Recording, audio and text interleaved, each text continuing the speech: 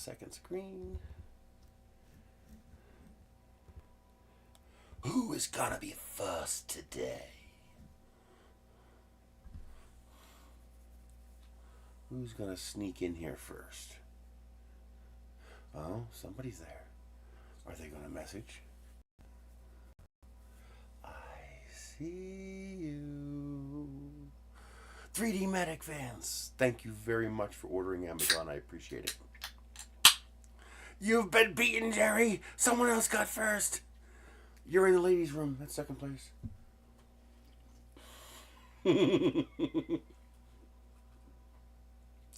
Thank you very much. Yeah, I'm already doing better than I normally do in a month. Oh man, if I do this every month, what a difference that would make. Change my life. But this month is doing really well. I'm already at $123 in commissions, which is about usually what I do in a whole month, and we're only 9 days in. So if this continues, I'll triple what I normally make, which would be amazing. But as far as revenue, let's see if it tells me that. It looks like ordered revenue. So here is this first. So that's what, 2, 3. We're already halfway to the goal. We're right around $4,000 in revenue. That's like a $175 bonus. If I can hit $8,250, I'll get a $330 bonus. Hell yeah. I won't get that until June, but that should be in time to pay my car registration, because it's about $117 for the Kia, and it's $87 for the Nissan for 2-year registration. So I'll get the bonus just in time to pay that, which would be amazing. And but somebody ordered $2,000 worth of stuff on the 3rd. What in the world was ordered? Ah, the Bootstrap Farmer microgreen trays. $1,800 in microgreen trays. You must be making killer money, whoever's buying those. I see that pop up every now and then. What do I earn from that? Probably a lot. Okay, that's on the 4th because it's the day after. Yeah, I get almost $27 each time that person orders the microgreen trays. $900 in microgreen trays. My commission's $26.88. Wow. Somebody ordered a double-sided PEI build plate for a Prusa XL. I got 90 cents from that. Elevated dog bed, I got 87 cents. And a 30mm 24-volt fan, I got 20 cents. Doesn't sound like a lot, but it adds up. You know, it adds up over time. It says shipped item revenue $71.50, but that's including last month. That's a running 30-day total or something like that. Nice. Thank you very much. That's 90 cents that you're sending my way. That costs you nothing. It's amazing. I love the idea of affiliate income. It used to be a lot better, but Amazon seriously cut down what they pay affiliates in the last couple of years. But still, it's still the best source to get affiliate income because everybody uses Amazon.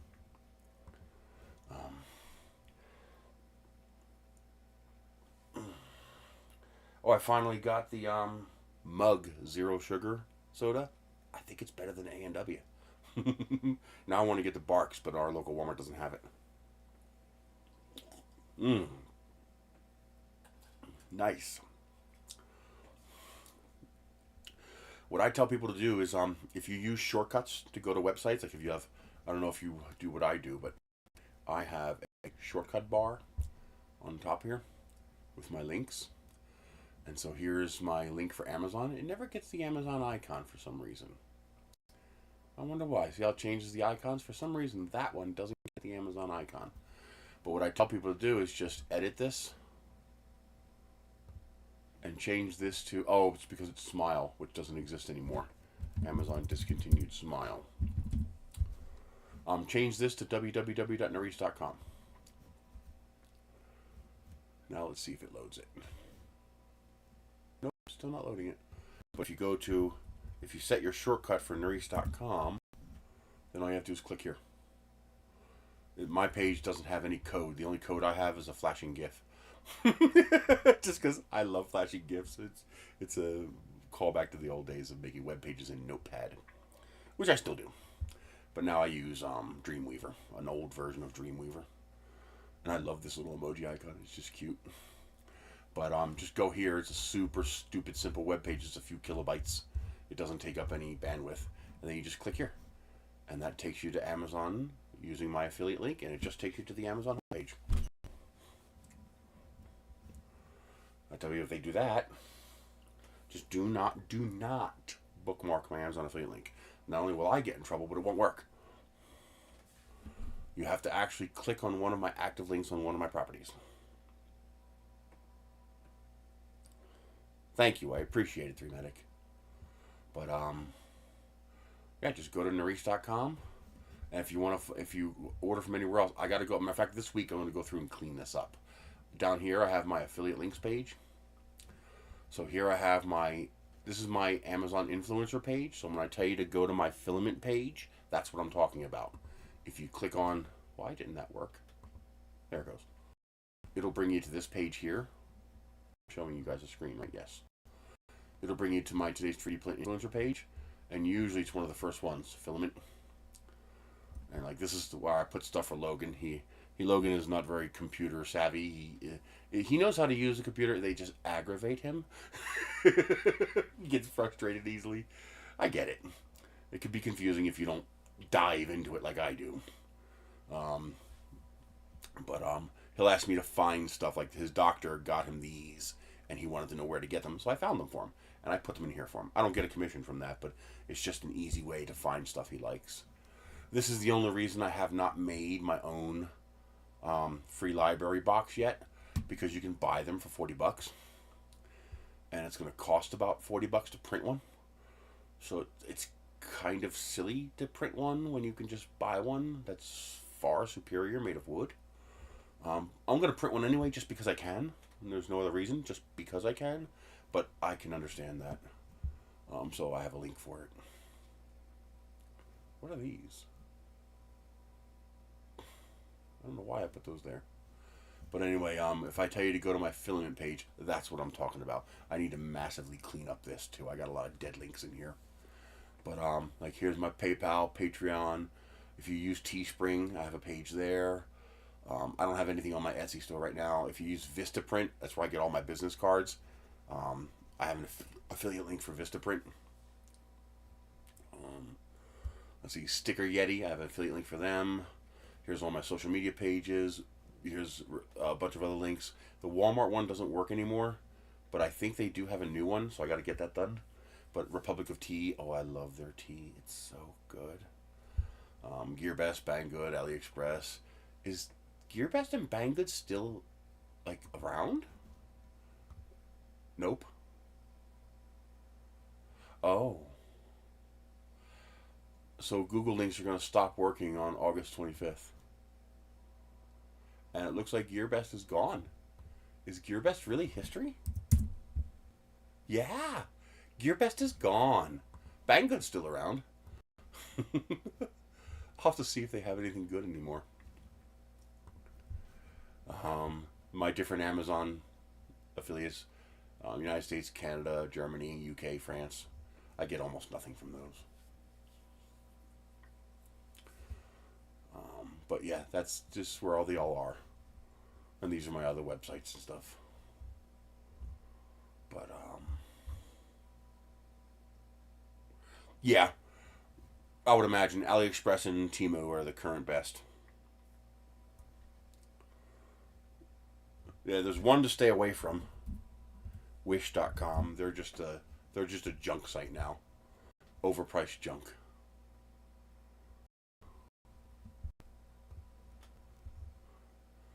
Well, they got some affordable stuff, but like you could probably get this for $15 on AliExpress. I notice a lot of the stuff they have is that's way too much money. Yeah, that's way too much money. I've seen that for like 79 cents. Why can't I scroll? There we go. That's a normal price, I guess. Normal.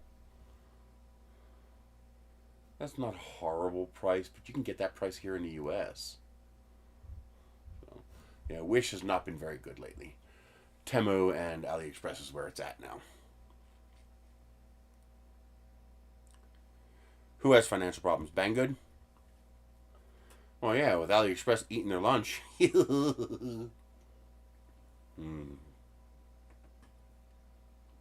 love that cherry so much. Oh, I finally got the cherry lime slice or Sprite, so I'll be trying that later today. GearBest. Yeah, they're gone. Their website's gone. Yeah, gone. Yep, they are history. That's where it's... Oh, different domain name. They lost their .com somehow. Now it's gearbest.ma. Where the hell is MA? Domain MA. .ma. What is .ma? For Morocco. They have a Moroccan domain name now because they lost their .com, I guess. I wonder how that happened. So they do still exist.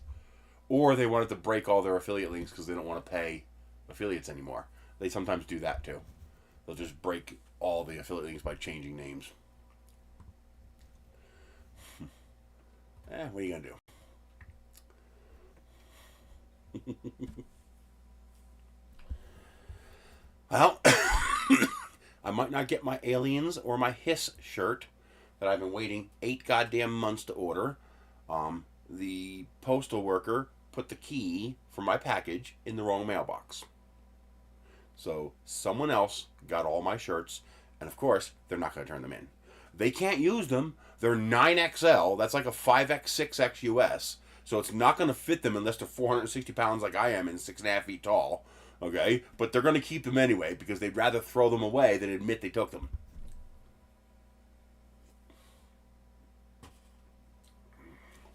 It's like they think once they open it that they can't admit that they have it. I've gotten people's mail before and I open it every time. Why do you open other people's mail? Because it's in my mailbox and I don't read the label. I get so many packages sometimes, at least in the past, that if I get a package, I don't read the package. I just tear it open. And so I tear open a package and go, what the hell's this? I didn't order this. And then I look at the package. Oh, it's for someone else. And you know what I do? I drive to that address and I give them their package.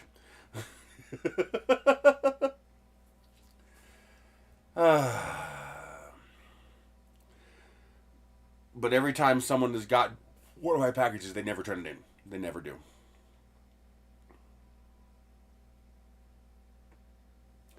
Oh. Now, interesting.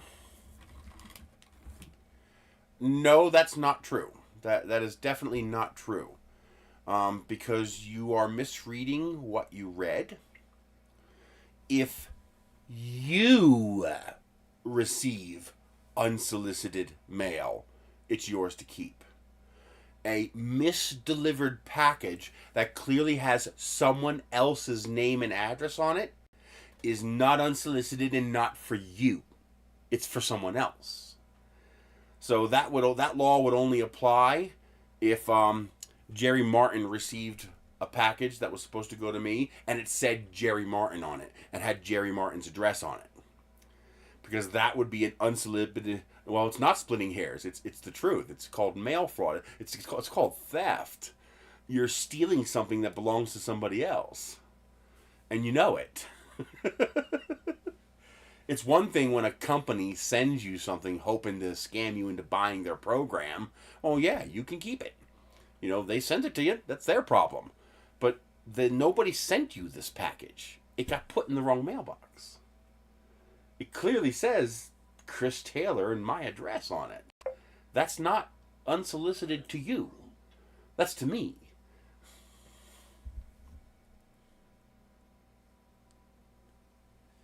On some printers, not all printer firmwares will honor the pause command. So you'll need to test that on your specific printer. But I do know not all printers will honor the pause command. Hey, Matt.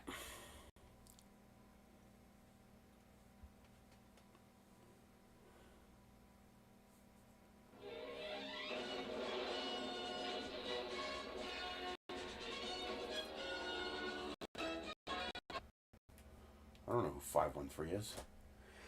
If you receive a misdelivered package, your best bet is just to give it back to the post office. That's it. Hell, you don't even have to do anything. If you opened it, tape it up, take a Sharpie, put wrong address, stick it back in your mailbox. They'll take it and they'll go, oh yeah, wrong address, and they'll take it to the right address. Oh, nice. That's good.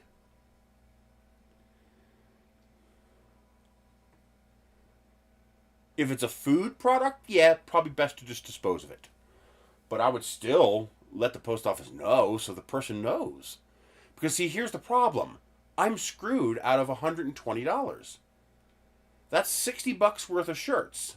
Tomorrow, that's $130 worth of shirts because tomorrow begins the 104% tariff on China.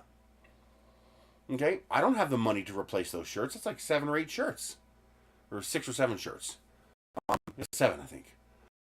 I don't have the money to replace those shirts, and Temu is not going to give me my money back because the tracking number says delivered. So I'm just screwed. I'm going to file a claim with the post office, but they're probably going to, just blow me off.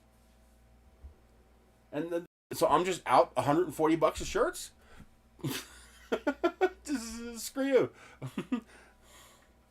No, if you get a package that's not to you, well, if you want to be a nice person and they're close, go take it to them. If you don't want to be a nice person or you just don't have the means to waste the gas to drive to that person's place, I have an electric car, so I don't care. If it's within 10 miles, I'll take it. But otherwise, you either take it to the post office or, I know some people are pretty far from the post office. It's not convenient to go to the post office. Put it back in the mailbox with a note, wrong address. They'll take it, and they'll take it to the right address. It's no big deal. In this case, it wasn't even delivered to the wrong address. It was put with the way it works is we have exactly. If someone else got your package, wouldn't you like it if they put the minimum of effort to getting that package to you? Even if it's as simple as putting wrong address and sticking it back in your mailbox, which costs you nothing. I've done that dozens of times in my life. Just hand it to the postal guy. Say, hey man, this is to somebody else. Usually it's on my street. And so, back in Pennsylvania, I got misdelivered packages all the time. And usually it was on my street. So I would just walk over to the house. Hey, Tara, I got your package. And, one time she says, well, why is it opened? And I was like, well, because I get a lot of packages, so I don't read them. I just tear them open. And she's like, oh. I was like, and I opened this up, and I realized that's definitely not for me. It was some laundry right here. Or makeup. I don't remember what it was. It was definitely something for me. And so I walked over, I gave it to her. She's my neighbor. And here, that doesn't usually happen. It's usually, it's either a completely wrong address or there's another 48-something road that's similar in name to Pignon. It's Canyon or something like that. I don't remember. Fight Scams with Franken. But I just drive it over to their house. I sat there for 5 minutes one day waiting for a lady to come out because they had a sit-in house sitter and a house sitter that was there to take care of their dogs while they were on vacation. And she walks out to the gate and I just hand her the package. I was like, hey, this is for this address. And she's like, how'd you get it? I was like, they put it in my mailbox. So I'm bringing it to you. And she's like, that's nice. And I was like, well, yeah, you're only 4 miles away, so what do I care? And so we have a cluster box, and obviously a package from Temu with 7 shirts in it isn't going to fit in my cluster box. So at the bottom of the cluster box, they have these larger boxes that are about that big, that can take a medium-sized package. And what they'll do is they'll put the package in one of those boxes. They'll be with letters, A, B, C, D, E, F, G, X, Y, Z. And the key, they'll take a key with that same letter on it, and they'll put the key inside my box. And so when I open up my box, there's my mail and there's a key. I take the key, I put it in the appropriate box. Now, once you put the key in the box, you can't take it out. It's one time. and the postal employee has to come with a second key to unlock them. So you put the key in the box, and it permanently stays in that box until the master key is inserted into the second slot, which unlocks both of them. This way you can't keep the key. And, so you put the key in, you open up the second box, and you take your package. Yeah. Well, that's different. That's Amazon. They have their own quirks and rules, and that Amazon driver is probably just being lazy. I'm betting you they do, in fact, have a procedure for drivers to be able to handle misdelivered packages. They would have to. So most likely that driver is just lazy asshole. But postal employees will absolutely take the package from you. You just give it to one of them. You can stop a random postal guy to say, "Hey, I got this delivered. It's the wrong address. Can you take care of it?" They will. No big deal. And like I said, worst case scenario, just put it even if you opened it, put a piece of tape on it and put a note on the front of it so that when they open the mailbox, they see that note right away, so they don't think it's just a package that you haven't gotten yet, and say, "Wrong address." That's it. They'll take it. They'll look at the address and go, "Oh yeah, that's not this address," and they'll take care of it. But just to keep my package that I can't replace now? Do you know how long I waited to get that shirt? I want that shirt so bad. It's like the universe doesn't want me to have that damn shirt. I'm so angry. And now I can't get it again. The 9X is not available anymore. So I gotta wait until they restock the 9X again. Yeah, the Hiss shirt. I want that shirt so bad. And there's an Aliens one that I want too. It was the big xenomorph sitting on the ship in space, and at the bottom it says Aliens. And where the S is, there's a cat reaching up. Oh, I want that so bad.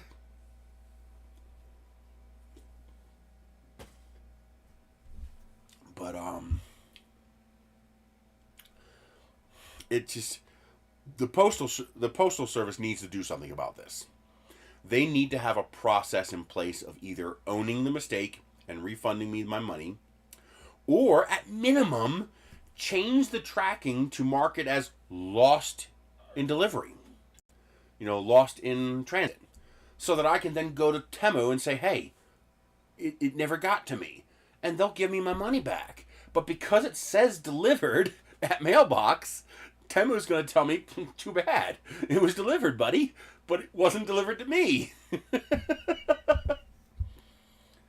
Oh, it's so annoying. Yeah, his shirt. I'll show you. I got a bunch of shirts. They were so damn cheap, and the shirts are so affordable. This one, I love this one. This one's beautiful. And again, 9XL. They're all polyester. They have a thing for polyester in China. There we go. Look at this one. Look how colorful that is.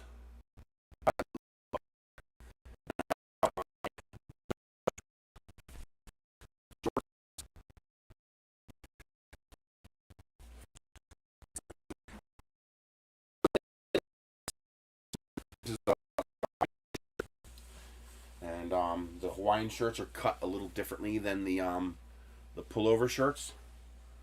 Isn't that cool? I like flamingos. It fits the chest perfectly, but the stomach is too tight. It's weird. It's the opposite of normal. Normally the stomach is looser. But yeah, it'll melt. The cotton will smolder. Polyester will melt into your flesh. Yeah. Near enough fire to catch my shirt on fire, I probably have bigger concerns to worry about than my shirt.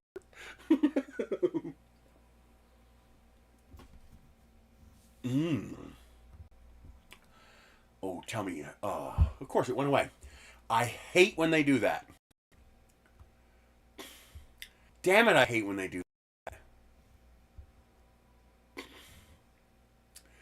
Every now and then, it'll auto-refresh the page, and then you'll never find what you were looking for again. I don't know why this page takes so long to load. I don't get it. It literally takes forever to load this page. Are they that busy? They just don't want to put the resources into it? Or is somebody interfering with it? I don't know. Something's weird. But it just takes forever to load their page.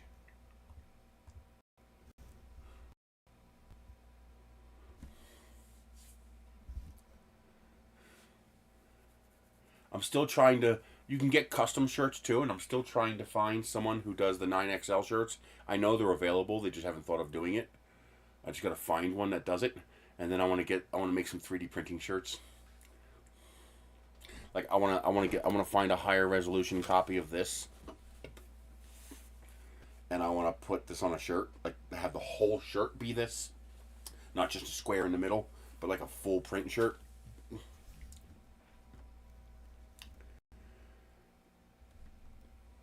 It's too late now, but also like get a Rocky Mountain Rep 2025 shirt, put the logo on it. I just think that'd be fun.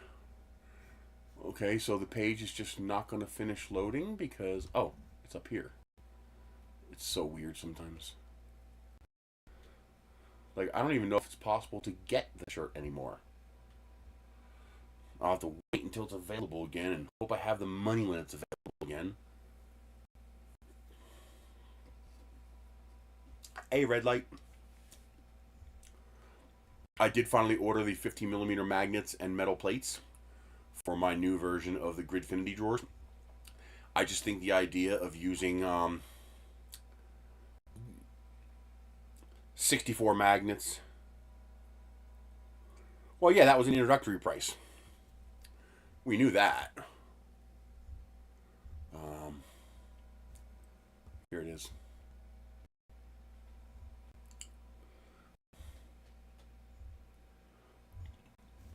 Alrighty. So all these shirts are gone now. Here's the aliens one. That's really cool. I'll load that into a new page. Can I? I won't let me. I hate they do this special link thing where you can't middle click the link. There's no way to middle click it. There's no way to drag it. It's like I hate that they do this. Just because the site is so damn slow. So you have to duplicate the tab and then click it and it loads it into a new page. But here's the alien one. I love the little cat.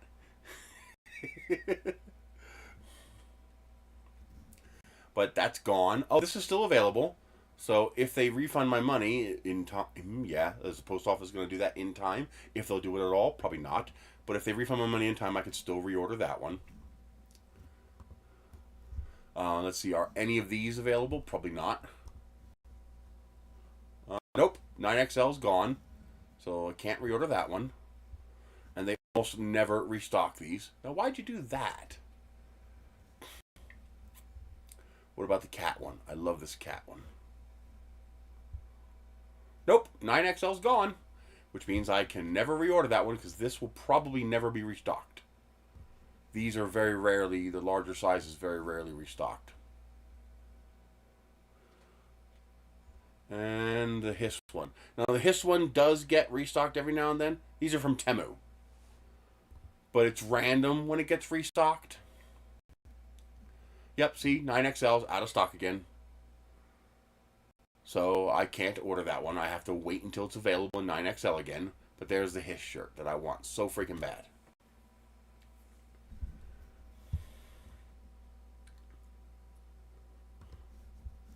What are you going to do? Nothing you can do about it. Just pisses me off. It's like, come on, just...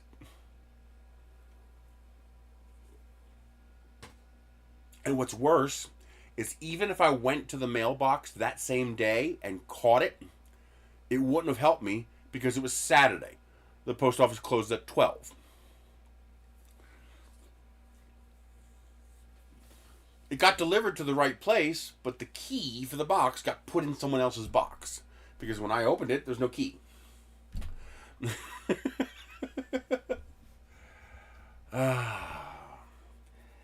At one point, I told them to stop delivering packages to me. Hold them all at the post office. The problem is they intermittently honor that. And it only lasts for like 2 months, and then it defaults back to delivering your package again. It's like I'm tired of losing. I've lost almost $200 in packages in the last 3 years. I can't afford that.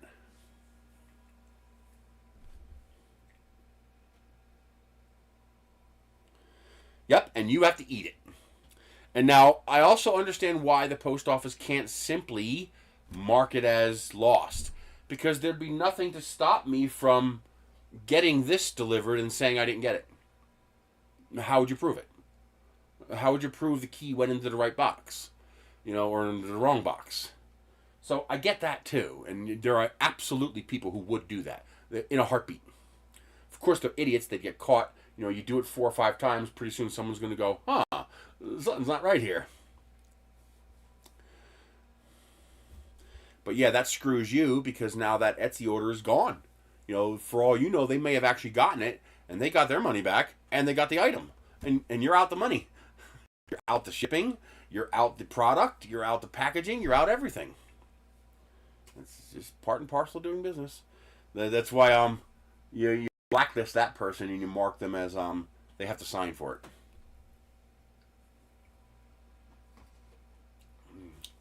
If you think they're defrauding you, you just blacklist them. If you think it really was just delivery error, and you mark it as signature required, which costs more money.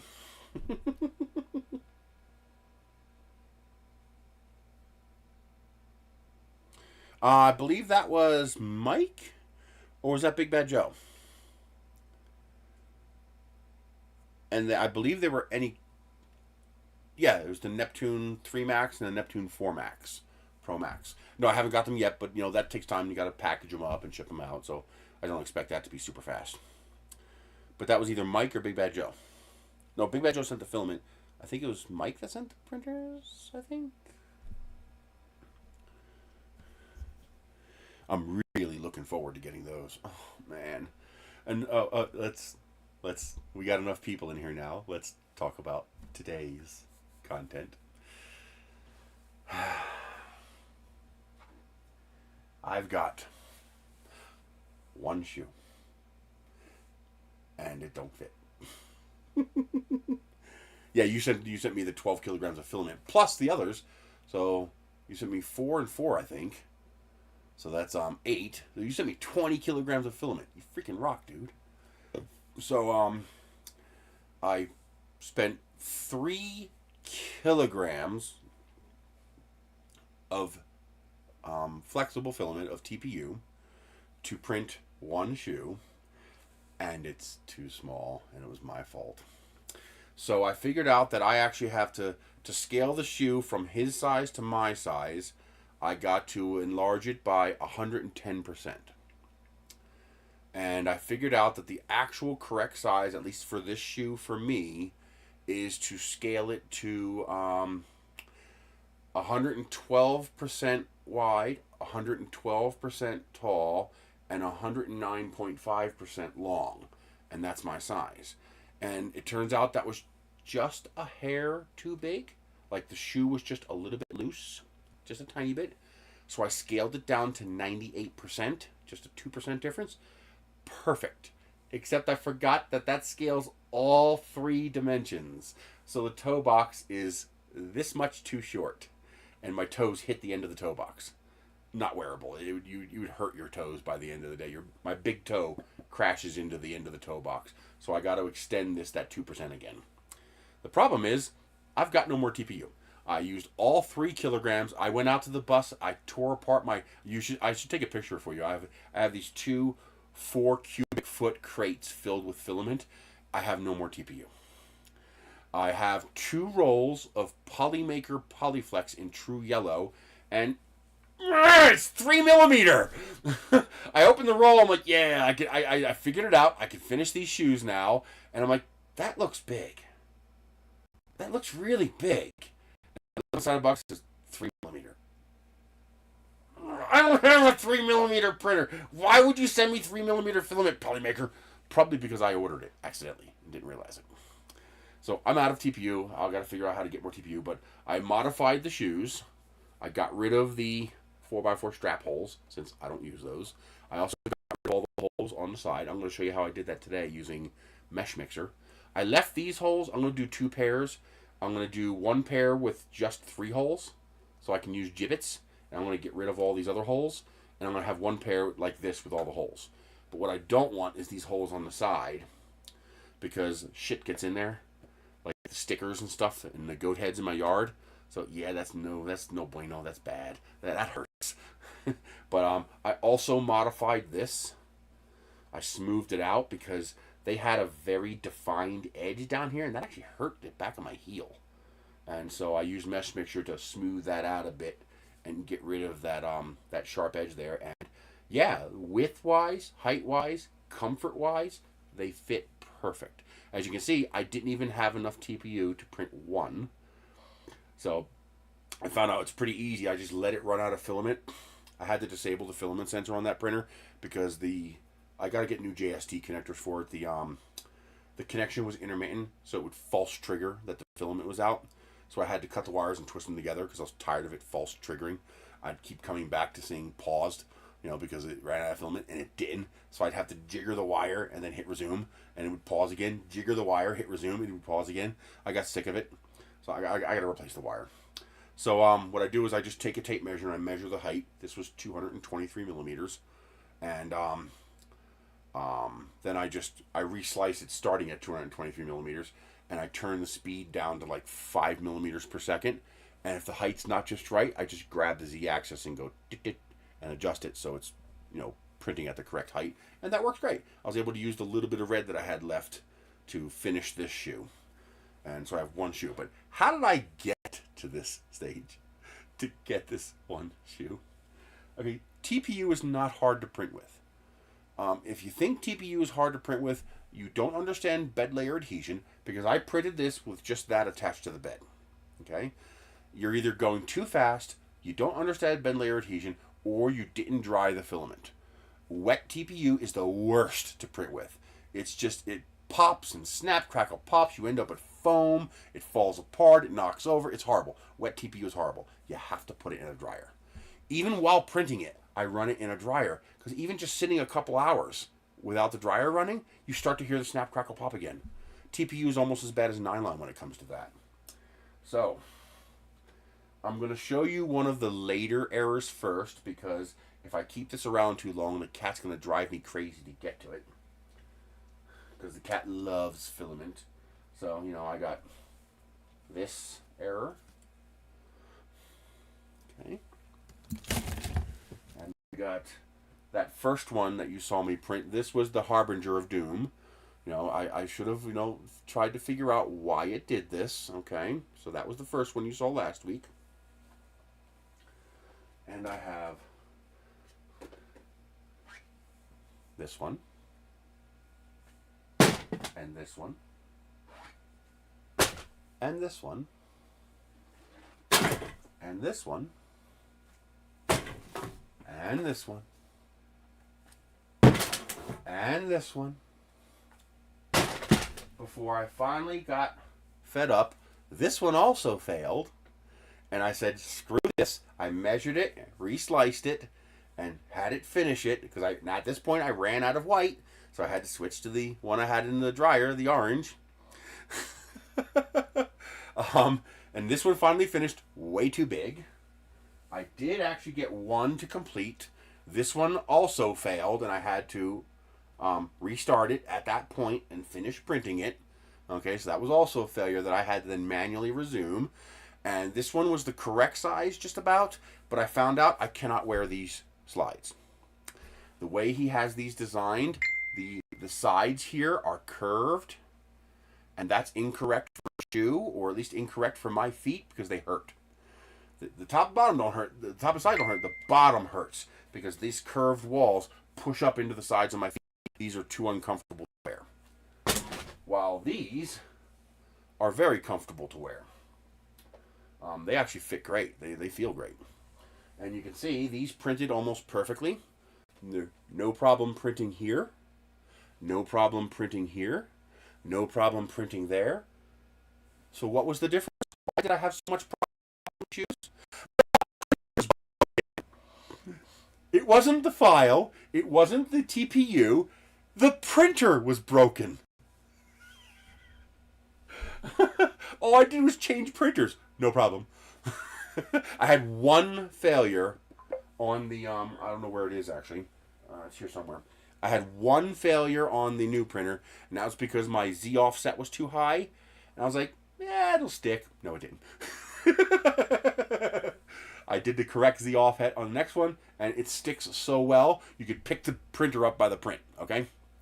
I'm gonna get rid of the brim that I added because I don't think I need it. And yeah, it was the printer. The Chiron is bad. I have to do repairs with the Chiron. I have two problems with the Chiron. I am. Sometimes I think I am. Ooh, where'd you send that to? Messenger.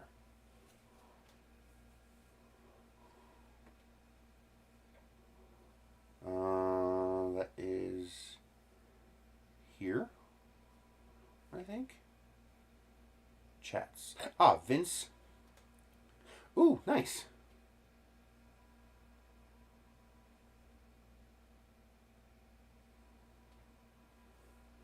Dude, thank you.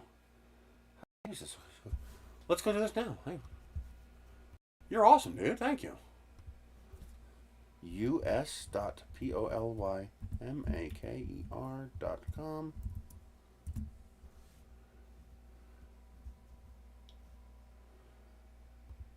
Let's do a search for flex because that's what I need.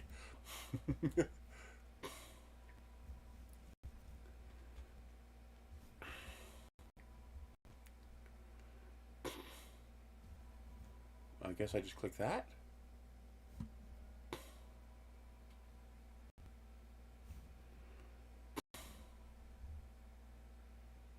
Wait a minute. Yeah. Oh, don't do that. Come on, come back. How do I make that come back again? There it is. Poly. Let's see if I can game it. Really? You want my phone number?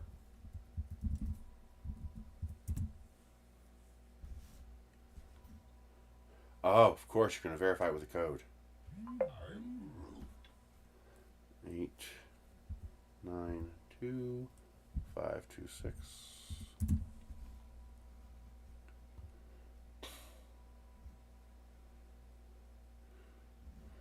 It's going to come to my email.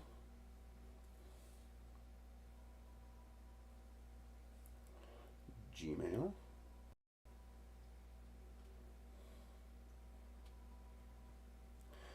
Let's see, Road. Ooh, I almost forgot to send Michelle a link. Now live. Copy URL. Text message to Michelle. Send her a copy of the link. Ew. That's a funky link. Let's change that. I don't know if that's going to even work.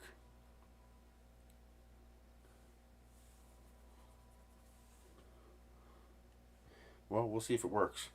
Let's see here. Go back to Gmail.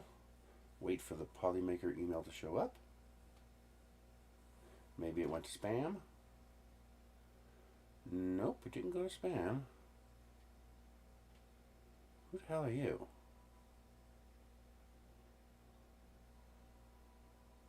No. That's not spam.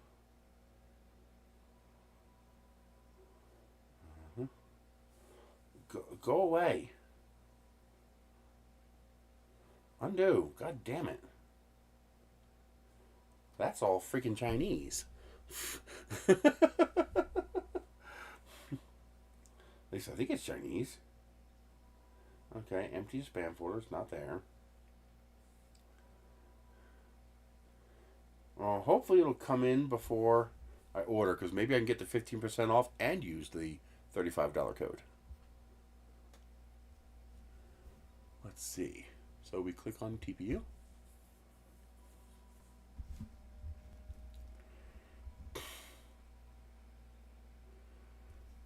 That one's 29. Oh, that one's softer though. Okay. I'm going to wait a little bit and see if I can get that. Because the 95 is really stiff. And the 90 would probably be a little softer. So I'm going to wait and get the 90. I also figured out how to slice the files down to 360 grams. So even if this is not, this is only a 0.75 kilogram, I'll still be able to print 2 shoes with this. Yeah, and that teal looks nice too. Yeah, I'm going to try to use it to get that. But not right now because I don't have enough money. Okay. Thank you, buddy. I appreciate that. I'll just wait for that 15% to show up because that'll be $6 off. So that'll be the equivalent of $41 worth. Which won't be enough for shipping because they're probably going to be shipping.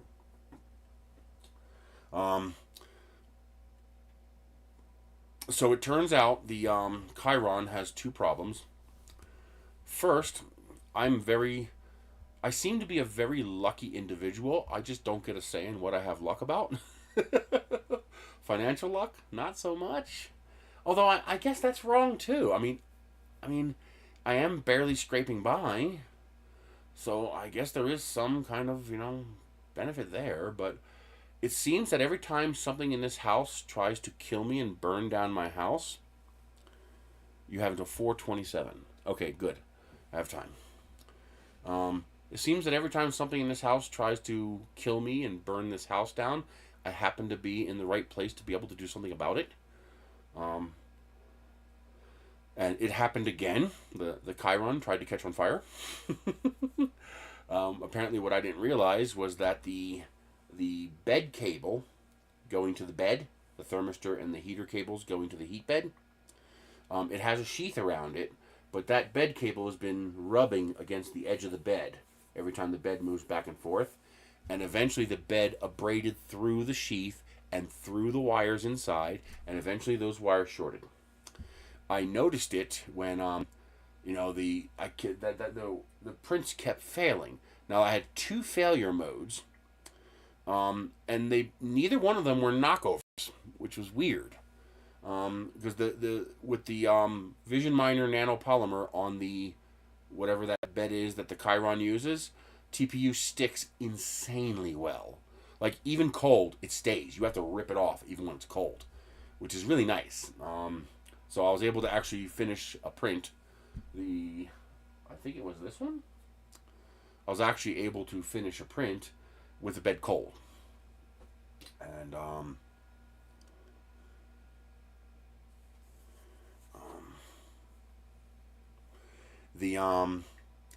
the bed temperature kept reporting 0, and then it would come back 0, then come back.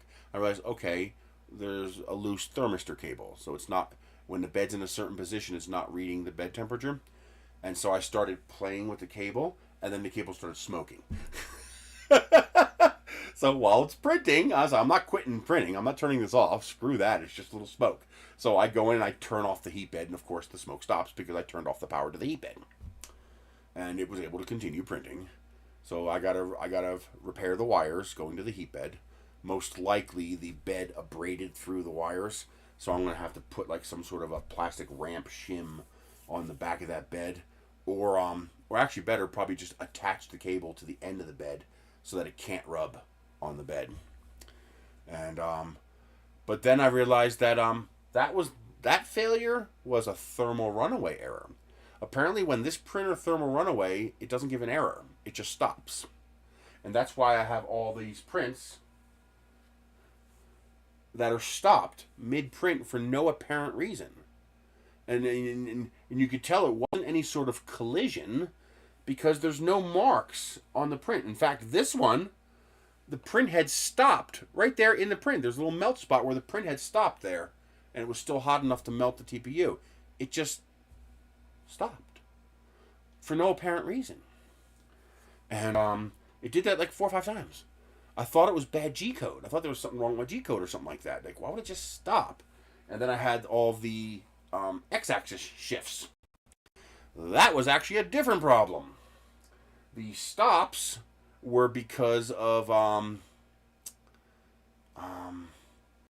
believe they were because the bed was turning off. The thermistor was being disabled temporarily, And so thermal runaway protection kicked in and the printer halted. The problem is it didn't throw an error up on the screen. Like the Creality printers will say thermal runaway. Restart printer. Like the longer does that. It'll tell you error. Maybe it won't tell you what the error is, but it'll tell you there was an error and restart the printer. The Chiron didn't do that. The screen looked like it was still printing. It was in that mode. Like I hit resume. I'm sorry, not resume. I hit pause because it thought it was still printing. I hit pause and it said communicating with printer. And it sat there forever. And most likely what happened is thermal runaway was actually enabled, but there was no error code. So it didn't throw up an error on the screen. So it just shut down because of thermal runaway. Because the thermistor to the heat bed stopped receiving data, and so it treats that as a thermal runaway exactly as it should. However, all the layer shift ones, those also had no error in the model. Meaning there was no melty spot in the model where it crashed into the model and caused an x-axis layer shift. What the hell's going on with that? It turns out the cable going into the side of the machine was halfway out. And so intermittently that cable would move and it would lose the x-axis for just a second, long enough for a few G-code commands to go through, movement commands, and then it would come back on. Like if you temporarily just went, unplug the x-axis motor, and then plug the x-axis motor back in. Well, now that's going to cause a layer shift because now you're in the wrong position because there's no feedback with stepper motors. And so all I had to do is push the cable back in. I heard it click when I pushed it in. 3 kilograms of TPU to try to print one goddamn pair of shoes. That goddamn printer. But yeah, a bad bed cable and a loose plug going to the wire loom going up to the x-axis carriage. And that caused every single one of these failures. Yeah. That's annoying. That's annoying. So I got lots of wasted TPU.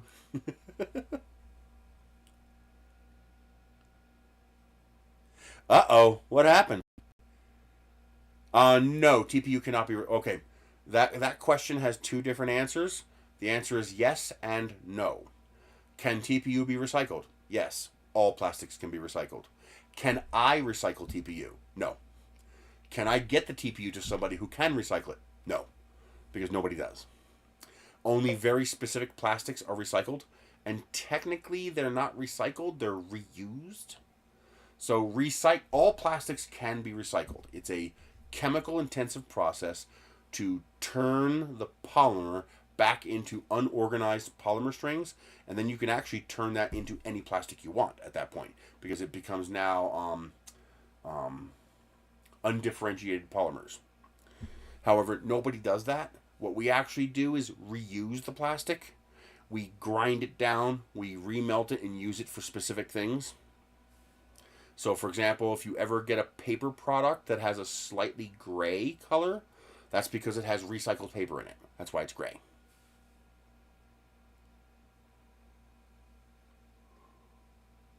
Oh.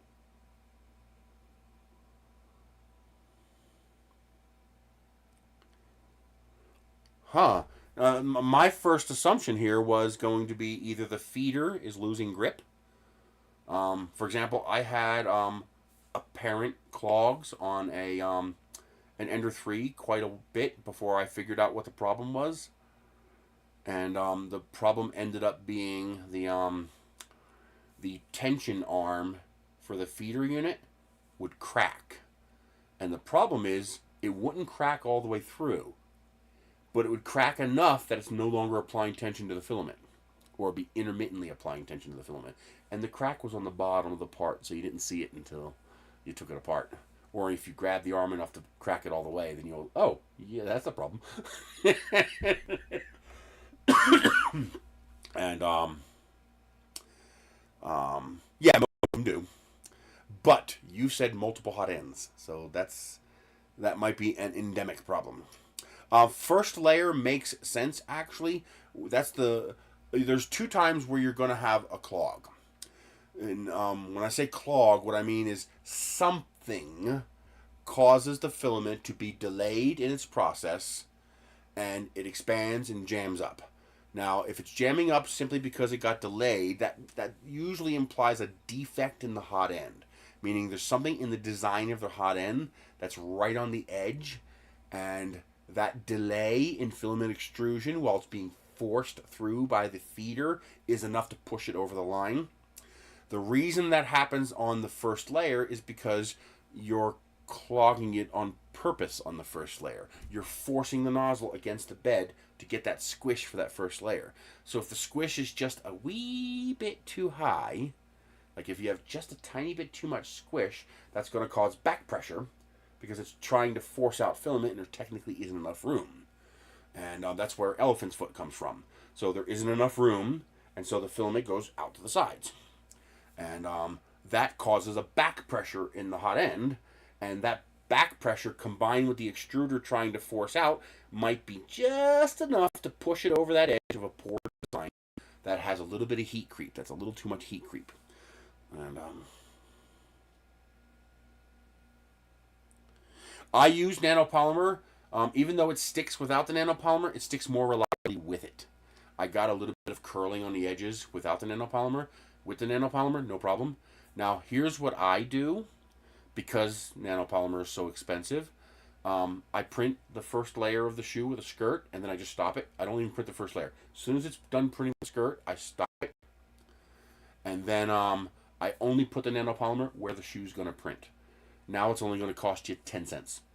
And when you're printing a $40 pair of shoes, 10 cents is worth it. Instead of covering the whole bed in nanopolymer. And then first of all, I also print the shoes one at a time. This way there's no travel movement between them. And what I do is I only do right shoes now. I don't do left shoes. I only do right shoes. And when I'm ready to print the left shoe, I just take the right shoe and I mirror it. And then I slice that. This way, I only have to put the nanopolymer. You can get the little sample nanopolymer, and that's enough to print a dozen pair of shoes. So it's actually pretty cheap for niche situations like this. Another way you can use nanopolymer more frugally. Let's say I'm printing this, and I have a problem with the edges peeling up. Okay, so print a skirt, a 3mm skirt, and then stop. Okay? Now, just inside of that skirt, put a little dot of nanopolymer at each of these corners and spread it around. Do this with the bed cold. Hot, the nanopolymer evaporates quickly. Okay, so do it with the bed cold. Either one. It shouldn't matter.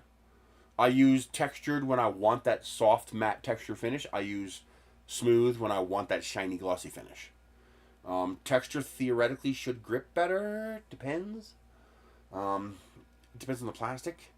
Like theoretically, textured holds PLA better, but smooth should hold PETG better. PETG seems to like being smushed into a smooth surface. I don't know. But what you do is you print your skirt, then you stop the print. Let the bed cool down below 50 degrees, and then you just put a little 1-inch circle of nanopolymer, which takes one drop, on each of those four corners. And what that'll do is that will hold your print where it's most likely to have forces trying to lift it, the corners. You don't need it here. If you're holding these two corners down, you don't need it here. So, when I'm doing something like my boxes, I cover the whole bed because I want it to be perfect. But when I'm doing a big print like this, I just put it in the corners. Or if I'm doing the shoe, I just put it right there because that's the only part that touches the bed. So that's the only part that needs nanopolymer. If you do that $60 bottle of nanopolymer will last you years. And that's very worth it. Because that stuff is... And also, remember, you must keep the bed above 50 degrees. Ideally 60 or higher. The nanopolymer changes state at around 50 degrees. So if your bed dips below 50 degrees, it's going to release. So make sure you do not run a cold bed.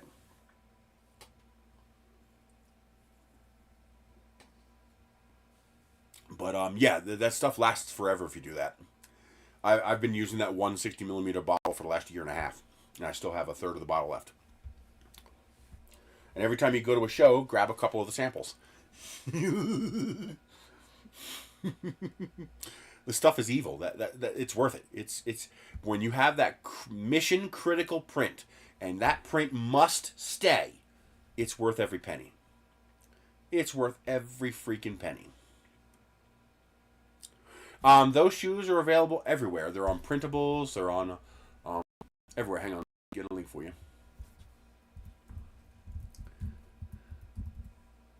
I'm pretty sure I just searched for shoes. And the claws are nice too. I like the claws. Oops, I almost did a search for claws. Okay, let me switch views so you can see what I'm looking at. And I will post links in the comments.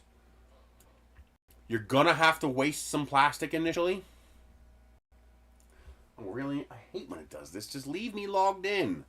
You're a goddamn website. You don't need to be this picky. But at least I can use the Authenticator app.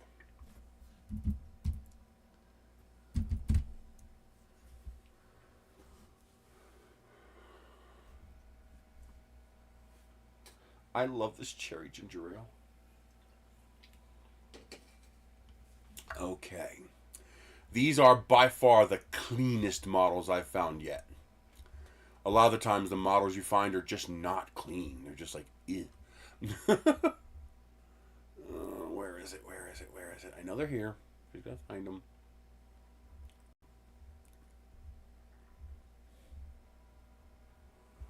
Come on.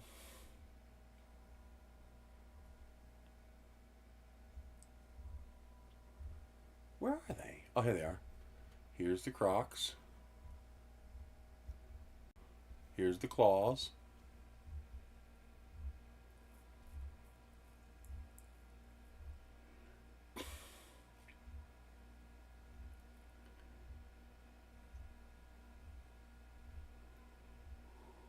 I want to print some of these too in wood filament. I actually have a real wooden pair of these. They're actually pretty comfortable. But I want to print some, but that's going to take a lot of work. Here they are. Here's the 3 that I have. So these are the Crocs. Do these allow remixing? Remix allowed. So I'm going to post a remix where I've removed all the holes from these. Let's see, give you a link. So here is the Crocs.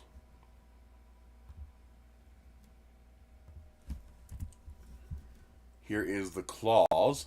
These, I thought these were just modified Crocs. These are actual shoes. You can actually buy these. And then these are the ones that did not fit my feet well. These hurt my feet. I guess it just depends on what size feet you have, but these were not comfortable for me.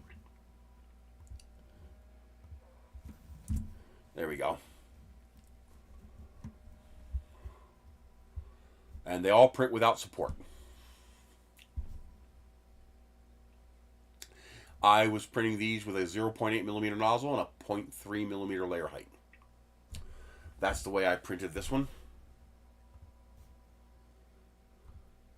So this one I printed with a 0.8 millimeter extrusion.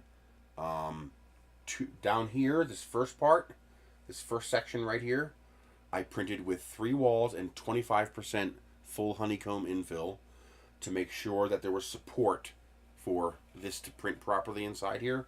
And then once I got past that bottom of the heel, which I actually need to go up a little higher when I do that next time, I switched over to 2 perimeters at, I think it was 6% regular, not full honeycomb. Because if you do too much infill, it's too stiff. It doesn't, it's not comfortable. It's too stiff. And I would probably actually be better with a 0.6 millimeter nozzle because it's still a little on the stiff side.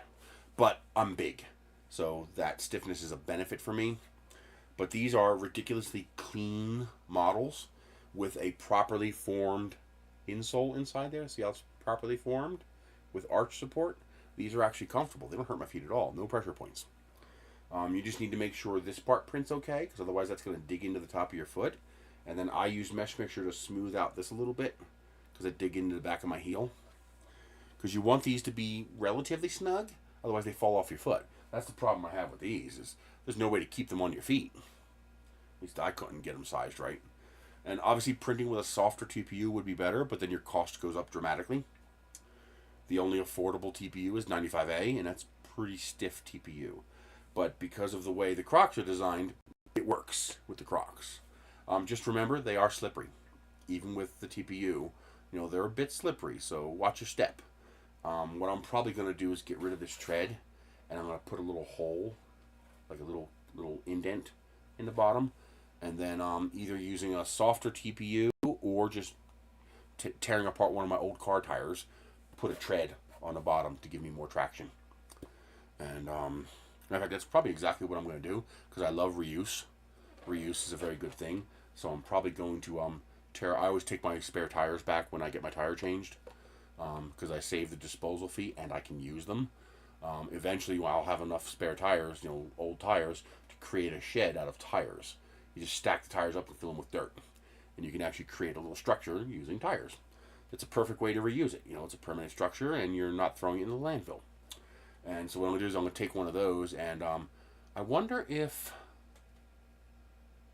No, it's probably too thick to use a cheese cutter, because I only need like a 2mm thick layer. I'm trying to figure out a practical way of slicing a 2mm layer of the tread off, so that I can then glue that, glue a patch here and glue a patch here, so that my feet have traction.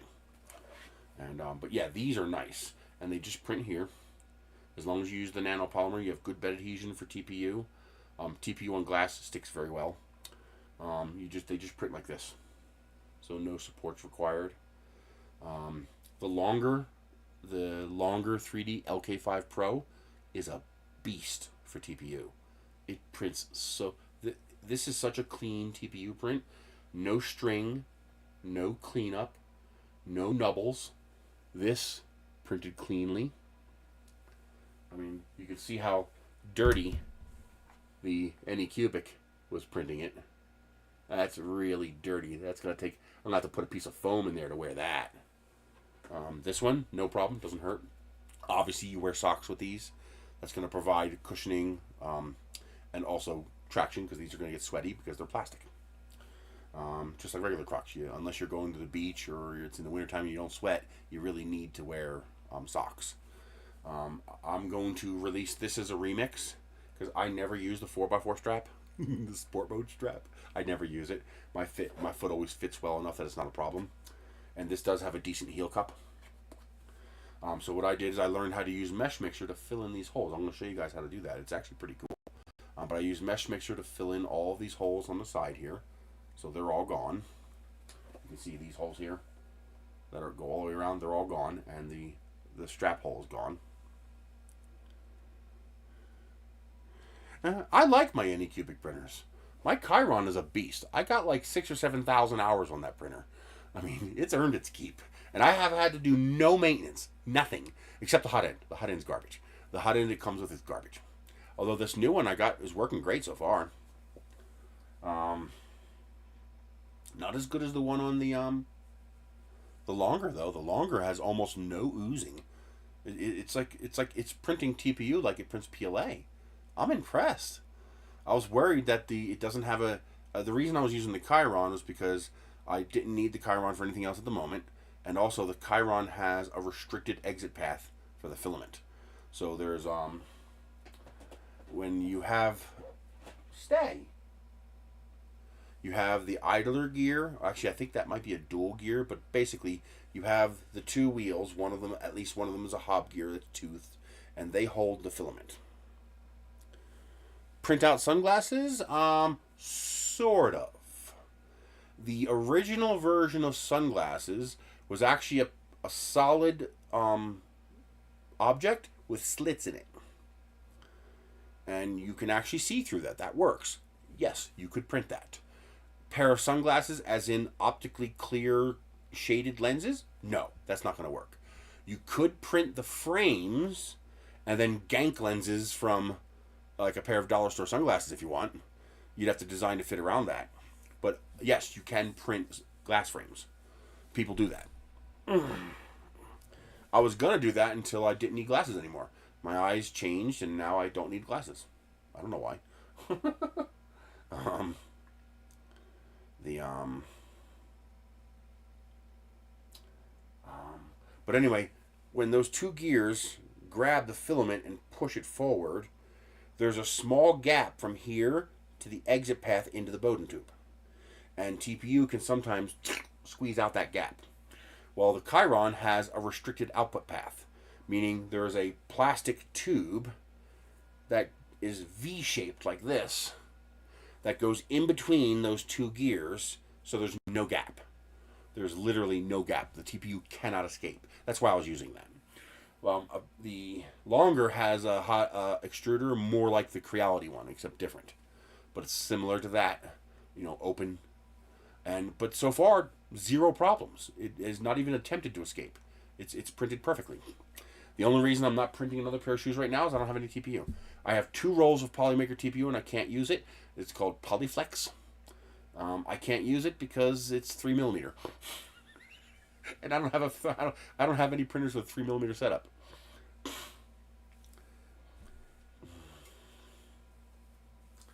This might be disgusting. Not just a little bit. But I choke on it if I don't get rid of it.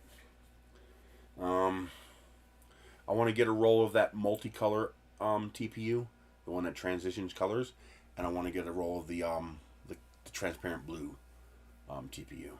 I just gotta hope I get some money before Murph, because I want to wear that. I want to wear these to Rocky Mountain Murph. And I could try printing them out of PETG, and that might actually work, but they're going to be very slippery.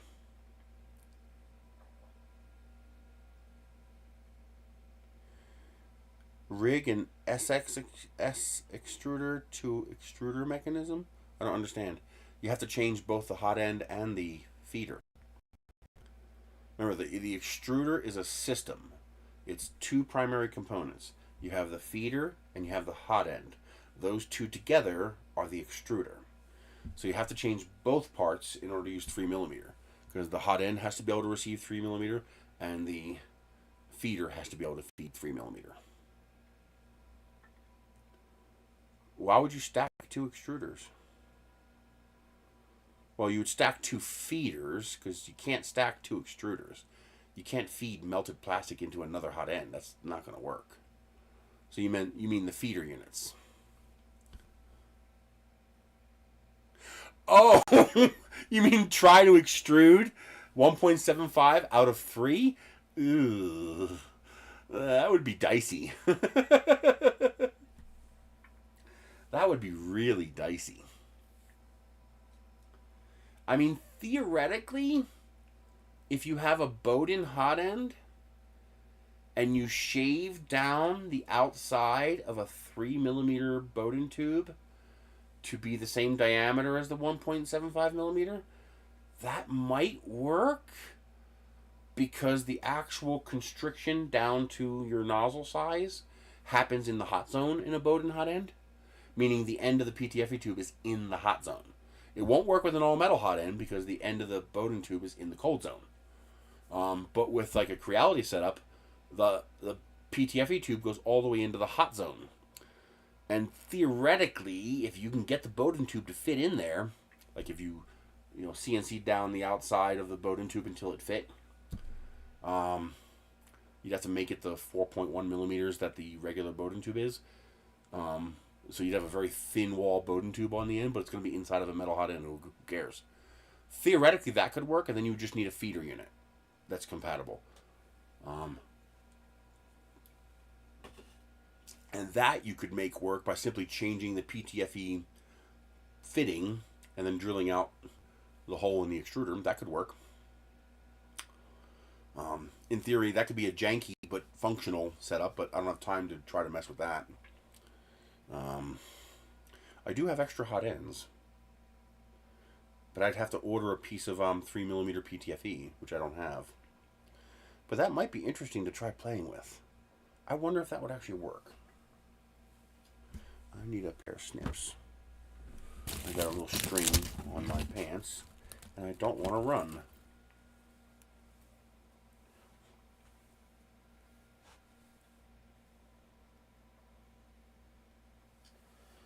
There we go.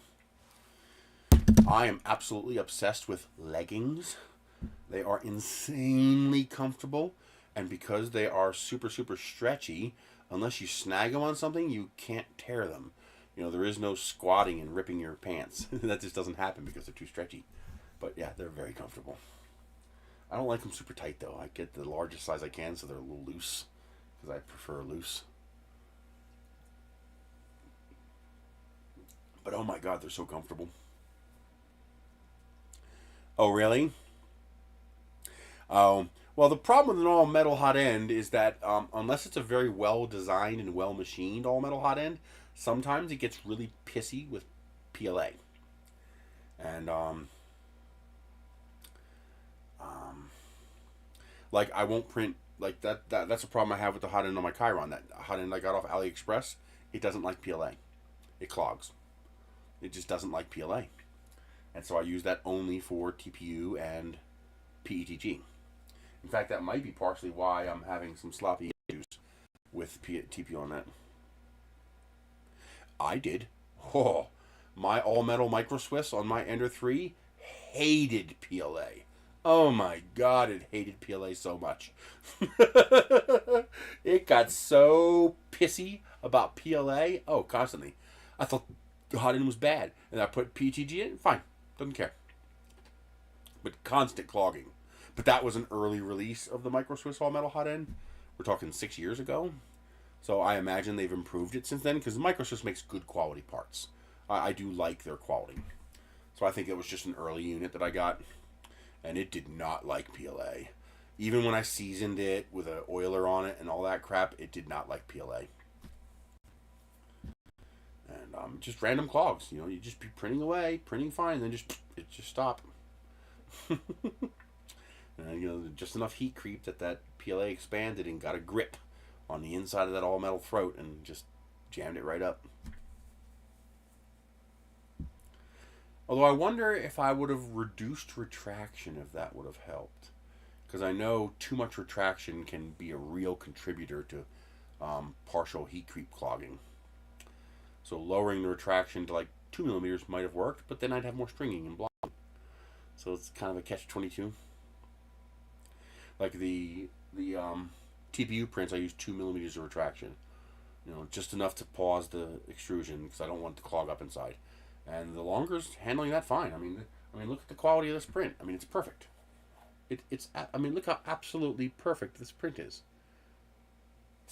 There's no defect anywhere on this print. No hair, no string, no blobs, no warp.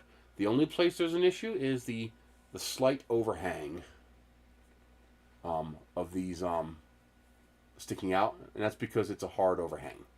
There's nothing you can do about that. It's a non-issue. But otherwise, this is, I mean, even the top on the inside there is nearly perfect. I mean, that printer is a good machine. I really like that machine. And it doesn't home precisely the same every time. You could tell there is a very, very slight discrepancy. Come on, focus. There you go. There's a ever so tiny discrepancy between this X layer and this X layer. The Y layer appears perfect. Yeah, the Y looks perfect, but the X doesn't home exactly, like 0.01 difference.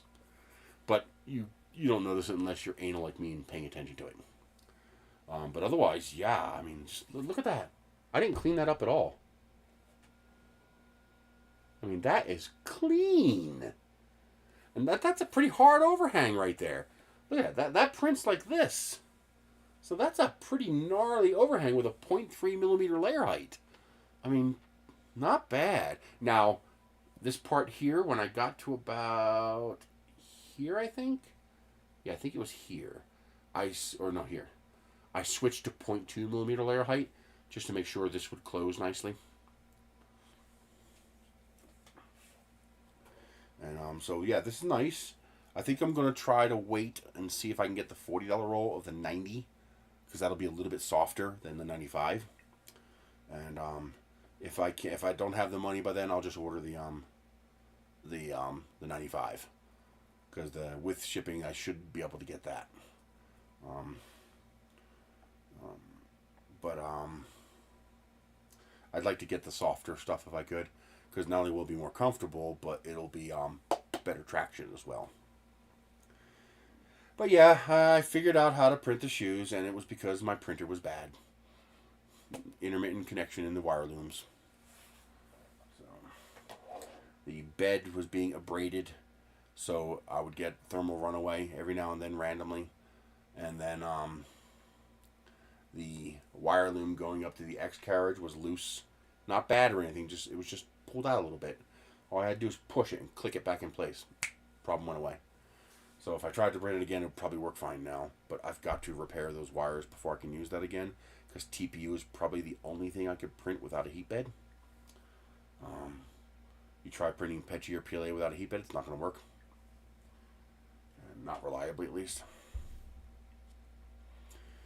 But how did I do the shoes? That's interesting. So, before you print your shoes, you're going to have to do test prints. What I would do is, I might even go so far as to print, if you're doing a 0.4 millimeter nozzle, print 2 walls with like 5% infill. It might not be a wearable shoe, but the first one you print's probably not going to be wearable anyway. What you need to do is to figure out the scaling. So in your slicer, let me show you what you need to do.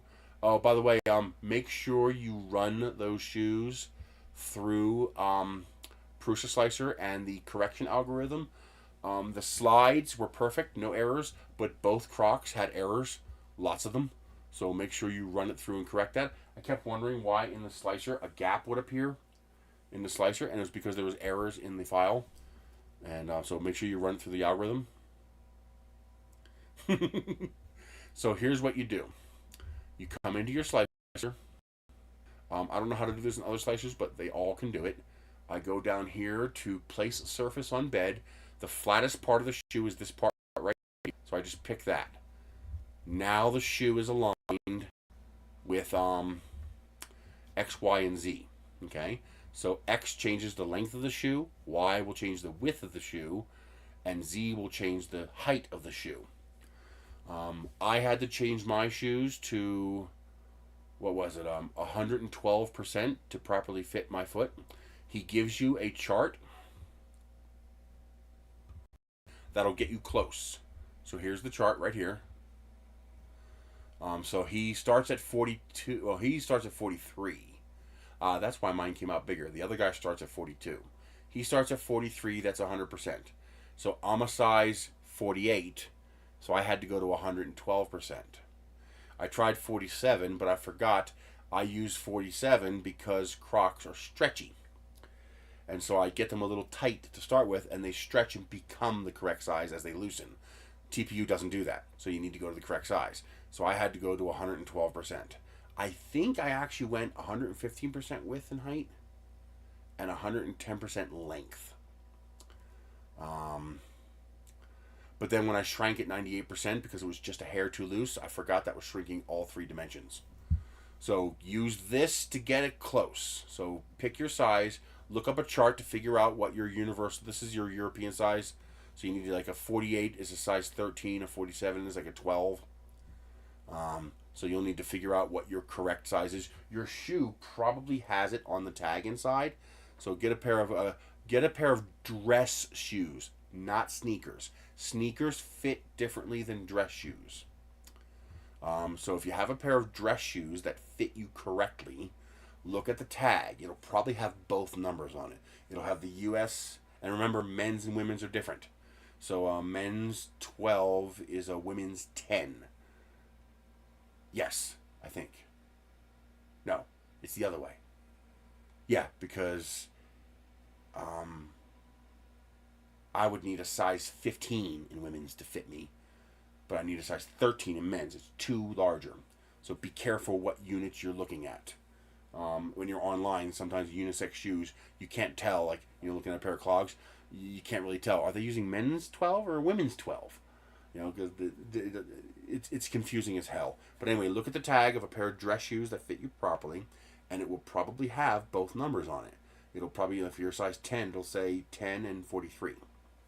It'll say US 10, EU 43 or something like that. Or if it's China, it'll say CN 43. So find out what your size is on that scale, and then what you do is in your slicer, you scale it. So you take the shoe. You don't have to lay it down like this to do this, to do the universal scaling, because you have uniform scaling. Okay, so we go to 112, and now the shoe scales up to 112. What I do then is I print a shoe using as little, print it in PETG or PLA.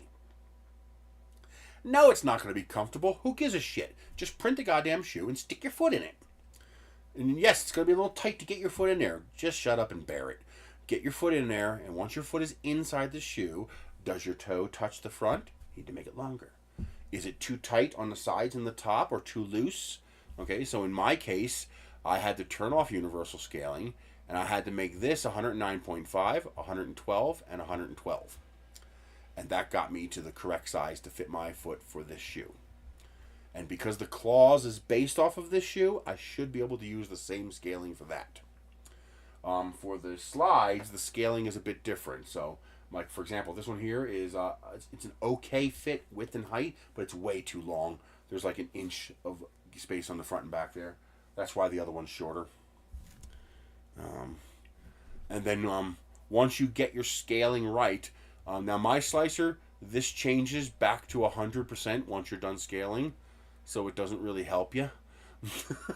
So you got to remember the scaling you use. So I remember mine's 109.5, 112, 112. So now I'm going to use 110, 112, 112. So when I load a pair of claws, I lay it down like this, I turn off universal scaling, and I set it for 110, 112, 112. And then I come back into here, and I stand it up again. So place surface on bed, select the heel, and there you go. Now the shoe up again. That's it. That easy. And now when this is the left shoe, to print the right shoe, I just go to Mesh, Mirror, and Y. There you go. Now it's a right-hand shoe. All right? Super easy. How much filament depends on what kind of flex you want, what kind of support you need, and how heavy you are.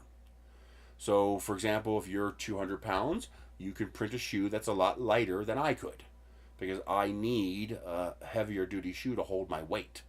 But it should be between 250 and 400 grams per shoe. It depends on the shoe, it depends on the parameters you're using, it depends on a lot of things. If you're using a 0.4 millimeter nozzle, probably less. I probably use more using a 0.8, but I need the heavier duty. It all prints faster. I can print one of these in 10 hours. You know, versus a 0.4, it's going to take 24 hours each shoe. I can print 2 of these in a day with a 0.8 millimeter nozzle. No, you can't. You definitely cannot get these cheaper in the store. Crocs are 40 bucks a pair, and you can print a pair for 15 bucks. So you cannot get these cheaper in the store.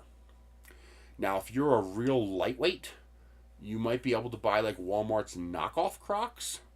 They're about 12 bucks a pair, so they're technically cheaper than Crocs are, but they also suck shit.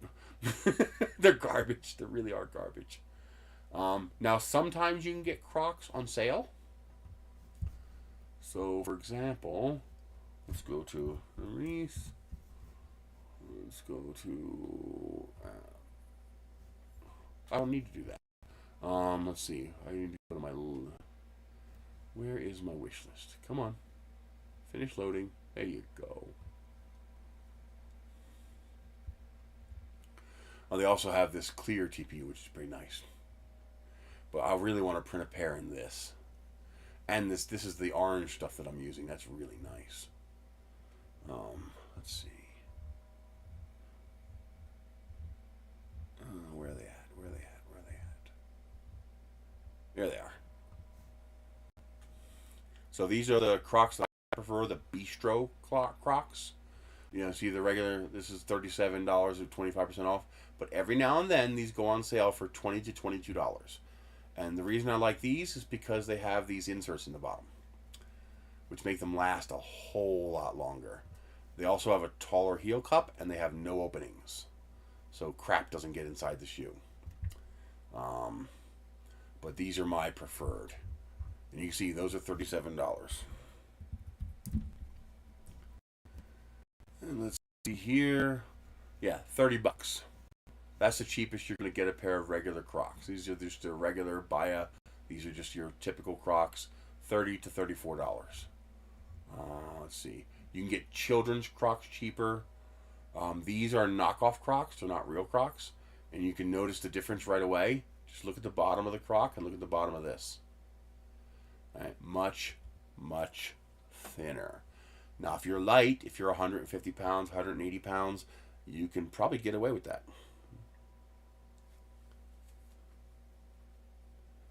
I don't know. It's better for me because the printed one is more durable. It's thicker. It's more heavy duty. Again, if you're a lightweight, then you might be perfectly fine with these cheap Crocs for $12. I can't wear these. These won't support me. They hurt from day one. This might be a problem that's particular to me. This might not be a problem that's particular to you. But keep in mind, it's also going to be cheaper for you if you're a lightweight because you don't have to use as much filament. You don't have to use a 2 millimeter thick wall with 6% infill using a 0.8 millimeter nozzle. You can use maybe 10% infill using a 0.4 millimeter nozzle, rectilinear, and just make sure that it actually works because sometimes TPU does not like being unsupported. It's very hard to bridge TPU.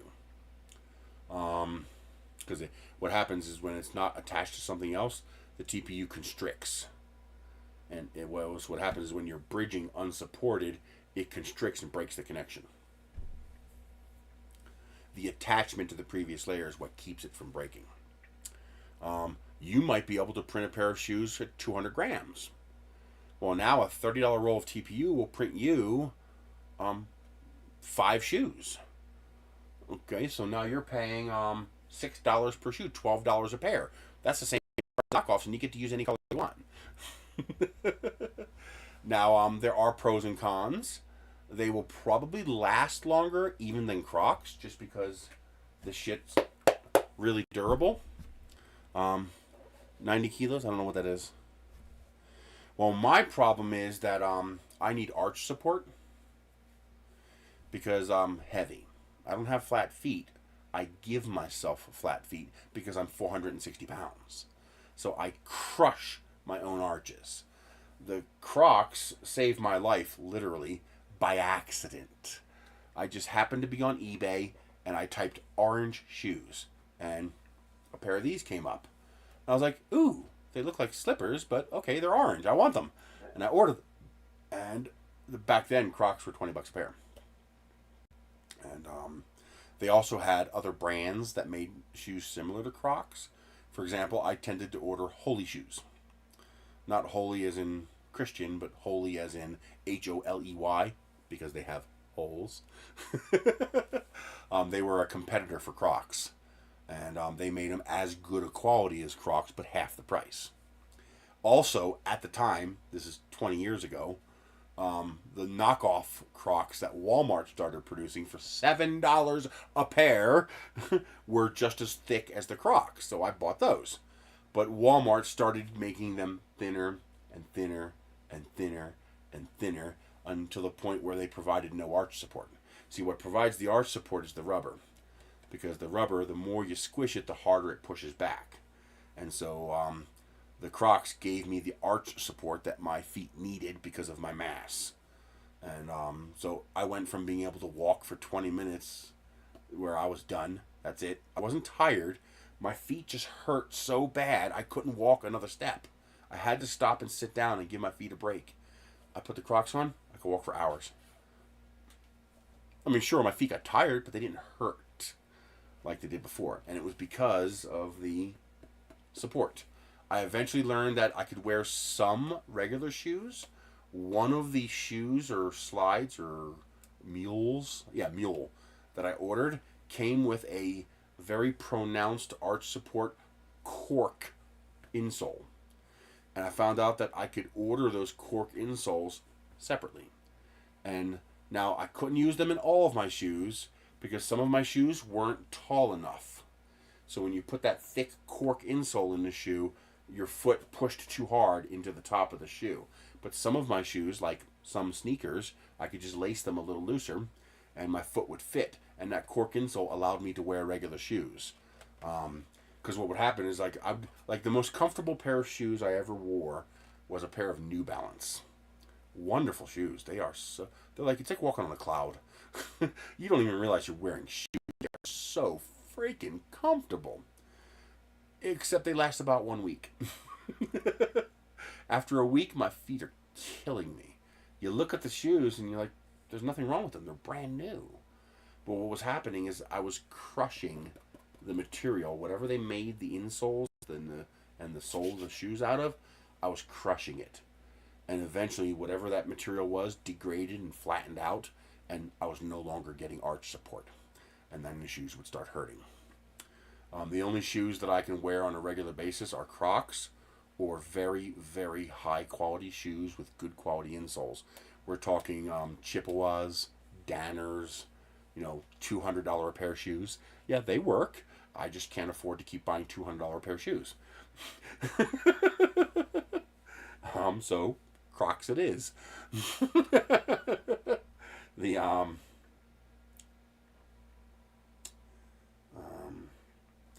So being able to print my own shoes, the cheapest I could get a pair of shoes is about $23 plus tax. That's for the Bistro shoes that you saw there. I don't like regular Crocs because they don't last. I'm so heavy that I wear out a pair of Crocs in 2 or 3 months. But the Bistro Crocs, I can get 4 or 5 months out of them.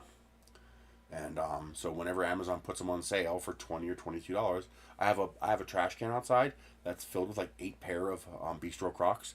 Because when they would go on sale, I would just buy 2 or 3 pair, whatever money I had. Whatever excess money I had, I would buy as many of them as I could when they were on sale. Because I know I'm going to wear them out. And, well, now I can print my own shoes.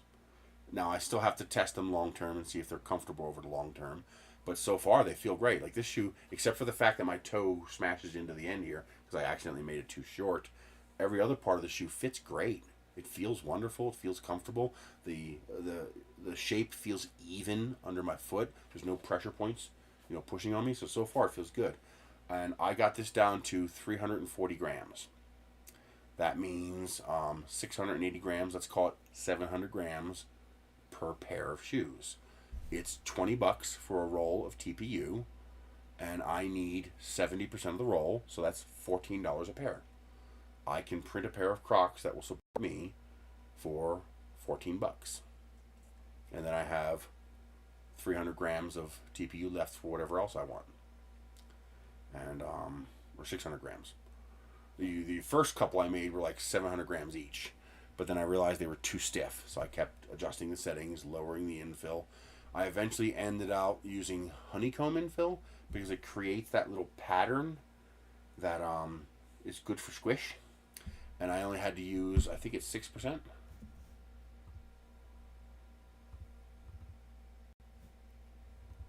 Yeah, 6% fast honeycomb instead of full. I might see which variation of full gives me the same pattern just because it prints better, but so far I haven't had a problem. But I use 6% fast honeycomb. Let me correct this file since I adjusted this. This one goes to 170. I did this to print the little piece that was missing on this one right here because it ran out of filament. See, I changed that to 223. So 170. Okay. That gets the whole shoe. So now this one prints at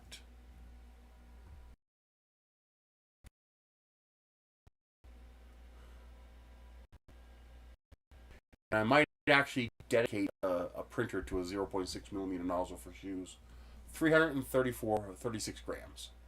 So yeah, 336 grams per shoe to print these shoes. So it is that's less than 700 grams. So it only cost me $14 to print a pair of shoes. Hey, Mike. And I can print them in any damn color I want. Just being able to... I want to make a set like this. I just think that looks cool. I don't know how to do it, though. I might be able to figure out how to do it. I just like the design. Let's see. Is it here? Yeah. So I want to... Obviously, I want to get some more of the orange so I can print my orange pair. And the clear blue. I want to print the claws in the clear blue. And I think purple would look cool, too. What I really want to do is I want to print it using this. Right here. This color changing. Apparently I bought another variation. So I bought one of these other kinds at some point in the past. I have some Amlin glow in the dark, but not TPU. So that's probably what I ordered. But yeah, this is a color transition roll of TPU. Yeah, I want to print a pair of Crocs in this. So not only can I do it for, this is $28. So what would that cost me?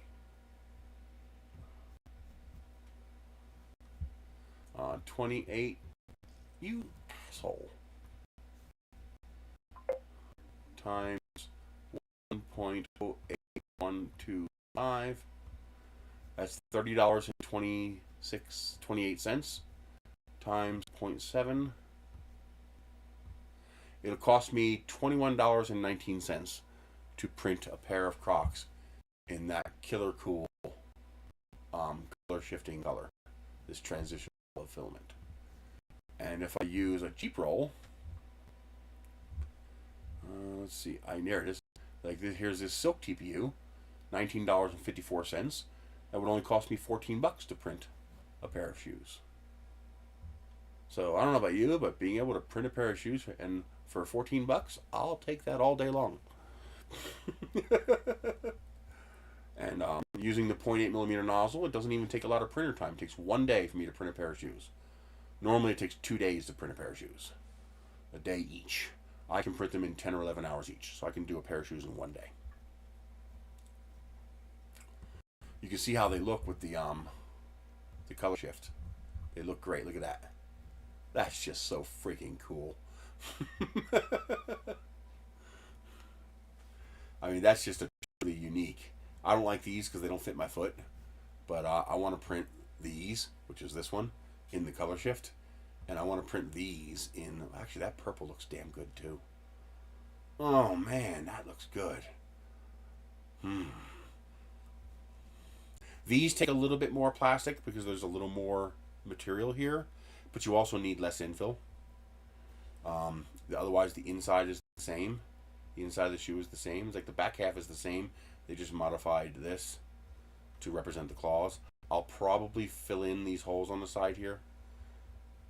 So let me show you how I do that. And I'm not showing you guys any of this because I'm an idiot. Oh, man. But this is what it looks like with the transition filament. If only we could see. Yeah, I know. I'm an idiot. I need a third screen. I need a third screen where I can see the OBS thing, so I'm constantly reminded of what I'm showing you guys. I gotta find my Lenovo tablet, because I can set up another tablet to be another screen. Oh, I hate when I do that.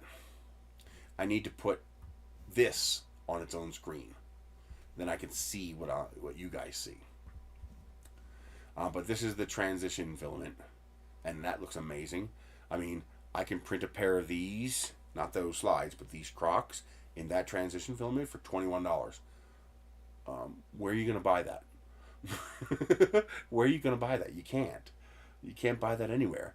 And if I can print it at even a similar cost to what it cost me to buy shoes, I'll do it. And these might last longer. This TPU is probably not going to wear down like the EVA foam of a pair of Crocs does. So as long as this provides the support and comfort that I need, these shoes should last longer, especially if I figure out how to put car tire rubber on the bottom, because that's something I want to do, because these are a little bit slippery. So you do need asphalt, concrete, no problem, but tile floors like in a grocery store, yeah, even on carpet, these are pretty slippery.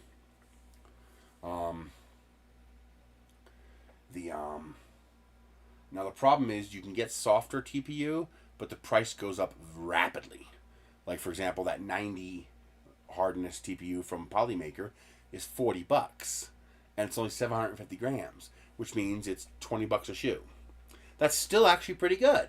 I mean, a pair of Crocs, you know, is $37, so it's about the same price as buying the pair of Crocs.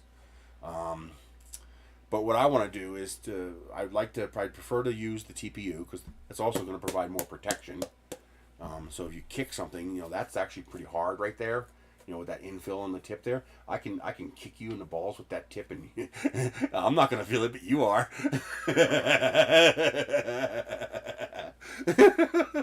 But what I want to do is I want to put like inserts on the bottom here, like maybe 2 here and 2 here, and then take a slice off of an old car tire and shoe glue them in there. So now I'm reusing that material that would normally go to a landfill, and I could still use the car tire to build a little earth building out of it, because all I need is a couple of slices off the outside of the tire to give me the traction that I need, to give me that friction. And so I think that would work really well. It doesn't have to be all 3D printed. I'm okay reusing otherwise waste material to make a superior product. No, not the sidewall, the tread. I want to cut some of the tread off the tire. Now what I was thinking is like a cheese cutter. You know, where you can cut a slice of cheese. What if I made a cheese cutter that's a hot wire? I wonder if that would cut through the tread, because I only need like 2 or 3 millimeters. I don't need a thick piece. I need thin. Basically I need a slice off of the tread, and then I could just glue them in here. And that would, if the shoes don't wear out, then every year or so, I would, maybe once a year, I would just have to replace the tread, and that would make the shoes serviceable. That's why we like Goodyear welts and sewn shoes on the higher quality shoes, because you can go to a cobbler and get them. Oh yeah, but that's why you do it outside. You don't do that inside. You do that outside. I even have an air filter set up in my bathroom, so that when I'm printing ABS, I can just close the door and, air filter. Well, it might not need to be hot enough to melt it, just hot enough to cut it. I'm also wondering if an ultrasonic knife could work. Like if there's a way of applying ultrasonics to a wire. I don't even know if that's possible, to use ultra vibration to cut it. Or maybe I could just get a peeler that's made for doing that. For slicing rubber. I wouldn't be shocked if there was a tool available. Let me check. Tool for slicing rubber. Let's see here.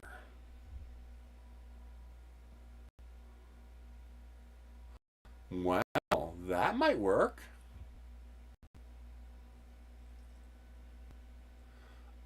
Yeah. That just might work. I'm going to switch as soon as I bring it up. Hang on. Huh. This might work too. Come on, let me bring it up. God damn it.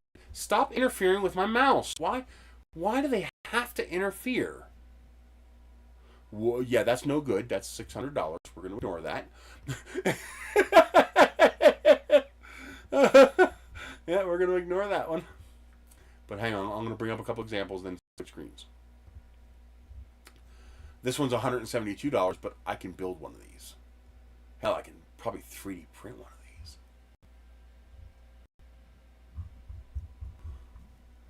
How about sliced tire rubber?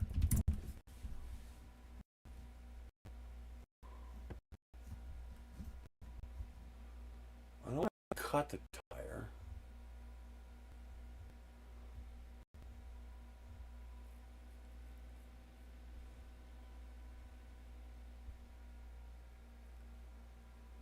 Okay. Well, here's what I found so far. Let me show you. This is something I can build. There we go. So this is a foam and rubber slicer. And it's pretty obvious what it is. You just move it back and forth and it cuts. So with a jig screwed into the tire to control the depth, so basically cut a section of the tire and or ramp it. I can also ramp it and have these feet sit on a jig that I attach to the tire, and then just dig into the tire, turn it, attach the jig, and then just and slice off a sliver of the tread. And I can just screw the jig right into a 3D printed jig right into the tire to get a consistent depth. But I can build one of these. This would not be that hard to build. I can probably just use a hacksaw and just turn the blade sideways. So a large hacksaw would do this. I might not be able to go as fast as you could with this, but I don't need to go fast. I might also be able to figure out how to use a jigsaw to do this. So I can use an electric, because I have a little jigsaw or a hacksaw. You just need a long enough blade and a jig to control the blade.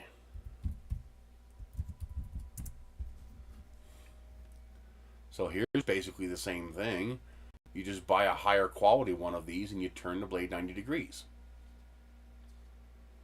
And then you just you need a jig that you would screw to the tire to give you a consistent depth. So the blade couldn't, move up or down. But yeah, that theoretically now, just how long would the blade last? Well, it depends on how hard you are on it. If you don't go super fast, it should last a decent amount of time. I have a welder, so I might even be able to attach a hacksaw blade to a reciprocating saw. Just take one of these bits and weld it to this, and then I can fit a hacksaw blade into my reciprocating saw, and then just slowly, work into the rubber. Have the saw blade sit on a jig that you would 3D print and screw into the side of the tire, and that would allow you to go around the arc of the tire and cut a sliver off. If I can cut a 1 foot sliver off a tire, that's enough for like 5 pair of shoes. Huh. And I could probably get 12 or 13-inch tires for free, because they would love to give those away since they have to pay to get rid of tires. And I'm just going to fill the tires with dirt and use them to build an earth building, a little shed. And so I can reuse the tires so they don't go into a landfill. Yeah, that could work. A coping saw might work too. It's like a wire blade. Huh. That might actually be cheap enough and easy enough to do.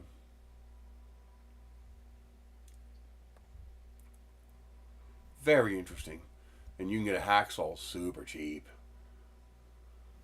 Here's one for 16. Let's see. Yeah, 16 bucks. 12 bucks. No, you don't want that kind. I'd rather go with something like this. High tension hacksaw. Yeah, this is what you'd want. The only problem is it's only 12 inches. Although that looks like standard. Yeah, 12 inches is standard. But this would be better because this is a stronger handle.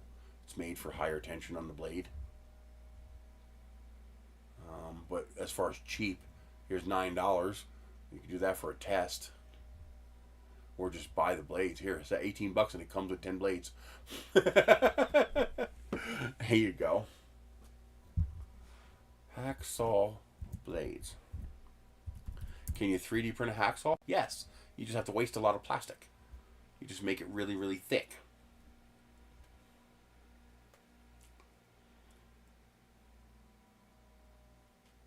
Okay, do they make longer than 12 inches? I don't know how wide a tire is. How wide is a car tire? Width.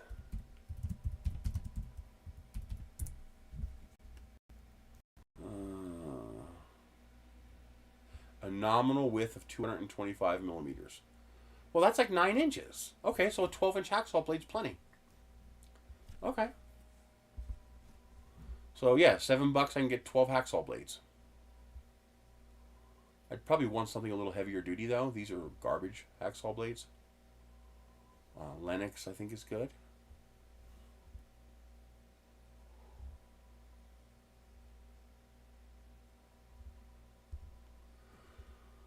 I don't know.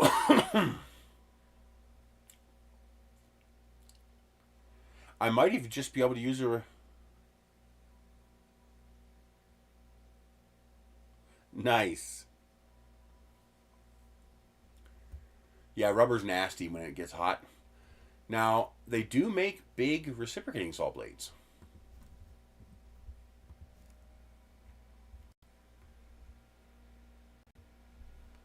How big are they?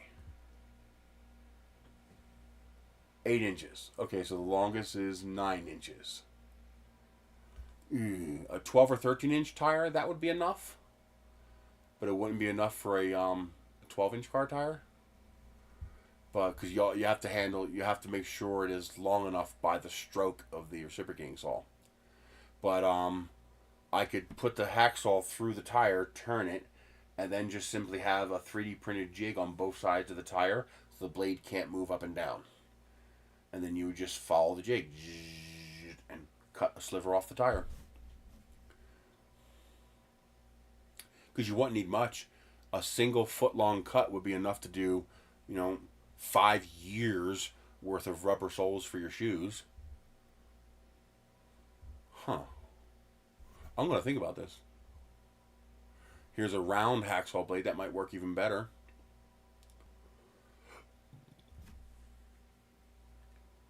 Because it won't have a bias to move in a particular direction. Combine this with a high tension handle, and that could work. And then a simple jig to rub against, like a foam cutter, so that you can control the depth of the cut. Yeah, that would work. I'm going to work on this. That's a good idea. So the way I would do this...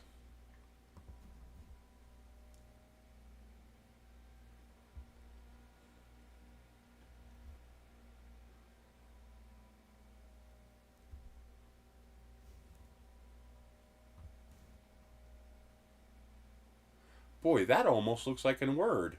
Shinny Radisblad. Let's see. Now there is a way for me to... Let's see. Do they have a tire?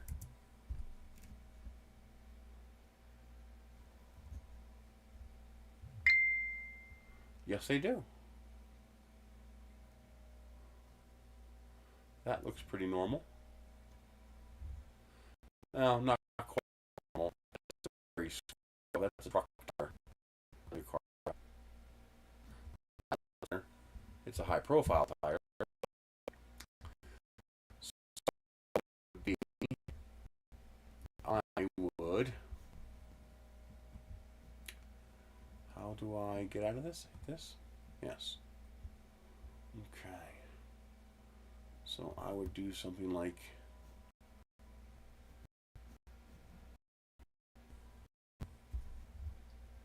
Something like this.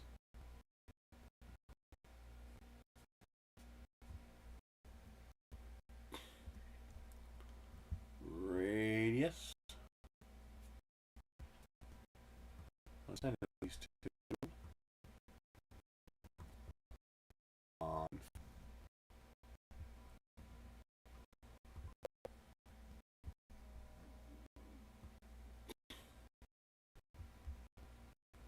Sides. Radius. So I would do something like this. Why did you jump? I hate when it does that.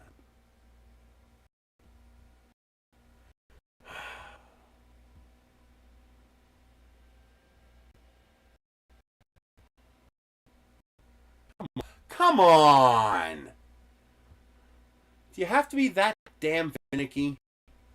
There. Jeez. Jeez Louise.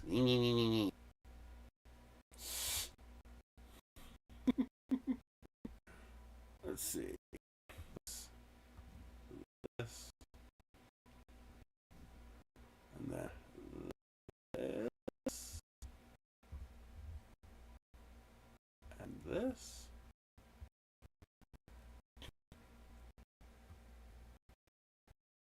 Go.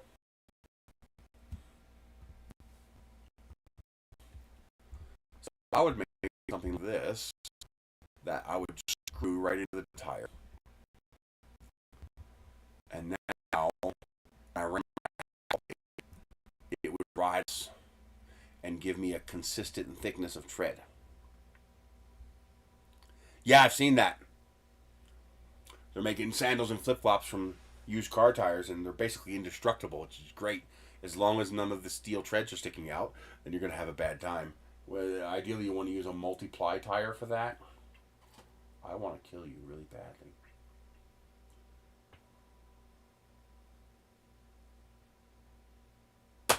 Ah! Flies are amazing at being able to avoid being swatted. Okay. So yeah, right there. It's simple as this.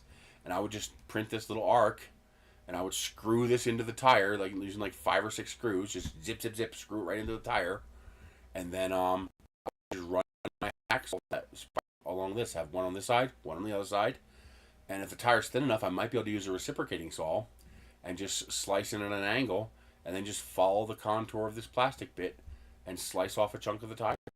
That's it. To it. And then once I have a thin slice of tire, I can use a pair of electric scissors,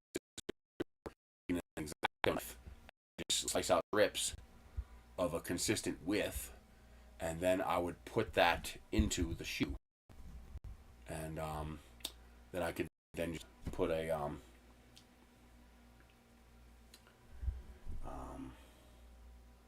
glue a tread into the shoe.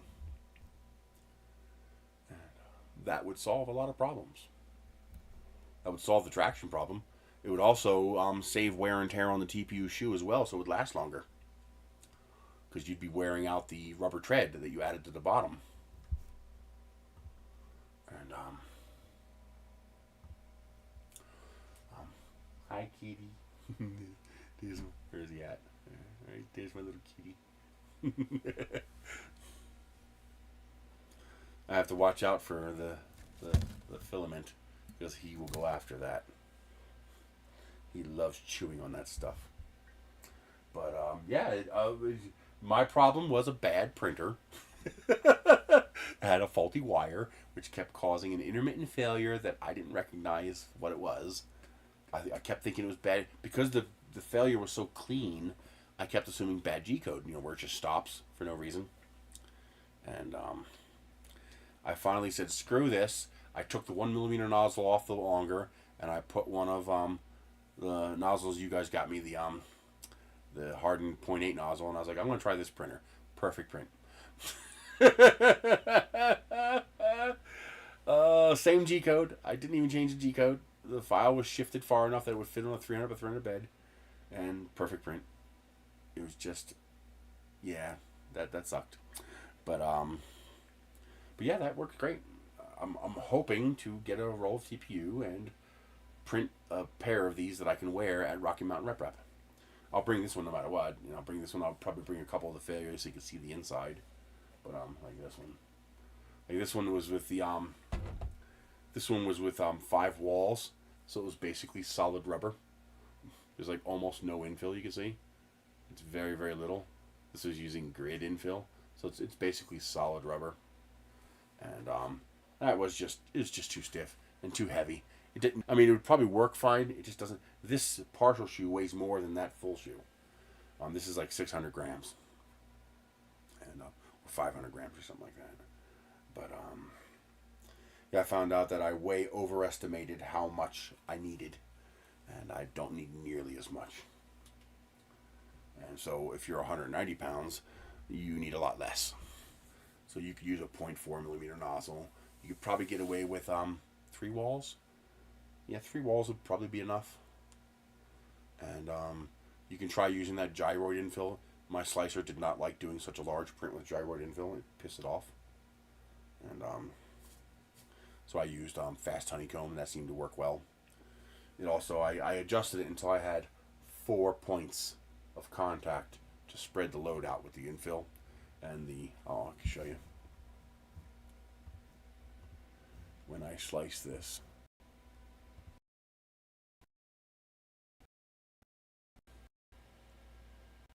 When it started smoking and catching on fire. That's how I found it. I realized that the temperature, I just happened to be sitting at the printer, and I saw the temperature drop. You know how it has the current temperature and the set temperature? Well, the set temperature kept dropping to 0, and then it would come back, and then it would drop to 0. Well, that's obvious what that is. The thermistor is being disconnected. And so I started playing with the wire loom, and I noticed that the wire loom was rubbed through. And I was like, well, that's not good. And then it started smoking. And I was like, well, that's really bad. Did I cancel the print? No, I just turned off the heat bed. Thank God I was sitting next to it when it did that. But here. So you can see what I did was the I hate when it moves after you click.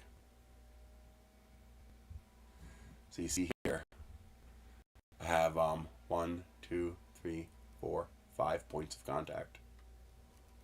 I wanted to make sure I had this even number of contacts so that one part of the shoe bed didn't squish differently than another part, which would create a pressure point and that would hurt. But yeah, that's I just used that honeycomb and I got that. You see every now and then the honeycomb shifts because the shoe angled, and that gives me that compression that allows it to be squishy. So far that seems to be working really well. So in my case with a 0.8 millimeter nozzle, you can see where it's thicker here. So you have the points of contact, but you also have this little squish zone where it can squish. And it seems to work. It seems to be pretty even. I don't feel any pressure points inside. You know, no part of my foot feels like it's being pushed harder than the other parts. So I think it worked well. Probably what I would like to do is make the sole thicker if I could, because the sole gets pretty thin at the top. You can see here this part of the sole where the ball of your foot is. This gets pretty thin. I mean, it's not super thin. I mean, that's 6 layers right there. 1, 2, 3, 1, 2, 3. That's 5 millimeters of plastic right there. Plus this is probably 8 or 10 millimeters in between. So that's 12 to 15 millimeters of plastic. I guess that's actually a pretty decent amount. But I would still like it thicker. So I'm going to try to figure out how to do that. You can see my patch job filling in the holes isn't perfect, but you can barely notice it when you print it. You can hardly notice it. I mean, I know where it is only because I know where it is.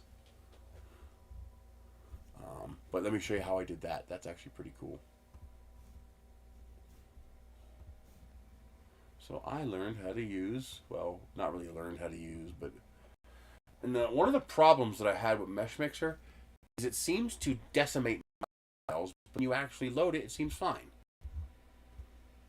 So this is test 2. So here's Mesh Mixer, and you can see I've already filled in these holes. Now you can see here, look how low res this looks.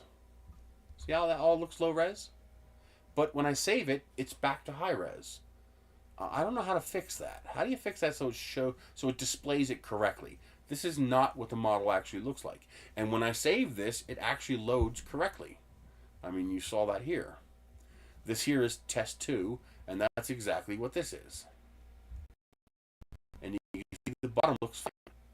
So all the resolution is there, but for some reason in here, it's not showing the resolution. And I don't know how to make Mesh Mixer display this correctly. I mean, for what I need to do, it's not a big deal.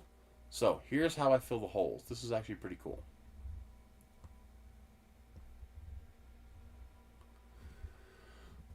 You go into this select tool and it creates this.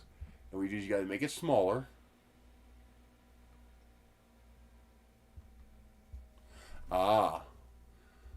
And then you just start selecting all the inside of this. Now, if you want to properly fill it, you also need to select this curve part here. So you got to get as much of this curve part as you can. You can go outside it a little bit. It's okay. It smooths everything out. But you want to make sure you get all this curve.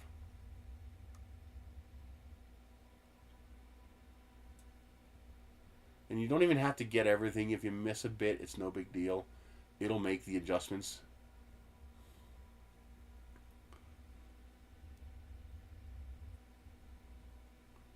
I'm not even worried about all that crap I just deleted there. I don't care. And you come in here, all this you get it all. You do not want this to be the correction.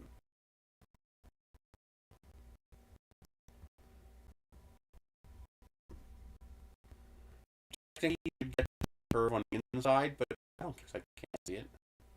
So I really don't care about it.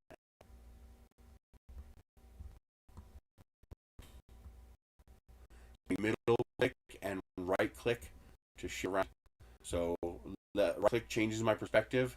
Middle click shifts the entire perspective.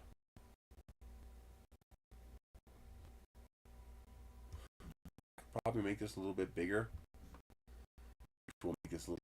Oh yeah, because I found out you don't really have to be as precise as you think you do. So you do need to get all the inside, and if you don't want to see this on the outside, you want to get most of this out curve. Now I've got it all to do is hit delete. I've just deleted all those faces. Now I go down to Analysis, Inspector, and Auto Repair. There, the hole's gone, just like that. Now we come over here and do the same thing. Select. We just start selecting everything. Just make sure you get all this curve, otherwise you'll see the dimple. If you get too much of it, that's okay. Now we do need to, how do I remove that? Clear selection. Oh, it clears it all. There is a way to remove that. I think you hold the shift key. Just don't let the red dot leave the hole. Because otherwise you grab the other end of the shoe. Although it would probably correct it. Okay, I got all that. Let's get all this. Did I get it all? Nope. Get all this. There. Delete. And then you go to now, Analyze, Inspector, Auto Repair All. There you go. Filled.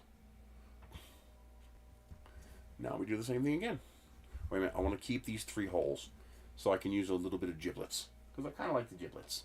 They're fun.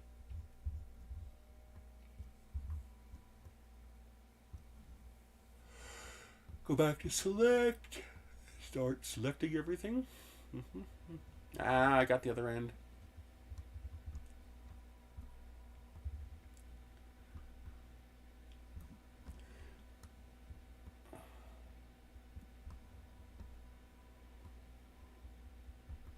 I'm going to see what happens.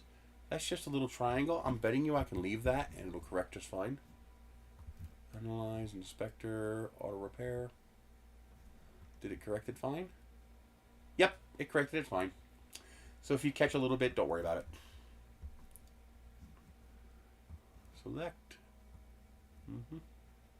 You just want to make sure you get the curve.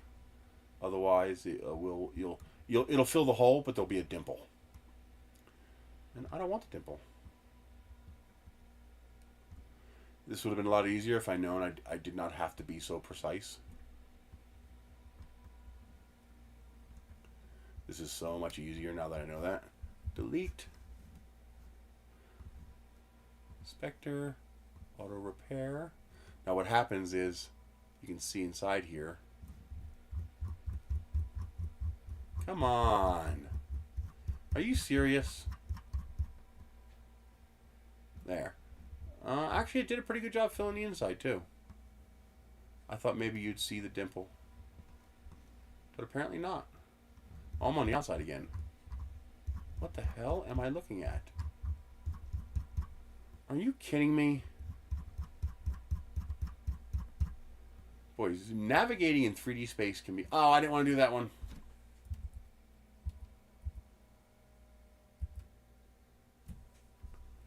Clear. I want to keep these 3. So I can use giblets. I like giblets.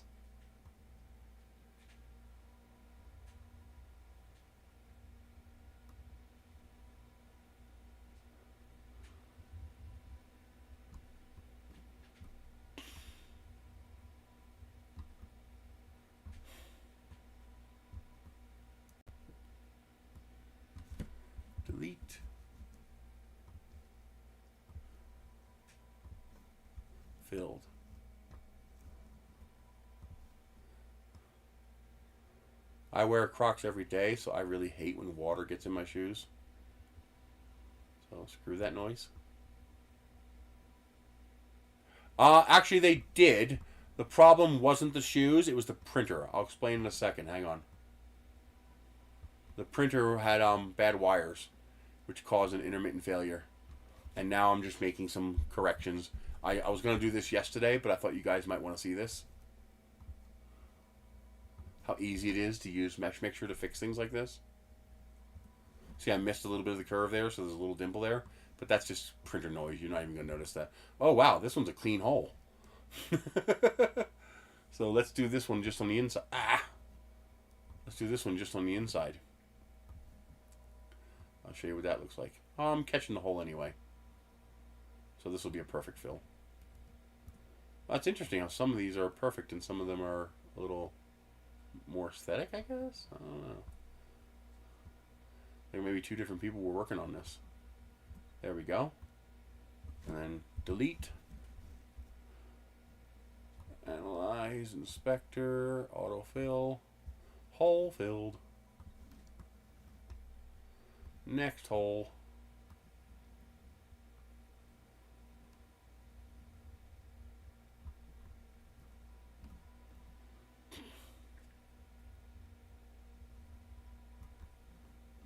Did I get it all? Got it. Delete. Analyze, inspector, auto repair. Perfect. Next victim. I got 3 more to go. Yep, 3 more. Ah, come on. It's a real pain in the butt to navigate a 3D space.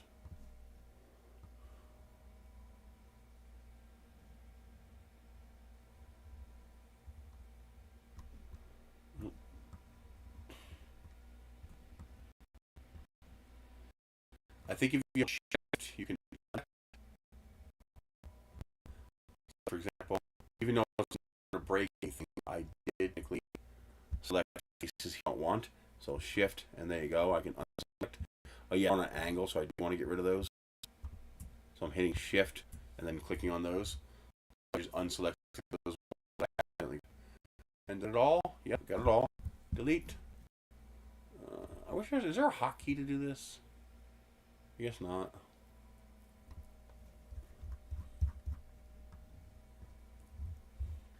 It's amazing how that one hole was so precise. It's weird.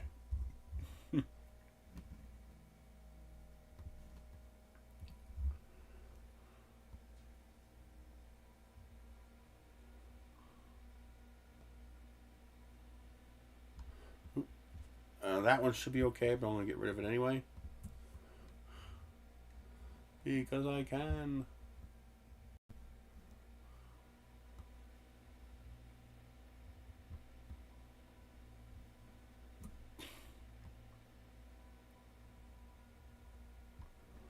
Okay, delete.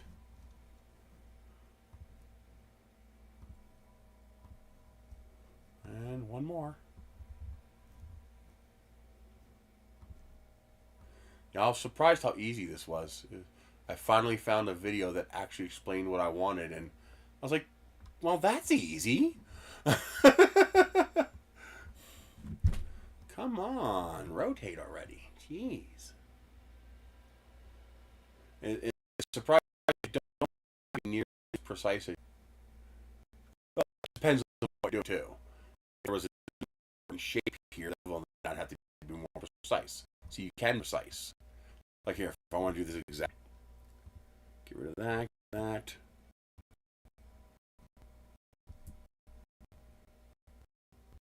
That's exactly what I needed to get rid of.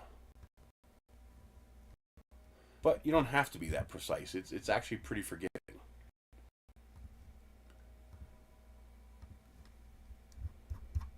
There. And that's how I got rid of all the other holes too. So this is a minimal hole shoe. So I can put 3 giblets in here.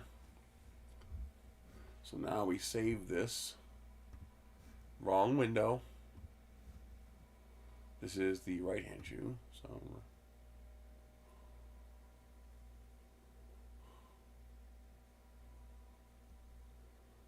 export STL binary. So croc, right, 3 holes.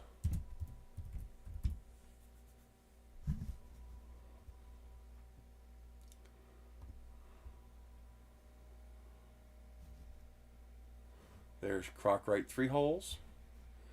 Now let's, in case anybody wants this without any holes, I might as well get rid of the other 3.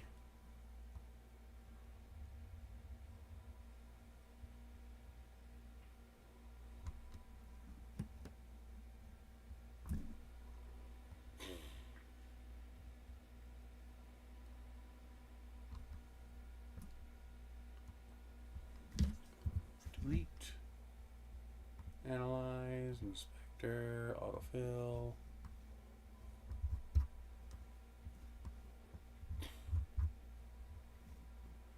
Select. It's okay if you select a little too much. You don't want to select too little though, because that will cause you it won't break it. It'll just look a little weird because you'll see the imperfection there in the print. I'll show you what I mean.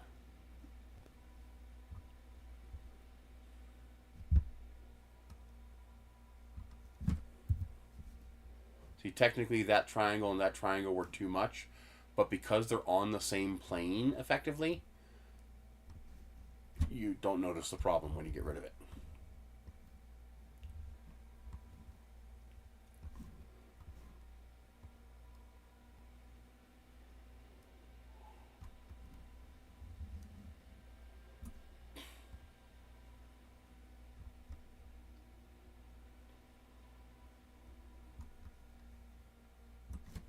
Delete. Analyze. Auto repair. There. So now you can see here I didn't select enough of the curve, so you can still kind of see a shadow of where the hole used to be. I'm not going to fix that. It doesn't matter. You'll notice it if you see it up close, but you won't notice it from a distance. Let's see, export. So, croc, right, no holes.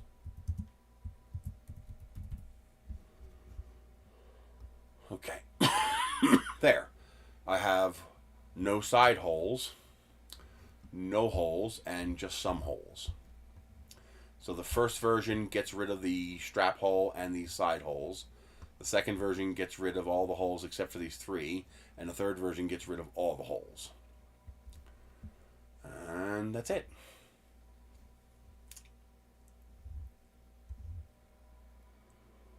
Anything else I want to change? You can see down here where I softened this because it had a real sharp edge like here, and that hurt my heel. So I just squished it. I used this sculpt tool. You can change the size and the strength, and you can grab. See, I can start shifting it and sculpting it like clay. You just got to be really, really careful. But I was able to flatten that out a little bit so it's not so rough now. But yeah, that works.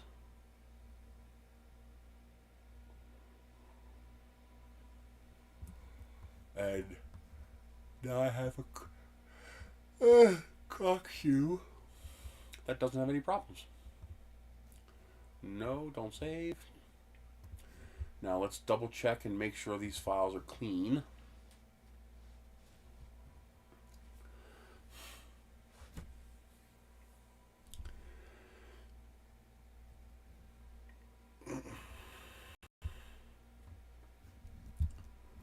Let's do the 3 hole. Come on.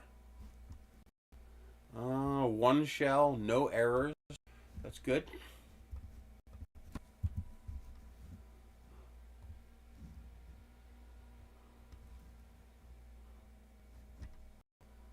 One shell, no errors. Okay, we're good. So that is this one, and I believe this one. But just in case, I'm going to export this. Export model binary, croc right, some holes.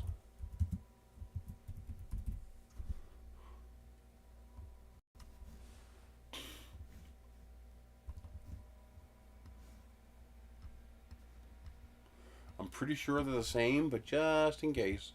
I wonder why some show up as gray and some show up as gold. I wonder why the difference. And one shell, no errors. Okay.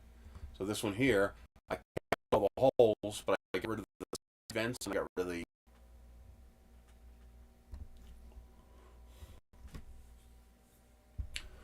So that is the 3. Now let's make sure they are scaled the same. Let's save this. Oh, I did want to make a change real quick. I want to change this. Not model, custom zone. I want to stop printing at, let's go 6. I think it'd be good. And we're going to do full honeycomb. Actually, we're going to do grid. I guess 18% grid is the same as 6%. Okay. We'll see what that looks like in a second. And then this one, oh, we want to bump up the extrusion multiplier just a tiny bit. Because it was a little too low at 0.88.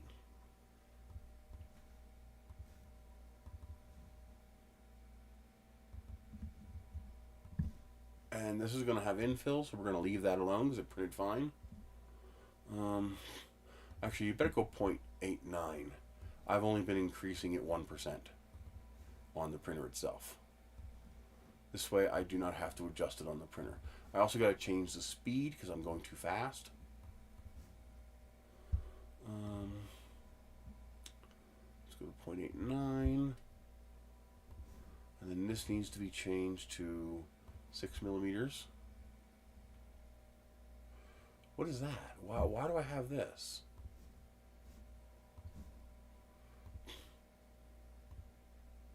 I can just delete that.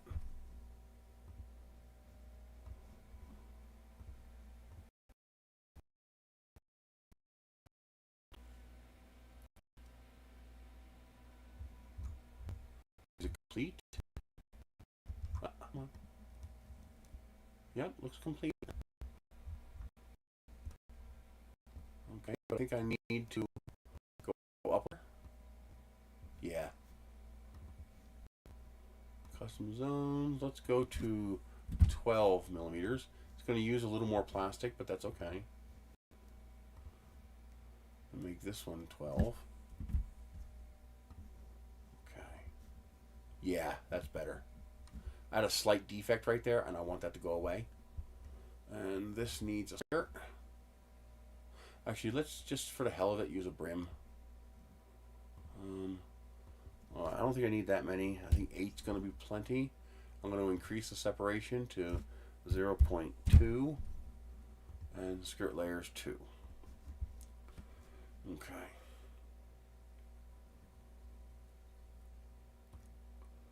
All right, group print.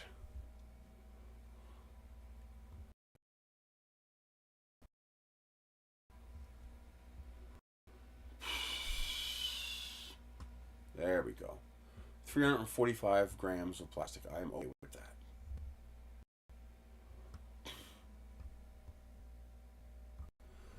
We know the top print's okay, so I don't have to mess with that.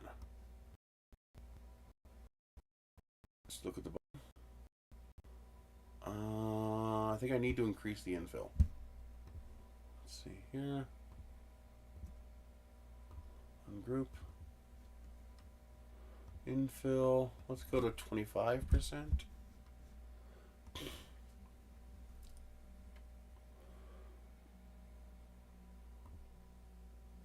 That'll also make the base more rigid.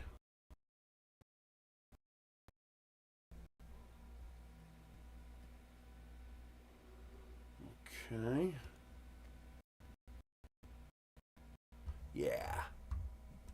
That looks better. Yeah, nice solid base to print that heel. Now once the heel is established, we then switch to the honeycomb. Yeah. I think I need to use full honeycomb though, but with less. But so far it's printing okay. I'm going to stop messing with it. But we do need to modify this. So we need to place the surface. You guys, I'm showing you my screen, right? Yes. The problem was the printer, the wire harness had a frayed wire. And so sometimes the print would just stop because of a thermal runaway, but it didn't tell me it was a thermal runaway. And sometimes the x-axis would shift because the plug for the wire harness going up to the X carriage was slightly loose. And so it kept failing with no apparent reason as to why it was failing. And once I switched to a different printer, it printed perfectly on the first try. I was like, TPU is not hard to print with. Oh, what is the problem? Okay, so this needs to be longer. So, x-axis. What do I get if I go to 102? 102. That gets me 9 versus 3. So that's adding 6 millimeters. 102. I think that'll be enough. Let's go 103. Oh, nope, nope, nope, nope, nope, nope, nope, nope. Why do you do this to me? Thought I clicked that.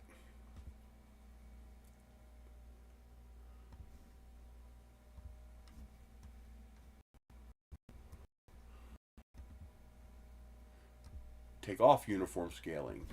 Let's go to 103. That's 12, which is 10 millimeters. That's plenty to, that should be enough to clear my toe. Okay.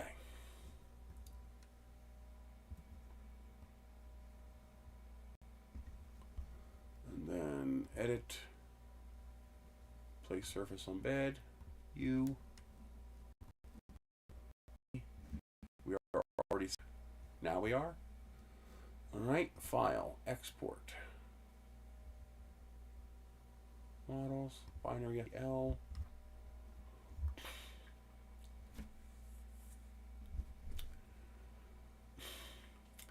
This is going to be some holes.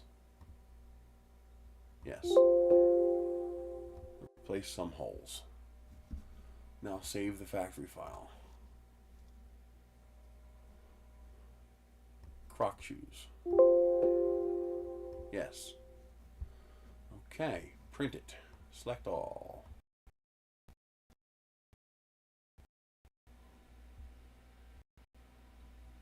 Come on, sometime today. Export.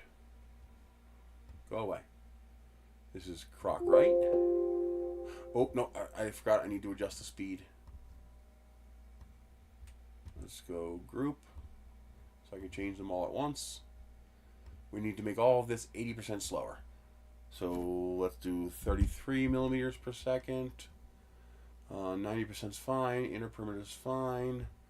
Top layer 50%, that's fine. Solid infill is fine. XY travel speed, we're going to lower this down to 80. It doesn't need to be that fast. Let's also lower the acceleration a little bit.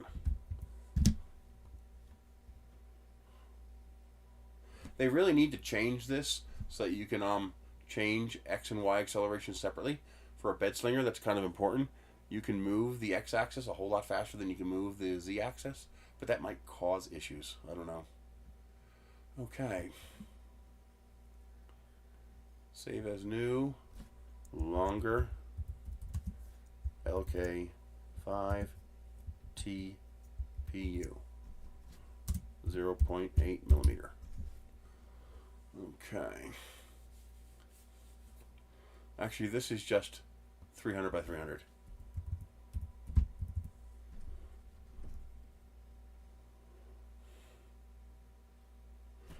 just, yeah, 300 by 300 is fine. 300 by 300 TPU 0.8. Okay. That's all I can think of. Yeah, we're good. Force retraction between layers, I don't need that.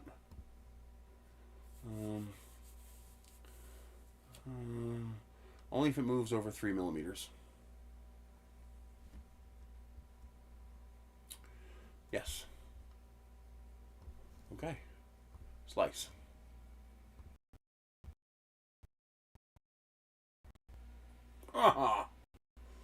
Yeah, I got 3 kilograms worth of bad shoes.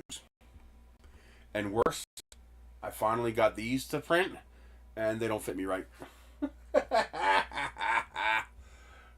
These, on the other hand, fit great. And they're comfortable. Okay. That looks good. I don't see glaring errors.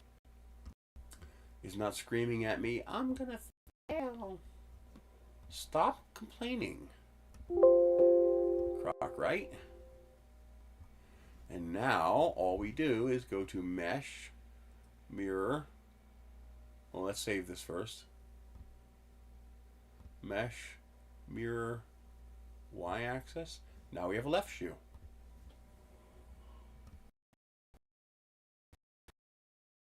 I no longer need to create separate files for each shoe. I just mirror it. There you go. There's my left shoe. Croc left.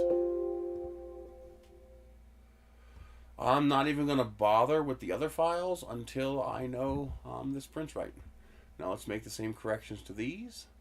So this one is the no hole.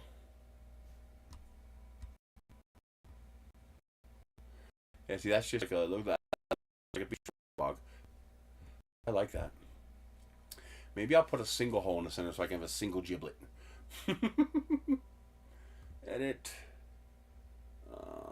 Place surface on bed. U. Non-uniform scaling. 103.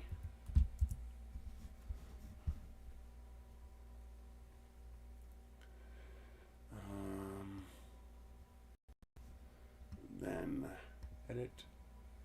Place surface on bed. Center. There we go. File. Export model. No holes. Yes. And I don't need to save this as a factory file, because all I gotta do is drop the file in here and slice it. So I'm just getting them all the same size so that I can do that. No holes, and this is the 3-hole version. So this one gives no holes, but I got there so I can do giblets. I'm finding a lot of cool giblets.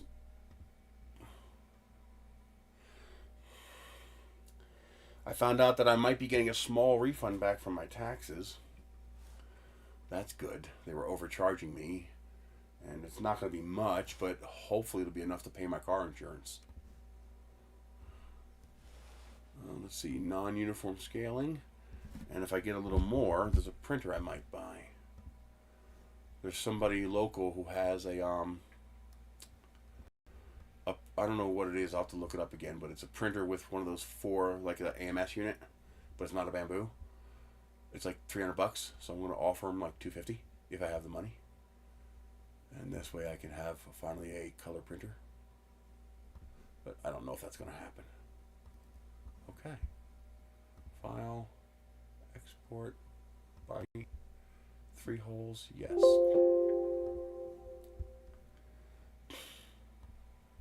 Yeah. Good. We are good. Okay. I've got the new file sliced. Once I get some TPU, I'll be able to print it. Let's get this uploaded as a remix. They prefer to have pictures.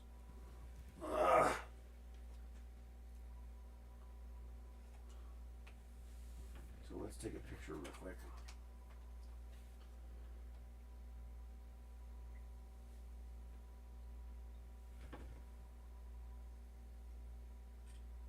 Okay.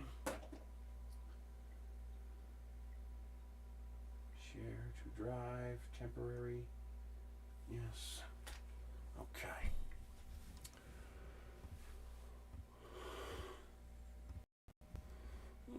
Let's go to drive.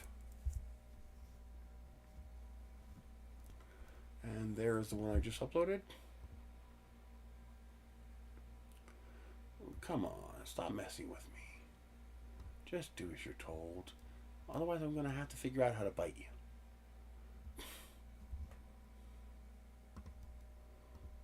Okay. Downloads. That's going to be the 69. Yes. I love that color. That's such a nice color. Image. Where the hell is the size? Resize. Let's make it 800. It's plenty big enough for a simple picture. Control S.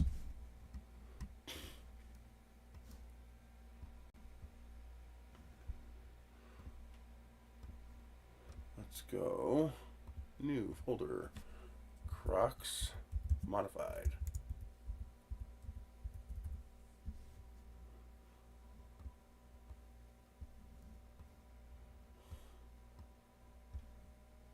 There.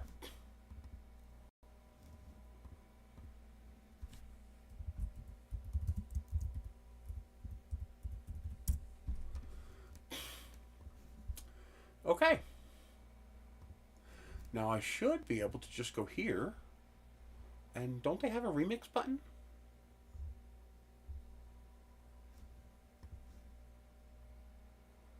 Add remix. There we go. I thought they did.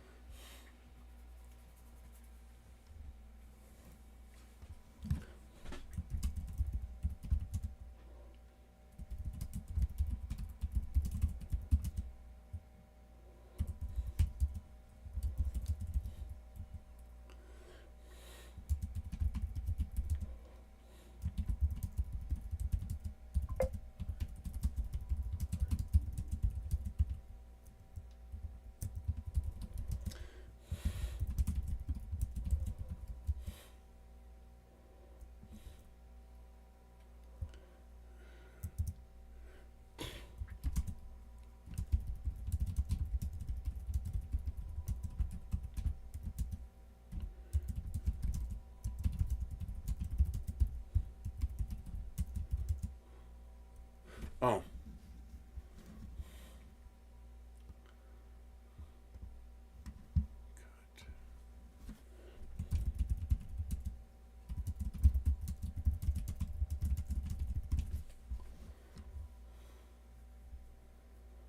Main category. Other cost fashion, men, women, other fashion. Don't they have shoes?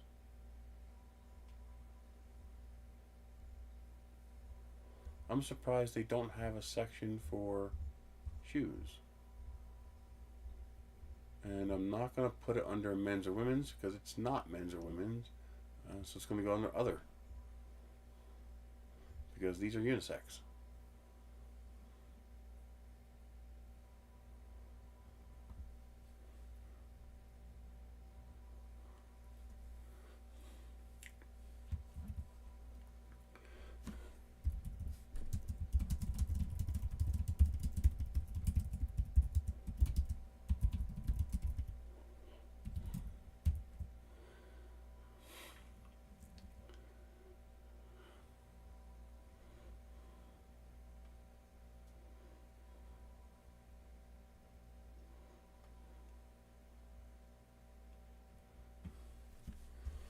Okay.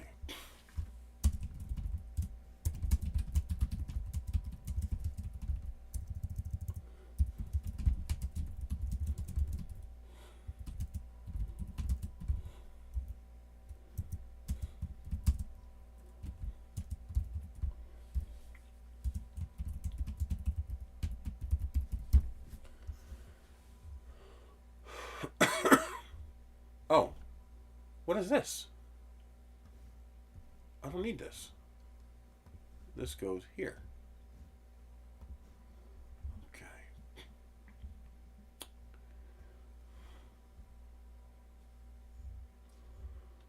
Okay.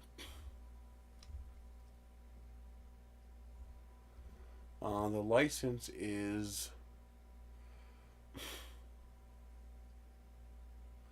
I believe it's just this one here.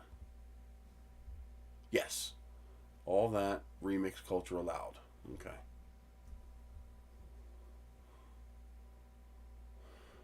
Technically, he doesn't have the right to set these license conditions because he's copying a patented object, but whatever. I don't care. All right, publish.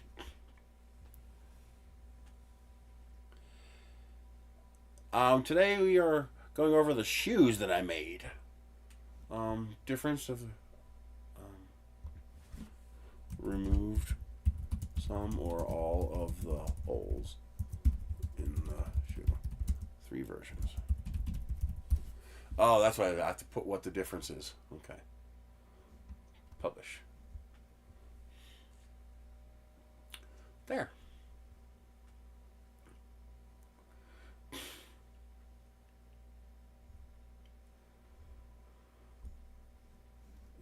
Yeah, there's 3 files. Okay. There should be. Good. So I had lots and lots and lots and lots and lots and lots and lots and lots and lots and lots and lots and lots of failures. Lots and lots of failures. My cat really wants this really badly. He can't have it. Just constantly, over and over again, it would print part way and just stop. And it turns out I had 2 problems.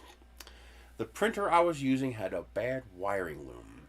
The bed had abraded the sheathing on the wire until it actually started abrading through the wires themselves, and those wires shorted or broke connection.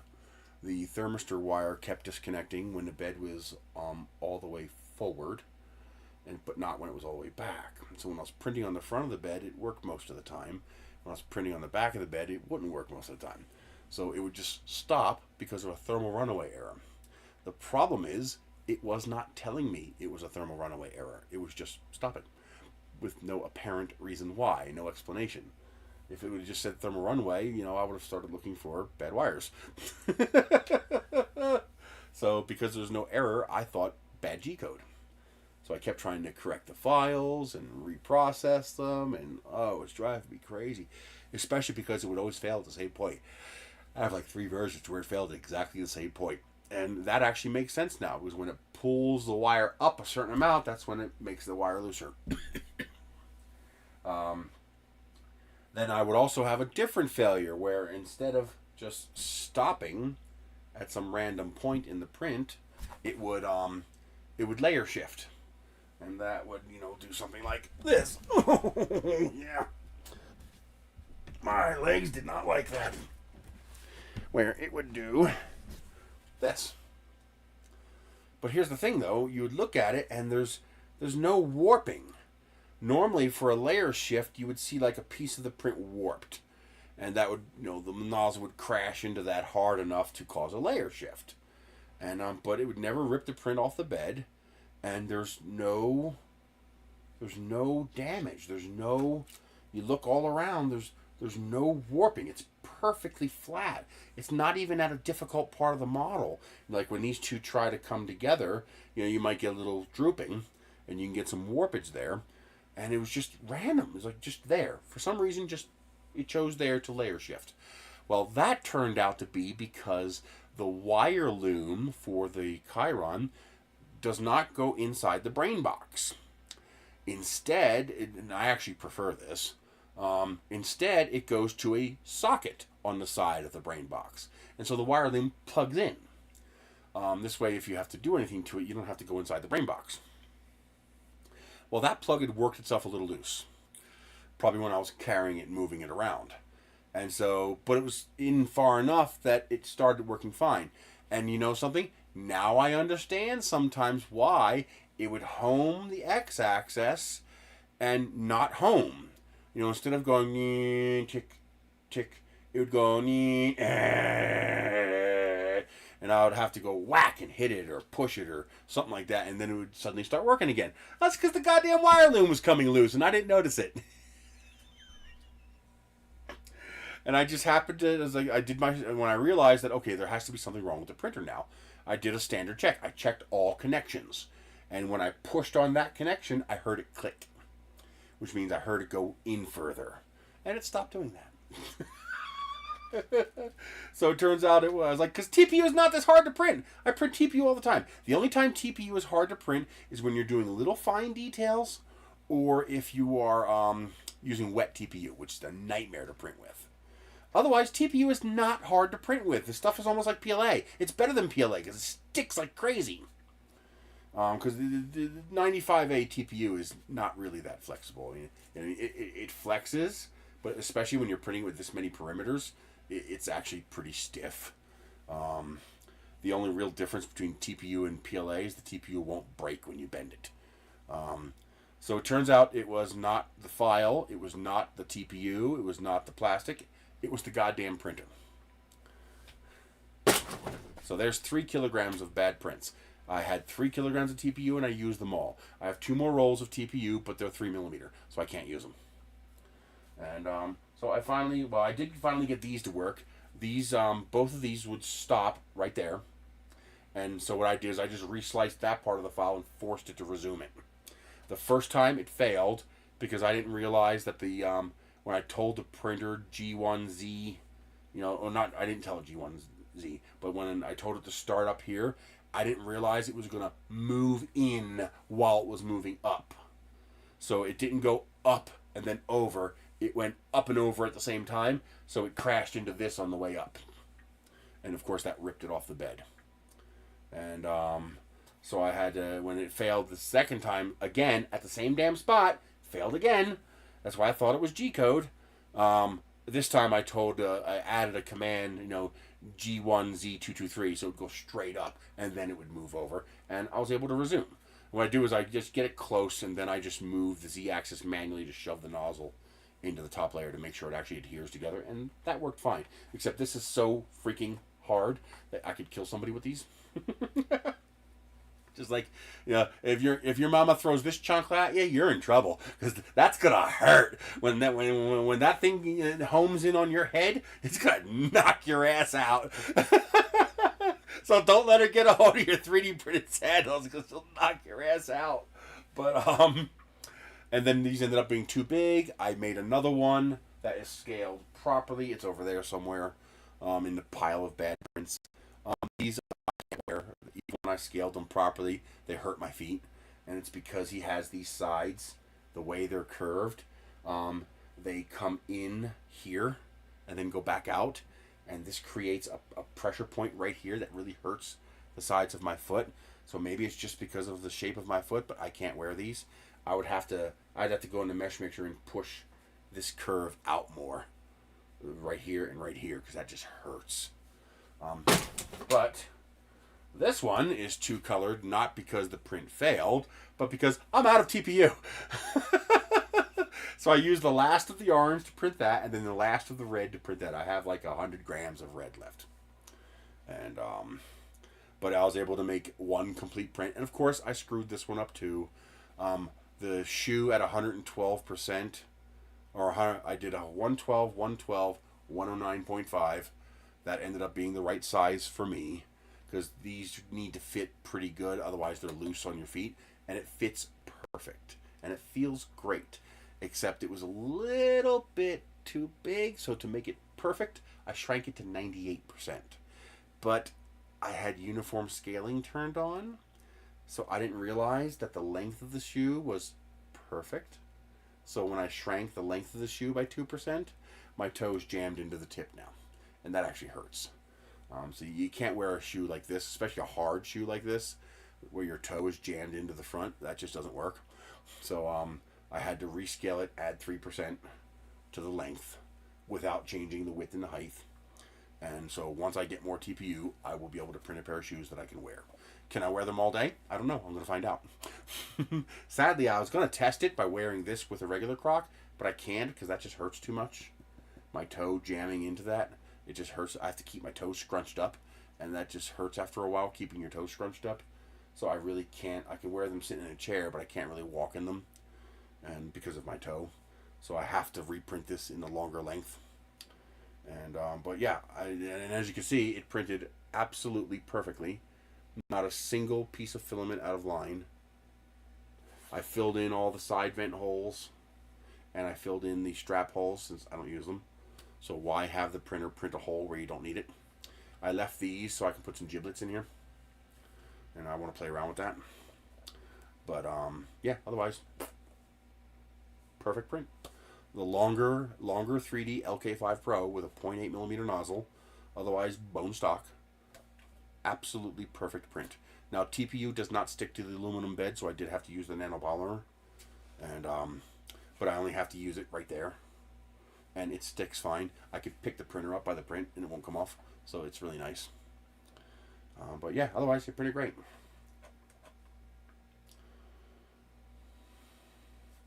I want to get more of this orange because I just love this orange. It shows up kind of a red in the camera, but in real life it's like a blaze orange, and it's really nice. I had to dry it. It was Snap, Crackle, Pop Rice Krispies all day long, and same with the red. Ranky, I think, and Tron XY. And it was hardcore Snap, Crackle, Pop, but once I dried it, it prints fine. I print it right from the dryer. The dryer has two slots for 2 rolls, so I just put both of them in there. I set it for 12 hours. Every 12 hours I have to reset it back to 12 hours again, but it works great. The fan's already starting to go in the dryer. They're using a cheap ass bushing fan, and I can already start hearing it making noise. So I'll probably take that apart at some point to replace the fan with a ball bearing. Oh, yeah. With a ball bearing fan. And but beyond that, I can print shoes now once I get more TPU. And I want to try to get some softer stuff to make something a little softer. I would love to be able to get like some ADA, but now you get into Ninja Flex territory, and that's really expensive. And these printers might have trouble printing with those. I have one printer that could probably handle it just fine, but it doesn't have a big enough build volume to print a shoe because this is over 300 millimeters long. So it's probably just under 300 millimeters because it prints at an angle. So it's not standing straight up. How tall is it? I can find out.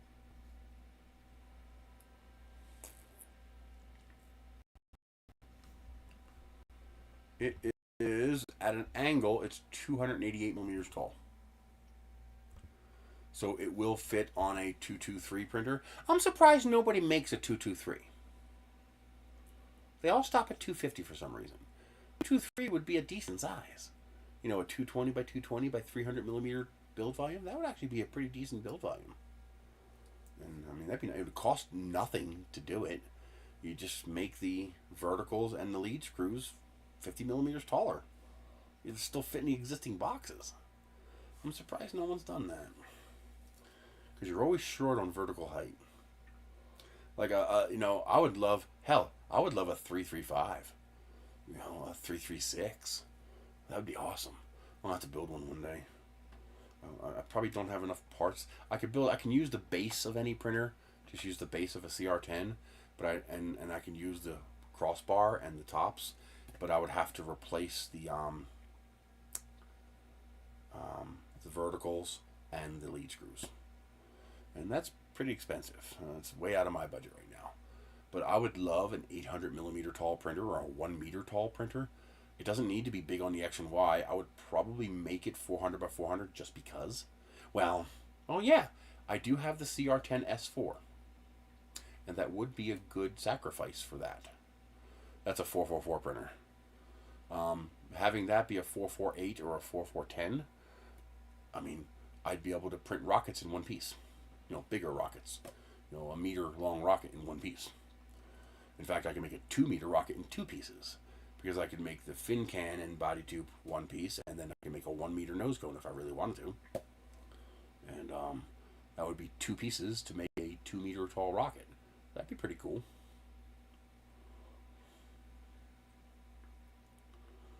And but even 800 millimeters would be enough for that.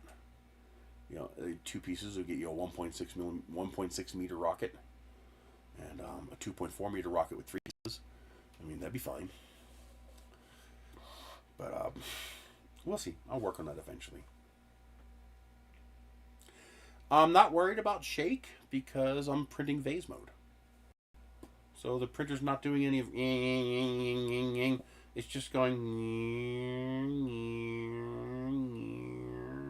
So there's really not much shake. I'm not worried about it. Worst case scenario, bolt a fucker to a wall. Literally, put a 2x4 on top and bolt it to a wall. There you go. Your shake just stopped. If the whole house is shaking, well, you got bigger problems than the shake in your printer. But now, of course, you know, for certain prints that would be a problem. And but remember, I'm using a big nozzle, so my linear velocity is very low. I'm typically printing at 30 millimeters per second, and at that speed, you're just not going to have... You just turn down your jerk and acceleration. That's all. Turn your jerk down to 2 and your acceleration down to 100. You know, you're in vase mode. You're basically moving continuously. So you just keep that jerk and acceleration down and you'll be fine. Without slowing the print down, because you're printing vase mode. So it's a pretty consistent, constant velocity. You know. And in fact, the only part where it might jerk is when it does the ribs in between the outer wall and the inner wall. And there, a little bit of shake might actually be a good thing, because that'll guarantee that if it shakes a little bit, that the filament touches and fuses with the other side. So a tiny bit of shake might actually help. But where you don't want the shake is in the outside and the inside shape, and those are curves. So there's no jerk and there's no real acceleration. It's a continuous... just so you're just not going to have a problem with shake.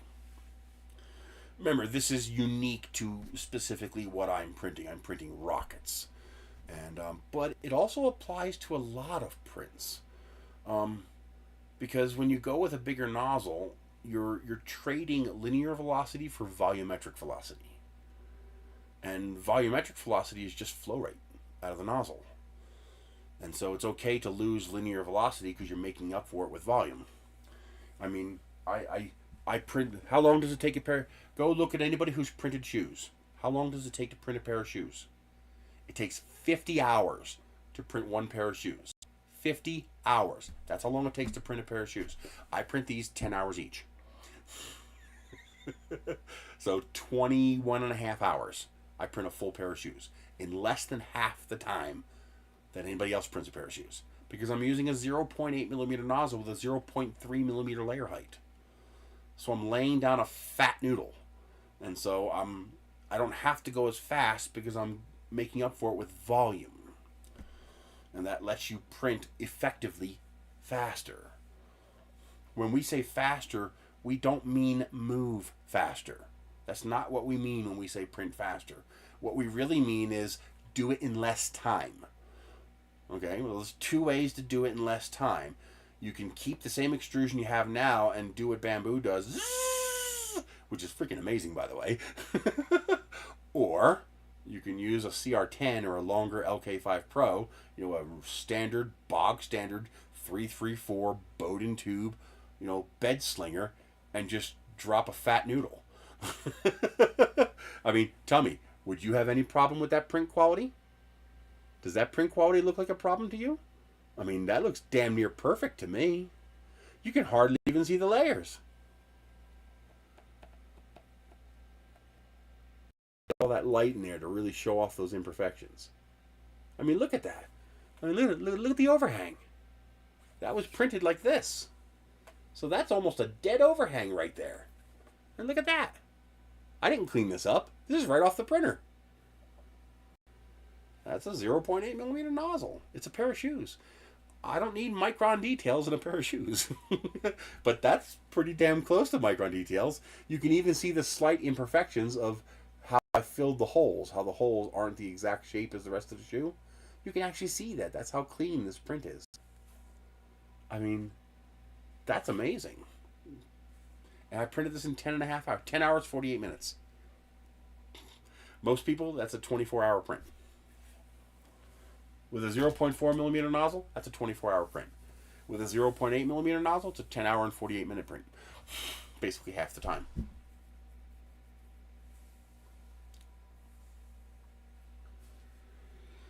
I'm even thinking about, I'm wondering, and this might actually be possible, can I vase mode print a pair of shoes? Yes, I'm obsessed with vase mode.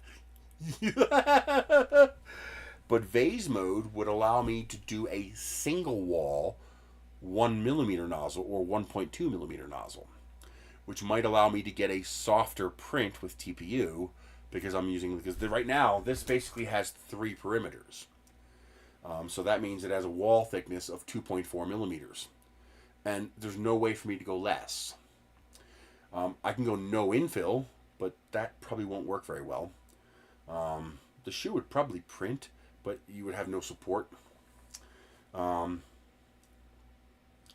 would have to get rid of things like this, because this section here would not print vase mode. This section here would have a problem, so I'd have to make some slight changes. But most of this shoe should be printable in vase mode, except for right here and right here, what might be a problem, maybe. There would probably have to be a seam right here, although I could put the seam here where nobody would care because you're stepping on that.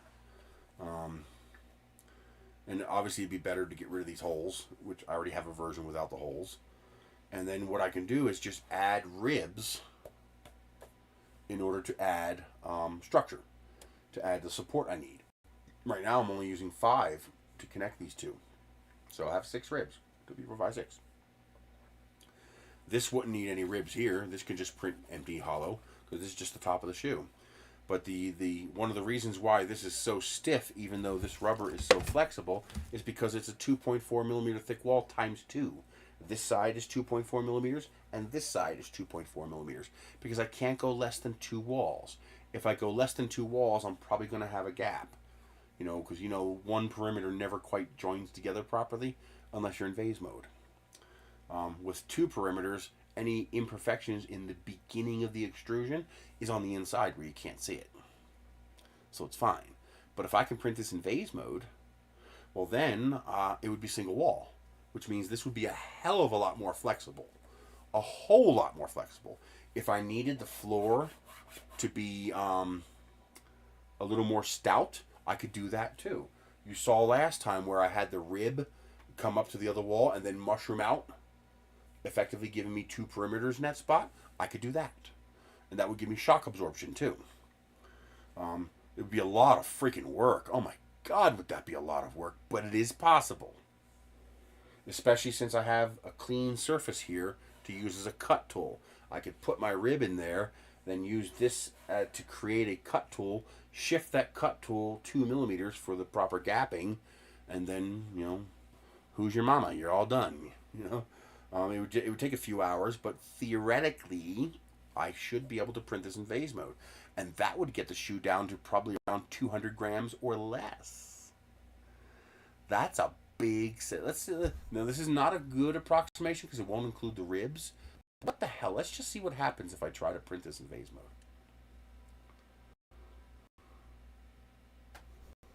So let's go File, New, Discard. Now let's bring in the clean one. Crocs Modified. I'm going to switch screens for you. Hang on. Let's go Desktop. And we're in Crocs Modified. Let's go No Holes. This is technically an improv, but I don't care. Let's go with extrusion of 1.0. We're going to go with a 0.8.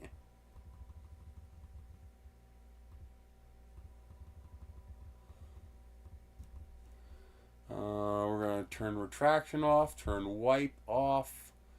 We're going to turn off all the layers. 1, vase mode. This is technically incorrect, but we're going to just to get an idea.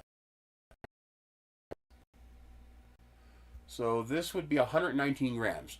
So if you add the ribs and you add the top and the bottom, which you're going to need, this should come out to around between 150 and 180 grams per shoe. That's really cheap. That's insanely cheap. And most of it looks like it should print okay. I mean, this would be a problem right here, but I can fix that. I would just need to add ribs for support. But this is far more flexible. And like this would be a problem. I'd have to get rid of this bottom altogether. That's just not going to vase mode print. So I'd have to get rid of this tread pattern, or at least bevel it. I'm probably going to want to thicken the bottom anyway, especially with vase mode. You're going to want to thicken the bottom so you can get more effect out of the ribs. And so I'll get rid of the tread altogether and design my own tread that has beveled edges, which will be vase mode safe. But yeah, theoretically, a lot of work. Theoretically, I should be able to make a mostly vase mode printed shoe. If I get rid of this and just have a notch here, like put a little triangular notch right here to get rid of this bridge, that would eliminate that as a vase mode problem. There would be one glitch when it shifted to the slice that I would need to make this vase mode compatible. Like this part up here would need a slice. This part down here doesn't need a slice because we have access to the inside and the outside. So I would need a slice for this section. So this section here would require a slice. And why can't I drag this? Because I'm using the wrong buttons. And this section here, transitioning here, and then this way onward would need a slice. And then this part up here would need to be printed not vase mode. Just like I do with the nose cones, I'd have to switch to regular print mode to print that tip. And yeah, that should work. This should be doable. In theory, this is doable in vase mode. A 1mm nozzle might be a little bit better, since I'm only using one perimeter now. So let's see what happens if I change that to 1mm.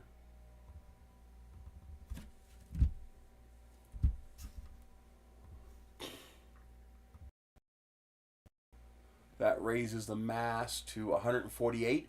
So with the ribs, the bottom and the top, we should still be below or right around 200 grams. I don't know about you, but 200 grams for a shoe is pretty damn. And now if you're using $40 filament, you're talking $8 a shoe, $16 a pair. I don't know about you, but that's not bad. That's not bad at all. And if you use the $20 TPU, you're talking $8 per pair of shoes. So $4 each shoe. I don't know about you, but I'd be okay with that. How about you? So I might actually do that. And that'll also make the print more reliable since vase mode has less failure. Since there's no retraction, there's no lift, there's none of that yet problems. So yeah, with just a few modifications, put a little notch in here to get rid of this section here. So this section right here I'd want to get rid of or smooth it out. Or change the angle or something. Something, maybe even just put a ridge here so that it'll hold together. Get rid of the top is no problem, the bottom is no problem. The tread has to go away. I got to fill in all this, thicken this bottom up a bit. I can't have this tread pattern that's not vase mode compatible. You can see all these dark blue lines where it's trying to use single extrusion to compensate for the hard underhang of the tread pattern. You can't have that. They all have to be angled. Yes, this should print in vase mode with a bit of work.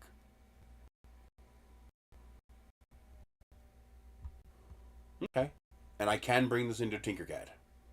I've already done that. It works.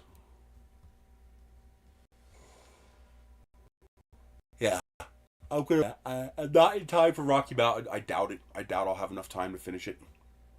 Because you're talking probably, I don't know how long, but that's all. That's gonna be a lot of work, and a lot of testing to get that right.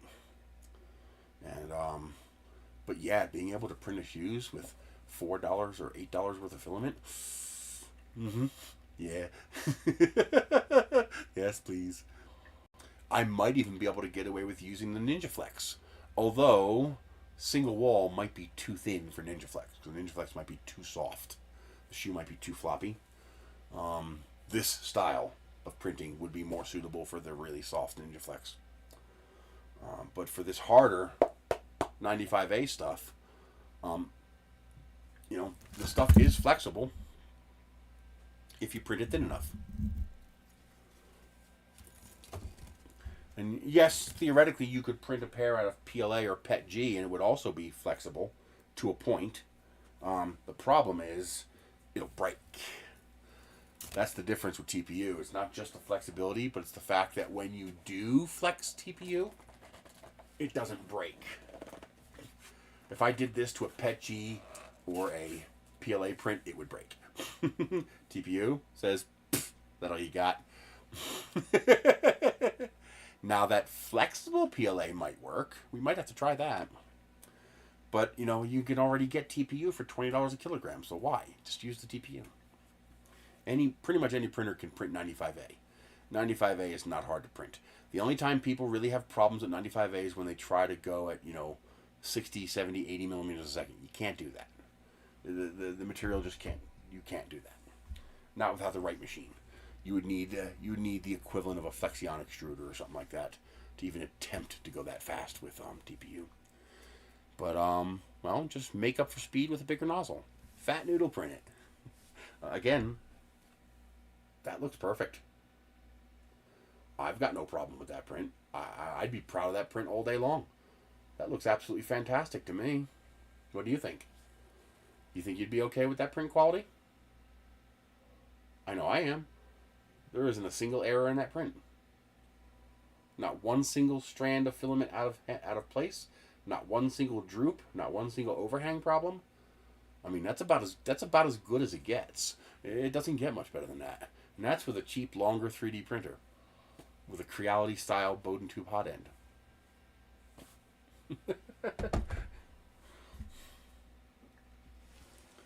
So yeah, I'm going to work on that. That's going to be fun. Alrighty. It's 2 o'clock. Today is Roadrunner Day. I'm going to go get some yum-yums. So I will see you guys later. If you're going to go to the Rocky Mountain Rep Festival, be sure to check me out. I'll be there. I got to start getting my prints together, what I want to bring. But I'll definitely have a lamp post. I'll definitely have the Christmas lights. I'll definitely have the solar lights. I'll definitely have... I'm going to try to have my big rocket. I got to find all the parts. I'll have the toolboxes. I might have Captain Planet with me again. I think I'm going to bring him if I got to find his head. His head came off and I don't know where it's at. He's headless outside. That's it. I want to try to find some of the ones that kids love. Like the big flexi butterfly. They love that. It's just fun to hold. I just got to find it. I think it's in the trailer out front here. But, yeah. I'm going to work on that. Now that I have the magnets and discs coming in, I'm going to print some of my version of the Gridfinity with the 15mm holes. Because the idea of needing 64 magnets per drawer is just insane. I mean, I got a big bundle of magnets here, and it's enough to do maybe 3 drawers. Just because you need so many of them. Each bin needs 8 magnets. 4 in a bin and 4 in the drawer. And there's 8 bins, so 8 times 8, 64. And if I use the 15mm magnets, I only need 8 magnets and 8 metal discs. And that also means the polarity becomes irrelevant because either pole of the magnet is going to stick to the metal disc. So now you don't need to worry about polarity anymore. So yeah, definitely going with the single magnet. Now, I mean, ideally, if you want strength, you use a 35mm magnet or a 40mm magnet. It'll fit. The problem is they're expensive. They're really expensive. And they don't usually come thin. Let's see. There's AliExpress, right? Yeah. So let's see how much the 30mm magnets are, because I think you can get readily available 30mm metal discs.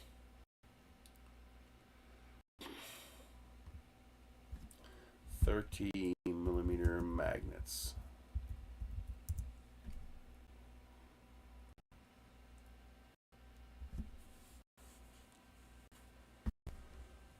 Oh, okay. Okay, so here's 30 by 3, but that's really thick. Well, we need it ideally 30 by 1, but probably the best you're going to get is 30 by 2. I don't think anybody makes thin 30mm magnets, which means you'll lose drawer space, which is no good. Oh, here's 30 by 2. Okay. Oh, here's 30 by 1.5. Even better.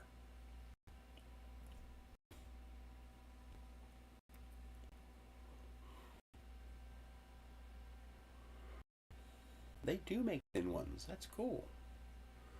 Alrighty. No, they don't. They had a picture of a 30 by 1.5, but they don't have an option to pick it.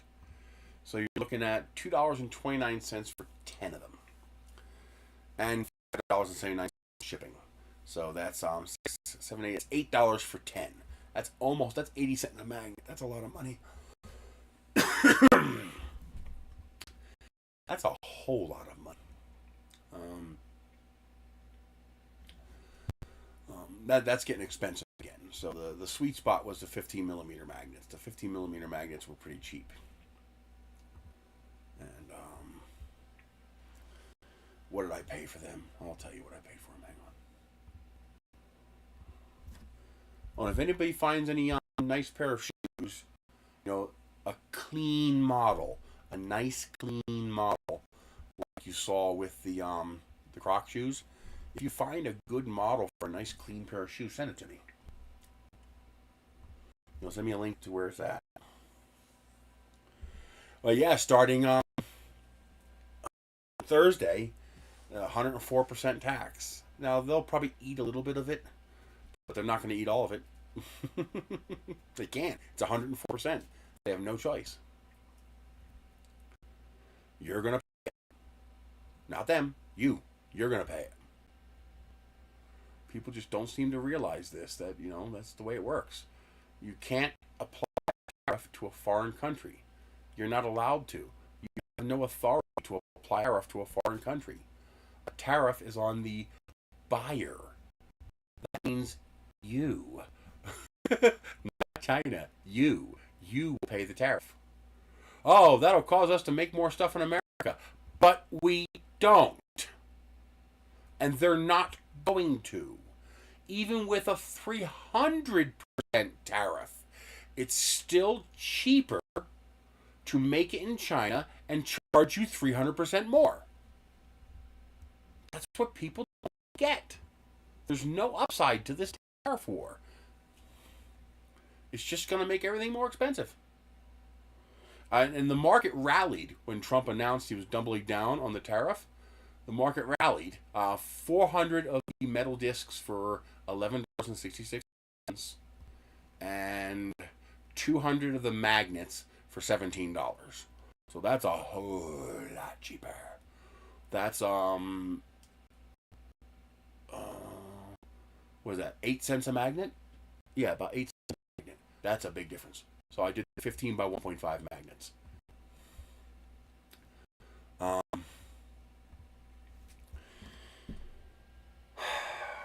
The profit margin they make by making it in China is so great that no amount of tariff is going to cause them to bring manufacturing here to the U.S. unless you allow those illegal immigrants in and allow them to be paid less than minimum wage. It's the only way that's going to happen. And even then it won't be profitable, because just building a factory here in the U.S. would add so much cost and legislative and regulatory overhead that it's just not worth it. It's still cheaper. Even with a 104% tariff, it's still cheaper to make it in China and just make you pay it. And that's exactly what they're going to do. You can go rah, rah, rah all you want. China isn't manipulating anything. China is doing what they're supposed to do. They're supporting their citizens and their small businesses. Well, that makes us dependent on China. No, it doesn't. Us saying, fuck you, America, we're shipping our jobs over to China because it's cheaper to pay them slaves than to pay you slaves. Americans fucked Americans. But that's what tariffs are for. No, they're not. Not in this context. The time to use tariffs to prevent businesses from going to China was 70 years ago. Sorry, that boat has sailed. We have now dismantled the manufacturing infrastructure in America. The only things we manufacture here is things that only require assembly and things that can be manufactured by an automated manufacturing line that doesn't require human labor. That's the only things that we make here in the U.S. Yeah, I know. It's such a load of shit. And then, this new tax that Trump wants to charge is, 24% VAT tax, basically. No, it's a 30% tax. They're lying straight through their teeth by playing games with numbers. Okay, so let me explain how this works. Did you know, if let's say I have, let's say I have $50. Okay. Now with the tax, I'm going to charge you $75. So how much is the tax? If the product is $50 and the price at the register is $75, how much is the tax? The tax is $25. Okay. What percentage? That's a 50% tax. 25 is 50% of 50. But if I use Trump mathematics, well, no, your total price is 75, so the tax is 33% of your total price. Because 25 is, in fact, 33% of 75. Because they're using the final price to then calculate the percentage of 25. That's how they're able to say their 30% tax is 24%. Because a 30% tax on $100 is $130. But $30 is only 24% of $130. They're including the fucking tax when they calculate the percentage.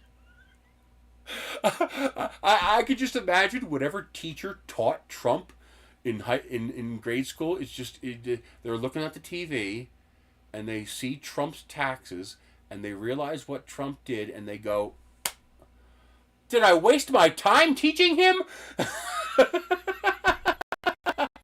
Yes, you did. And he's not an idiot. Remember, he's not stupid. He's not an idiot. You don't become president by being an idiot. What he is corrupt and evil. That's what he is. What you think smart people have to be good people? Intelligence has nothing to do with good and bad. There's no connection between those two things. You can have a genius good hero, and you can have a genius evil villain. They can both be geniuses. Well, so we're at the end of the stream, so I'm sorry if people don't like this, but end of the stream is okay. A little bit. We're not going to do any more 3D printing because as soon as I'm done talking about this, I'm leaving. I got to go to the Roadrunner and get my food. His objective sounds noble. It sounds like it's a good idea. He is using the tariffs because he wants to alter the deficit between China and the U.S. That's why his tariffs are based on deficit and not based off of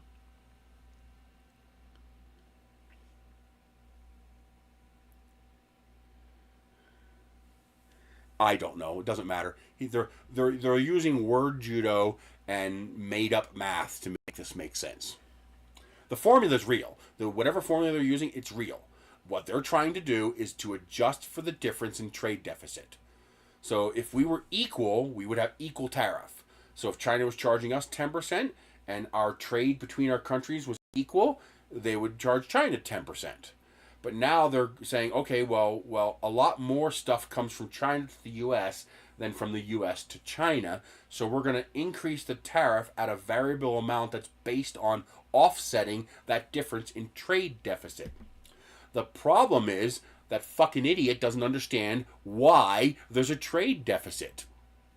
The reason there's a trade deficit is not because China is selling us Chinese stuff. It's because American corporations moved their manufacturing base to China to make more profit. Americans did this. Your Walmart CEO did this. Jeff Bezos did this. Whoever the CEO is of Harbor Freight did this. Whoever the CEO of JCPenney did this. Whoever the CEO is of any of these companies that are importing Chinese goods, they did this, not China. China didn't say, hey, we're going to make you a whole bunch of this stuff. Stop manufacturing your own stuff. No, we said, hey, China, let us manufacture stuff over in your country because you have less regulation, less legislation, less taxes, and less restrictions on what we can do. I mean, think about it. You can make this jar in China for so little money that even after shipping it 8,000 miles around the world and then 3,000 miles on trucks and trains all over the country, you can sell it for $1 and still make a profit.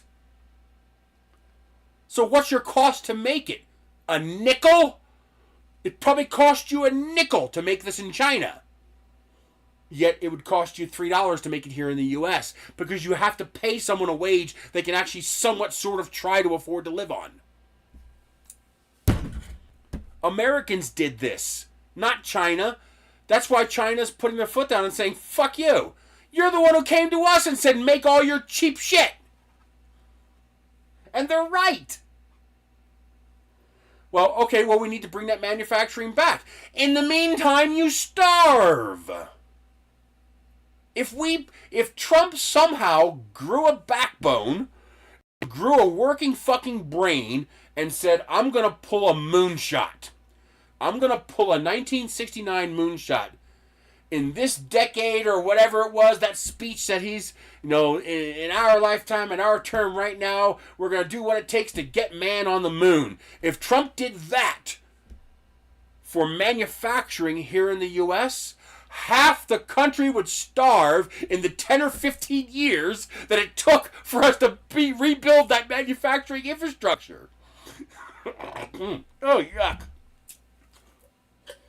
Oh, I hate snot. I hate snot. Big Luger came up in my mouth. So at the minimum, you'd have to eliminate the tariffs, reinstitute manufacturing here in the U.S., and then implement the tariffs. But at that point, you wouldn't need the tariffs anymore. What you need to do is increase minimum wage. The only way you're going to fix this, and he's never going to do this, they're never going to do this. The only way you're going to fix this is with UBI. You're going to have to institute universal basic income in a manner that does not turn it into slavery, because you could very easily turn UBI from a saving grace into enslavement. It can go both ways. It's agnostic. It doesn't care. Okay, you can use it to enforce slavery, or you can use it to enforce freedom. But right now, the only way we're going to fix this is to institute some form of UBI. How do you pay for the UBI? You tax the companies. Okay, you saved $1.2 million in labor last year by automating. You now have a $1.2 million tax.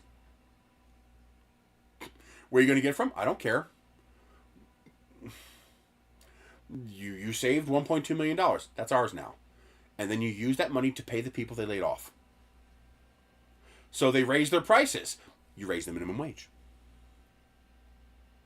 If they raise their prices 20% across the board, you raise minimum wage 20% across the board. What are you doing? Well, you raised your prices. Our citizens now need more money to buy the same products. So you're paying it one way or another. You can either work with us to bring down the cost of living, or we will just keep taxing you every time you raise prices. That's what has to happen. Do you think anybody in politics is going to do that today? Not a chance in hell. We're going to have another depression. Is it going to be because of Trump? Maybe not. I don't think it's going to happen in the next 4 years. But in the next 30 years? Oh, yeah. It's going to get bad. Unless some big changes occur, it's going to get bad. Because we're reaching what I'm calling a financial cliff. Okay? The wealth distribution in the country is so lopsided that the system must fail. It cannot exist and be stable. It has to fail. And the only way you can support infinite growth of economy is if you have infinite growth of society. And well, why do you think Musk wants to go to Mars? Why do you think he wants to build a self-sustaining civilization on Mars? Because he knows this one's dying. Hey, you can like him, you can hate him, you can belittle him all you want, but don't you dare call him stupid. He's a certifiable genius. He's probably smarter than most of us. He's just not very nice. He doesn't care about you. That doesn't mean he's dumb. That just means he doesn't care about you. But he is intelligent. And he's definitely intelligent enough to look at this graph of wealth distribution and say, that's not sustainable. That has to fail because it's an exponential curve. That means as the wealth distribution changes, at first it starts off like this. But then that curve starts doing this. Guess where we are? We're about here. We're about to hit Kit, turbo boost. Okay, you need the turbo boost now. Okay, it's too high, Michael. It's infinite. That's what's going to happen. The only way this is sustainable is something like The Expanse, where we figure out a cheap way to move mass millions of people into space, and we can survive in space.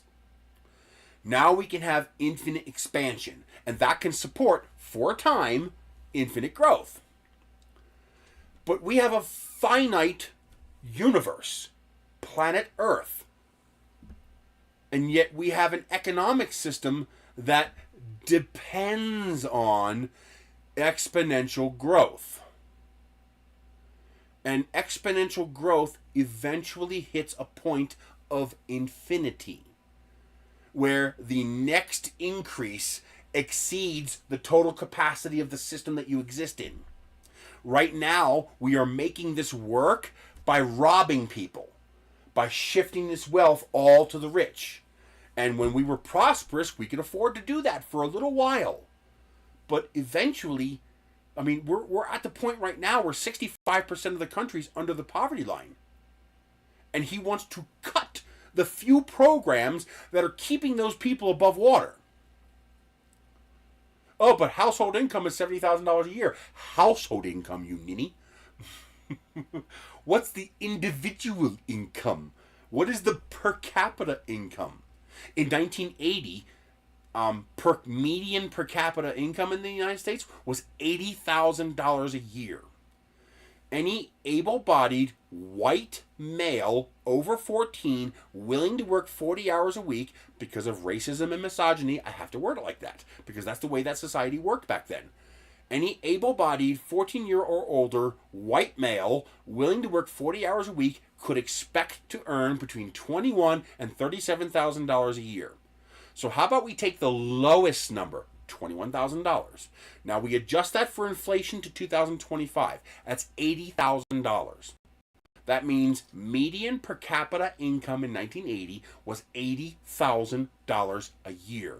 Today, median per capita income is $38,000 a year. We have reduced minimum wage by more than half, and we have reduced median per capita income by more than half in your lifetime. You can't keep doing that and have a sustainable system. You're already starting to see that system crumble. You're seeing it now. It's unsustainable. It cannot work long term. It will fail. A person living during the Great Depression had an easier time buying a house than a person today. Look at the typical income of a person in the Great Depression and compare that as a percentage of the cost of buying a house. Now look at the typical income of a person today and compare that with the cost of buying a house. It was easier to buy a house during the Great Depression than it is today. It's unsustainable. It's going to fail. Conservatives seem to want it to fail, and liberals have their heads too far up their ass with their petty projects to be able to do anything about it failing. And there's no more fucking rational centrists anymore. I mean, everybody's Republican now. What used to be a Republican is now an extremist conservative, and what used to be a liberal is now a lightweight Republican. Even Bernie Sanders isn't a liberal.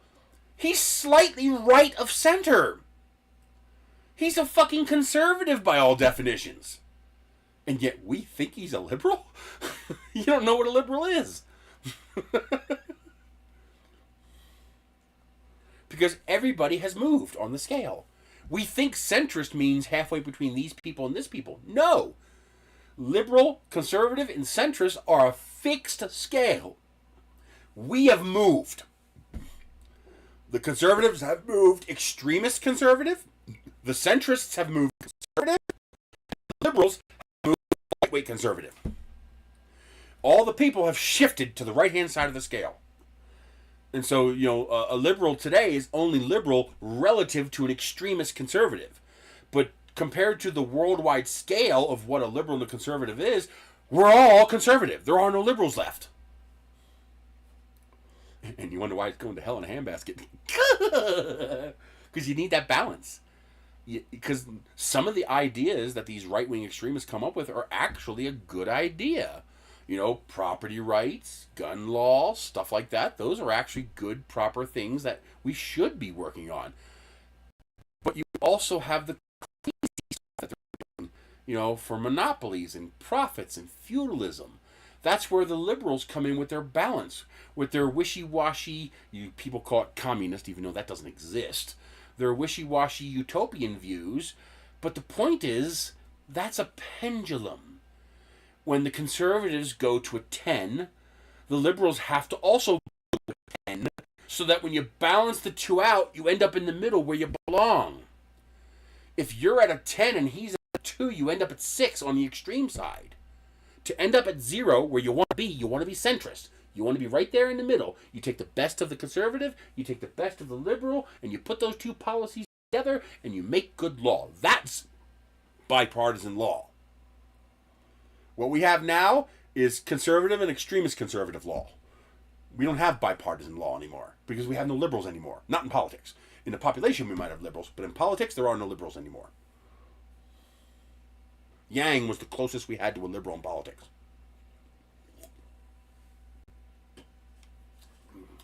You should be outraged about the fact that nobody's doing anything about it. Nobody seems to care. Do they just expect that they're going to live in their bunkers when this system goes to hell in a handbasket? Do they not care because it's going to happen after they die? Most of these people are 65 to 85 years old. Maybe they just don't care because they're going to be dead when it happens. That's why I keep telling you, one of the best solutions we can come up with for mankind is to extend human lifespan to 400 years. If we can extend human lifespan to 400 years, you'd be amazing. You'd be amazed at how many problems that would fix. Yeah, Facebook. Or Twitter. Either one. Have fun.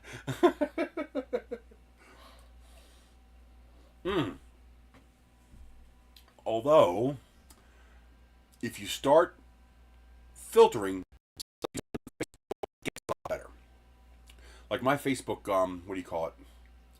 It's not a For You page. What's the Facebook thing called?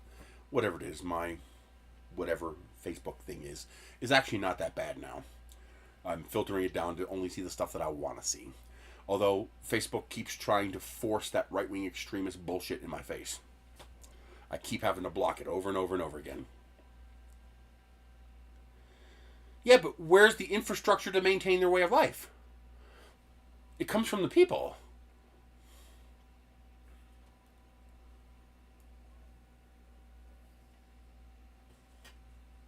It's not sustainable. It's not. The system has to fail because it was designed to fail. Well, no, not designed to fail. It's intrinsic in its nature to fail, and a lot of people don't realize it. And part of the problem is we are not used to thinking long term. Human beings are very poor at thinking about next week, next month, next year, next decade.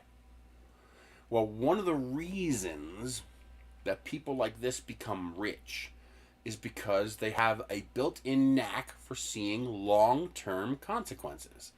They have a built-in knack for saying, yeah, Chevy screwed up. Or GM screwed up with that EV1, so I'm going to put these fucking 18650 cells in a car and make electric cars. And then Musk had the intelligence to realize that the guys who did that were right, and I should buy that company.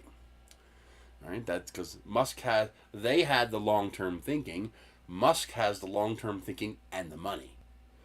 That's the problem. You need both. Okay, he didn't invent the Tesla. So the two guys did that, unrelated to Musk. He just bought the company. He bought Tesla. And I think the only thing Musk invented with Paul from Microsoft, I think it was PayPal, which used to be X.com. That's where he gets X from. Musk has a thing for X. He used to have a financial company. PayPal used to be called X.com. I actually still have somewhere. Well, it's probably in Pennsylvania. It's probably in a landfill somewhere. But I used to still have my little X.com debit card to withdraw my PayPal money from an ATM. And eventually it got changed and called PayPal. But it used to be called X.com. That's why he's so obsessed with X. He has something to do with X. But that was just a ripoff, just charging people fees. Passive income for nothing. And matter of fact, PayPal was worse because they acted like a bank, but you had none of the protections that you have with a bank. And so you used it like a bank account, but you weren't protected like you are with a bank account. And well, it's works great, it's fine, until you run afoul of a situation where you would normally be protected by a bank, and PayPal says, "Fuck you, we're holding your money for 6 months." Have fun. But it's completely unsustainable. Exponential curves cannot be maintained because exponential curves, by their nature, approach infinity. Well, we do not have an infinite system with which to expand in. We have a single planet. Even moving out to Mars doesn't fix this. It just delays it. It just delays the inevitable. Because eventually you're going to run into another wall. Without FTL travel, you can't leave this solar system. And there's only maybe 4 bodies that we can effectively use in this solar system. Okay? And the only large one, the only truly friendly one is Mars. And anybody born and raised on Mars can probably never come back to Earth.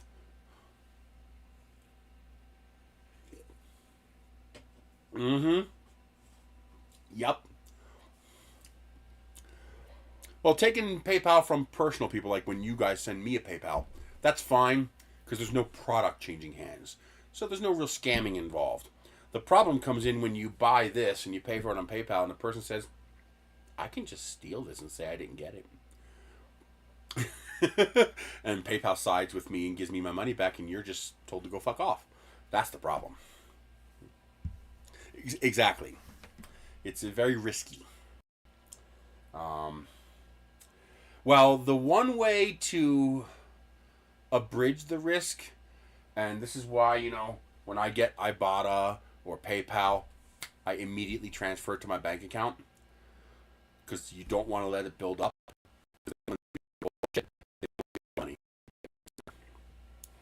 And so I never let a balance sit on any of those accounts because the way they are legally,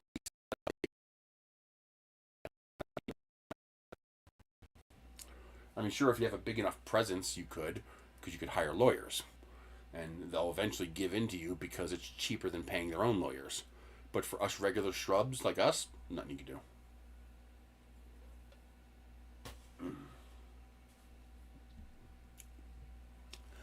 But what are you gonna do?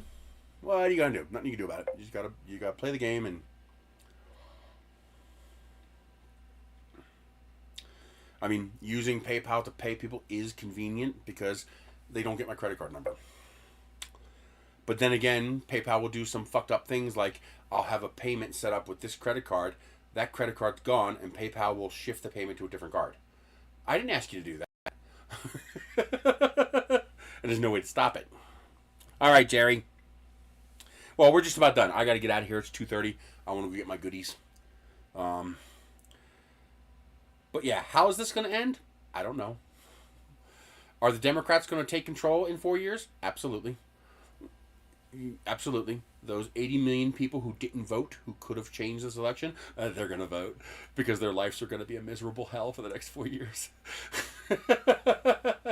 And we're going to do what we always do. We're going to flip back to the Democrats, and the Democrats will roll back all of the bullshit that Trump is doing. The problem is, will the countries that he did it to care? They might just say, well, fuck you. You're too volatile. We don't want to deal with you anymore. And China can do that. They have the rest of the world they can deal with now. They don't need us as much as we need them. And his advisors are telling him this, and he doesn't care because he thinks he's an emperor. It's gonna get bad. It's gonna get bad. So, what are you gonna do? And states can't fix this. Look what New York and California are trying to do with the $20 minimum wage. What are the companies doing? They're closing their businesses because they're throwing a temper tantrum. They're going to say, well, we'll just make you suffer with your taxes and take the jobs away altogether until you capitulate and do what we want. The only way this is going to work is at a national level. We need to raise the minimum wage at a national level. So now their only choice is leave the country or pay the amount you're supposed to pay. And the problem is the minimum wage needs to be reactive, automatically, without requiring approval from Congress. There should be an automatic. People were chiming on lower Congress's pay to a reasonable amount, and the only pay raise they'll be able to have is the 3% inflation adjustment per year. Where the fuck is the 3% inflation adjustment for minimum wage? You didn't think about that, did you, you morons who voted for him?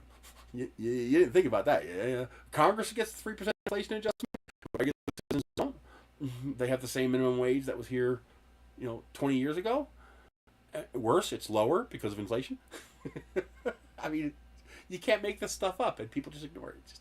Their heads are so far up their asses with their religion or their politics that they can't see that they're literally putting a noose around their own neck, and they're slowly tightening it. And as they suffer and die and strangulate with that noose that the Republicans are putting around their neck, they're saying, I'm dying here! Goddamn Democrats, it's all their fault! You can't make this up. You can't.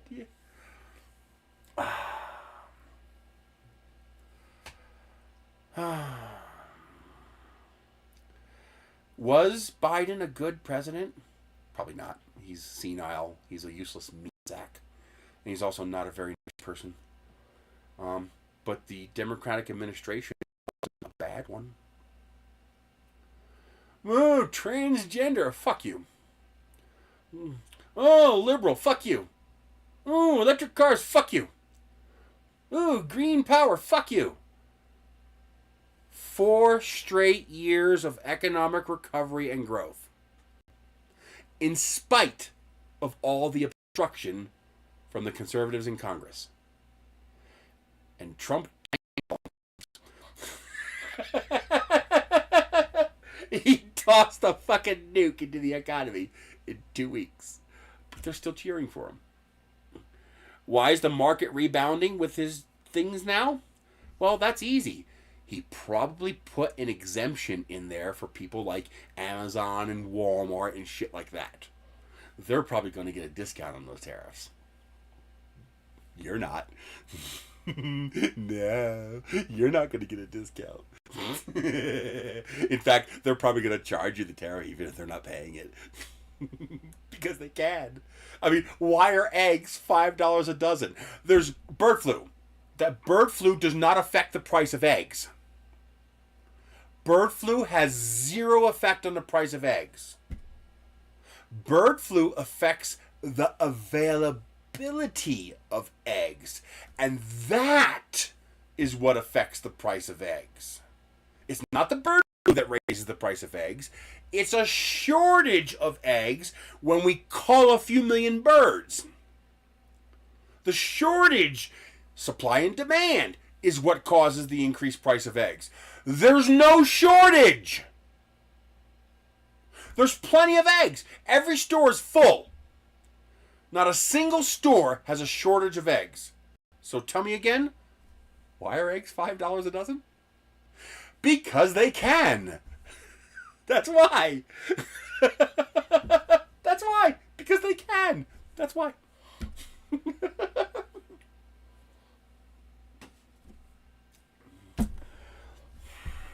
What are you going to do?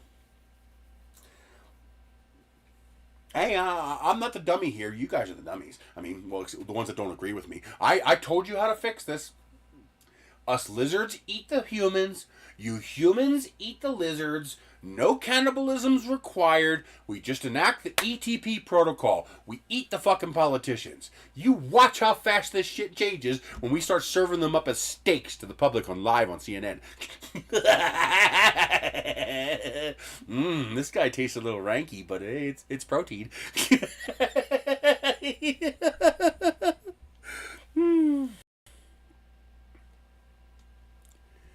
But we don't have it. What is that? Sergeant? SDGTR4? It doesn't matter what we need. I don't care. We don't have it. And no one's willing to do it. Because no one's willing to pay Americans.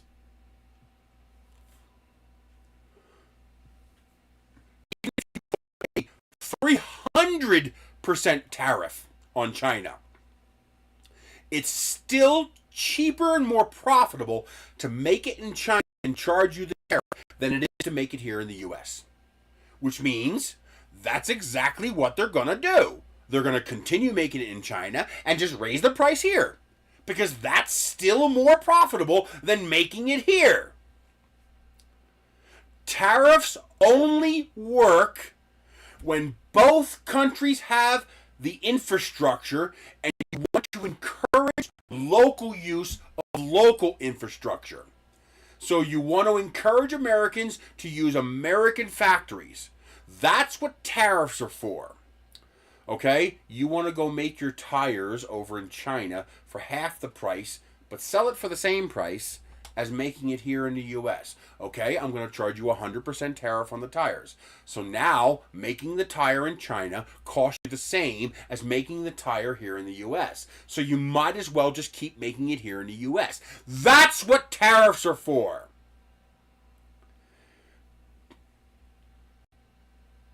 Oh, I know. No, there is no not playing fair. They don't have to raise wages at all. Chinese citizens are already paid better than we are. They're already paid better than we are. Again, you don't know how to look at numbers. You can't say, well, I got 100 pesos, so I'm rich. No, you have $6. That's the same as 100 pesos. You don't look at what they're paying Chinese citizens in US dollars. That's not what they're being paid.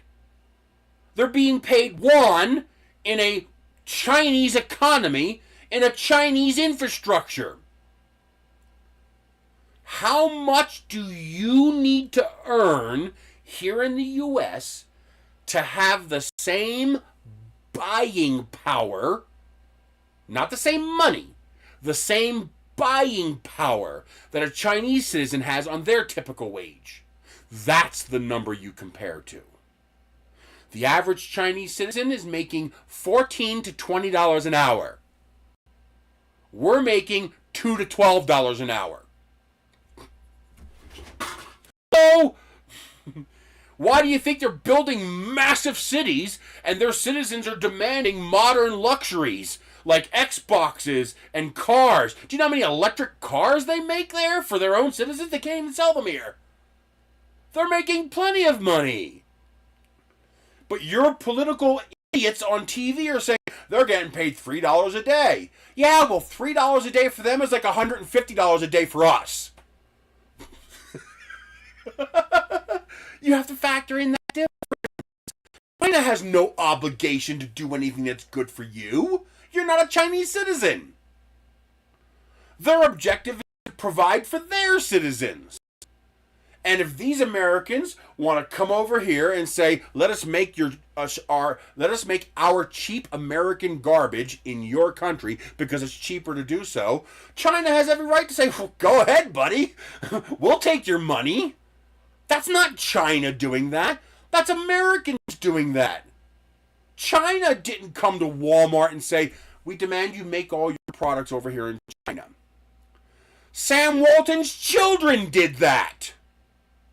Sam Walton's children had a program in place to go to vendors and say, we want to sell your product in Walmart, but we need you to make it over in China so we can sell it for cheaper. Americans did that. Not a single Chinese citizen did that. Not a single Chinese government official did that. We went to China and said, we want to build our cheap shit here. China doesn't make it for us, we make it. We build the factory, we employ the factory, we set the conditions, we set the wages, we tell them the quality we want, and they make it. Because they're told to, by us. China doesn't make junk. China makes whatever you ask them to make, whatever you pay them to make. You pay them to make high-quality Apple iPhones, they make high-quality Apple iPhones. You pay them to make cheap little nippers for 80 cents, they make cheap little nippers for 80 cents.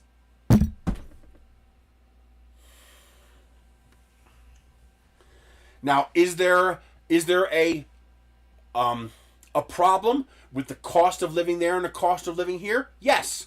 How many printer manufacturers are left in the U.S.? None. I mean, what was the one in New York that made the real big printers? I always wanted one of their printers so bad. Oh man, if I could ever get access to one of their printers, I want one just because I love the company. But they're gone.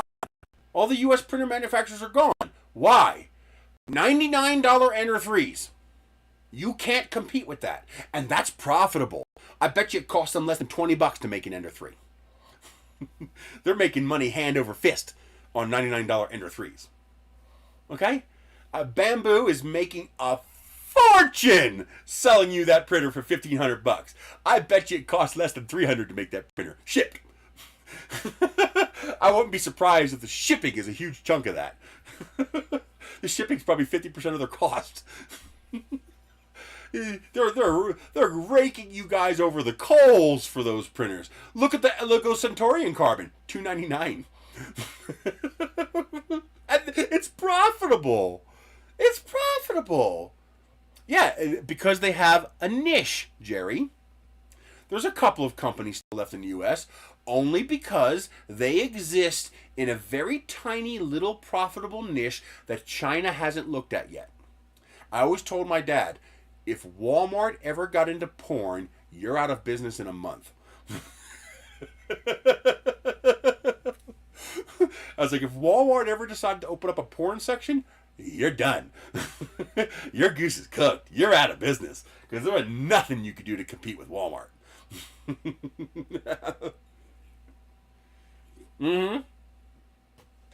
Well, China hasn't figured out how to make that yet.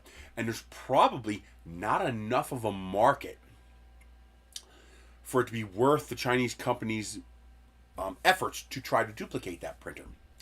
Once they saw what Bamboo was doing, which is a Chinese company, by the way, okay? That's not a U.S. company. These other companies said, well, we want in on this game. And now you see what those printers are actually worth. You see what a Bamboo printer is actually worth. $300. Because Elegoo is selling a basically carbon copy of the X1 Carbon. Carbon copy. At a profit.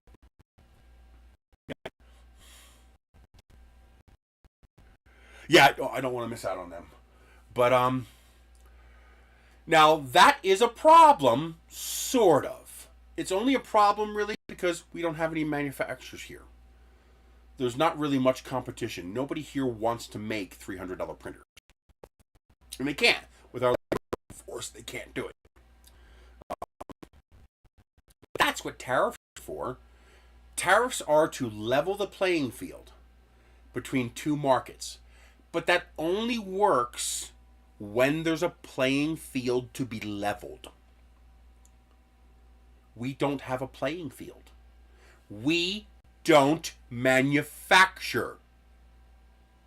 So the tariffs serve no function except to punish your citizens and enrich your elite class. That's all it does.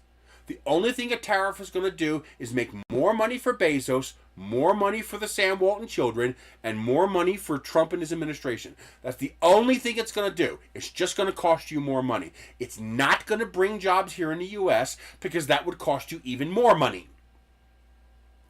Even with the tariff at 104%, it's still cheaper for me to buy this stuff on Temu than it is to buy this stuff at Walmart.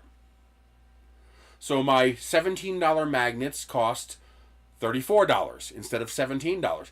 That's still a fraction of the price of buying it from a U.S. maker, if there is any. You're not fixing anything. You're just punishing people while pretending you're trying to fix something. You're just making rich people richer. That's literally all he's doing. These tariffs are just going to make rich people richer. It'll have absolutely zero impact on jobs being created here or manufacturing being created here because it still costs more to do it here. And we have no real unemployment. Unemployment is largely non-existent here. It's a joke. It's a laughing. It's a riot. Yeah. I mean, it's minimum wage is $27 an hour. Yet our federal minimum wage is $7.25. Minimum wage is 1/4 of what it should be. $27 is too much. No, it's not. You got paid more than that 50 years ago. You're just not adjusting for inflation. This guy said, well, I only got paid this when I got my first job as a machinist. You were being paid $36 an hour. Oh, no, I wasn't. I was being paid inflation. That's $36 an hour. $36.54, actually. Like, do you know how many people would kill to be paid $36.54 today? Median per capita income is $38,000. That's because the country's doing what they're supposed to do. They're taking care of their citizens. Oh, the polymaker verification finally came in. Finally. I don't know why my email takes so long to come in. It drives me crazy. But,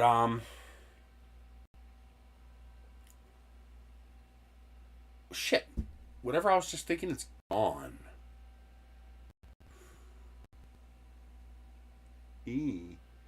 Oh, yeah. 38,000.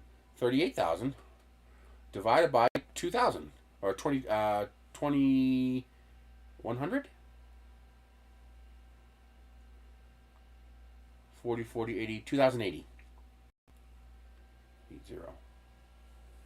That means median per capita hourly wage is $18.27.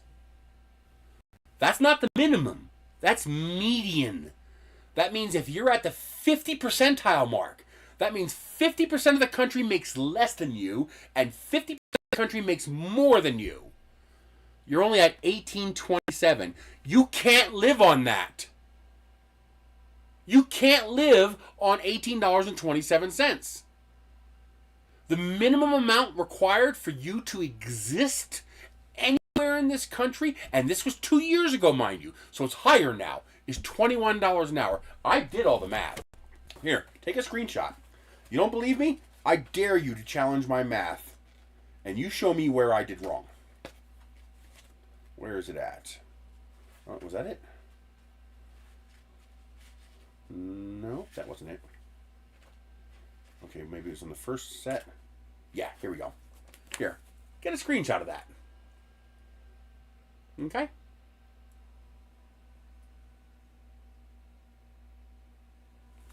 So this is The minimum amount required for a person to survive anywhere in the continental U.S., I don't care where it is, California or the middle of fucking Montana, in the middle of fucking Louisiana, I don't care, anywhere. The cheapest you can live. Find the cheapest place in the entire country, and this is how much you need to make to live there. Right? Rent, $1,098 a month. It's like $1,400 now. Okay? Healthcare, $456. Oh God, that's a joke. That has to be assisted healthcare. That has to be like the ACA. Okay? But Google says the average healthcare is $456, so I have to use that number. Right? Food, $300 a month. You're gonna eat like shit, but you'll survive. You'll live. Okay? Phone, because you have to have a data connection. $25 a month. You can actually do that for about $15 now. But you're not gonna have much data. You're only gonna have 5 gigs, so better hope you can steal somebody's Wi-Fi. Utilities, about $200. And keep in mind, this is living below the 38th parallel. You're living in southern states only. If you're living in the north, you can't survive on this because you can't afford winter. Car insurance, $150. Maintenance, $42 to maintain the car. Fuel, $146. These are all monthly. And that is assuming you drive the national average of 14,263 miles and you get the national average of 24.5 miles per gallon. Basics. This is things like the clothing on your back, toilet paper, tissues, laundry detergent, soap, $50. Okay? This is no savings, nothing. This also does not include putting aside money for a major repair or major health issue. We're going to assume your car lasts forever with basic maintenance, and we're going to assume your phone lasts forever with basic maintenance, and we're going to assume that your health stays perfect for your entire life. That total is $29,760. But you can't use that number because you have to pay taxes. So how much do you have to earn to end up with $29,760? You have to earn $37,200, which is about the median income in the country. $37,864 is the median.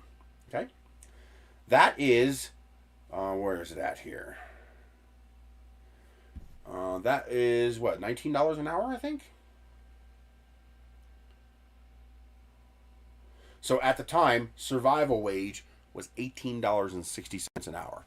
And that was 2 years ago. Today, it's closer to 22. 2 years ago, 1860 was minimum survival wage. And that was only if you did what I did. You moved to some place that was super cheap.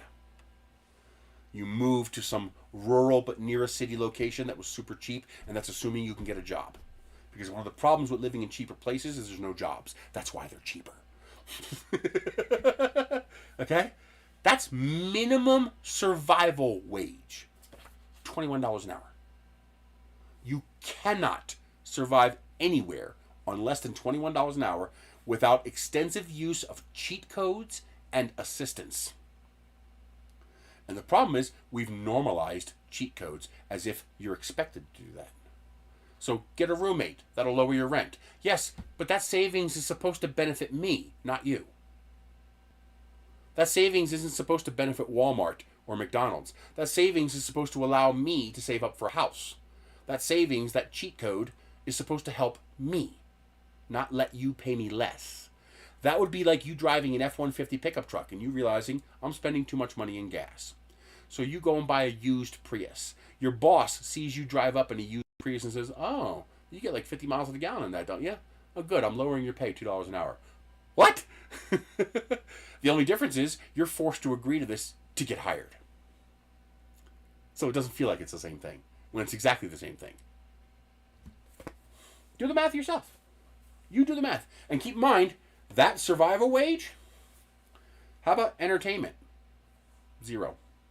How about luxuries besides a house over your head? 0. How about eating out? Nope. You can't go to a restaurant. McDonald's? Nope. How about ordering pizza or Chinese takeout? Nope. You can't afford it. DMV, $13. We're, again, assuming you live in a cheap state. TV? Nope. You can't have cable or satellite.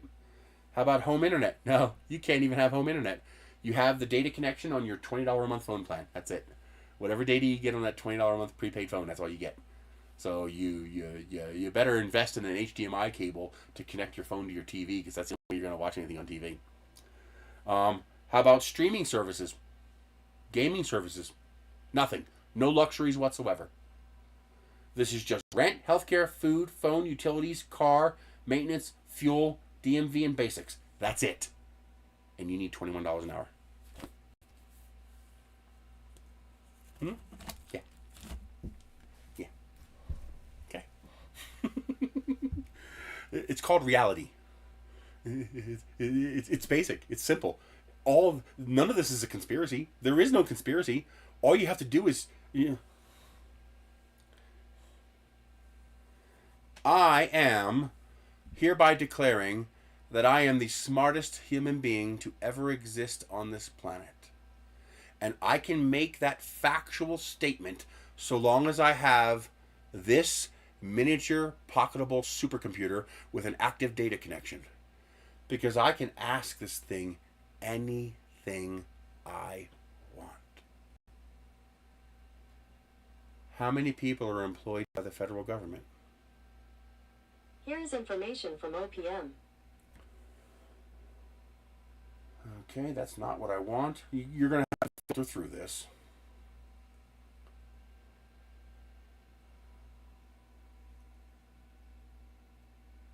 You have 2.4 million federal workers, not including the Postal Service, because the Postal Service is self-funded. The Postal Service takes zero taxpayer dollars.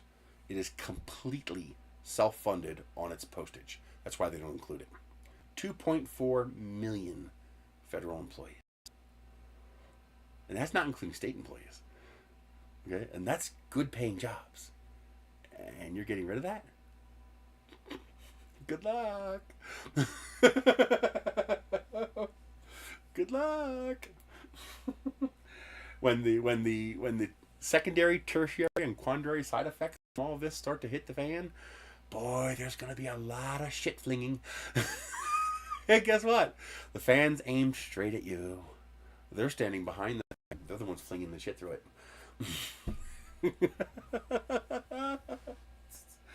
Well, yeah, the EU is trying to become more like the US because the EU sees, well, the elite in the EU see how much money the US elite is making. Like, we want that too. That's why they're trying to dismantle their socialized healthcare systems, because they realize how much more money they can make fucking their people over for healthcare.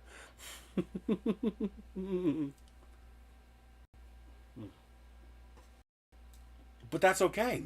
You guys actually get something for it, though.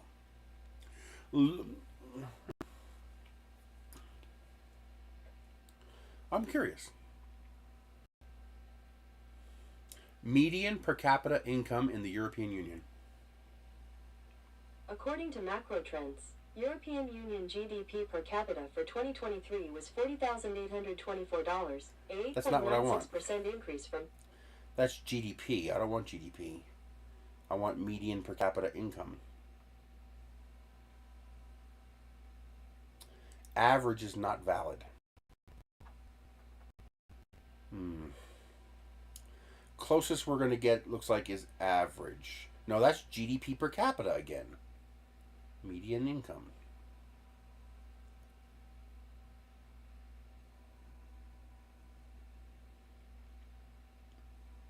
What's PPS? What unit of currency is PPS?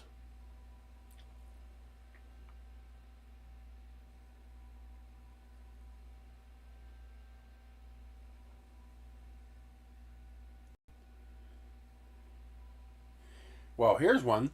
Okay, this is an average. Well, you guys don't have as many filthy elite wealthy people as we do. So average is probably closer to median than it is here in the US. The wealth distribution in the US is so lopsided that average and median are very different numbers. The average is 76,000, the median is 38,000. It's almost a 2-to-1 difference.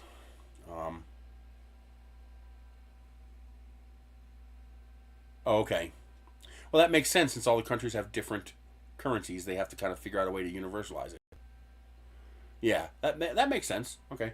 Well, it says here that the EU median annual disposable income per inhabitant stood at 20,000 PPS.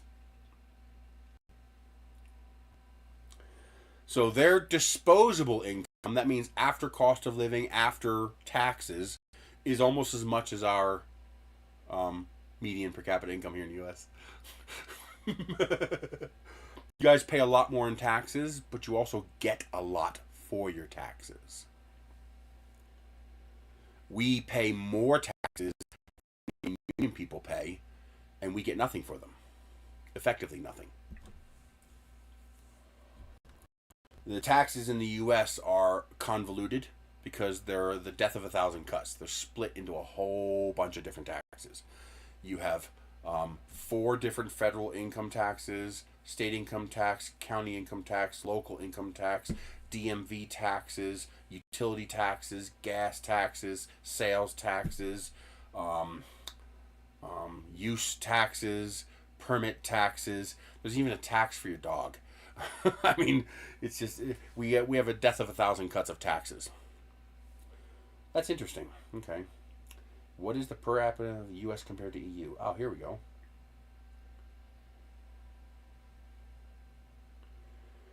So again, this is GDP per capita measured by purchasing power parity.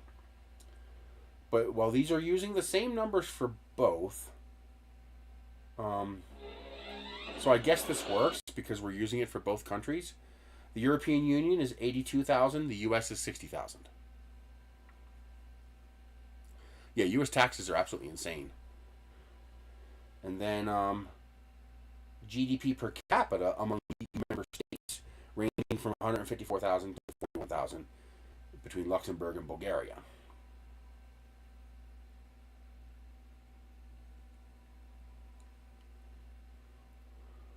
The U.S. makes a higher GDP, but makes a lower wage because our income distribution is lopsided, massively lopsided. The 5 wealthiest human beings in the United States have more wealth than the bottom 50% of the entire population of the U.S. So 5 richest people have more wealth than 160 million people.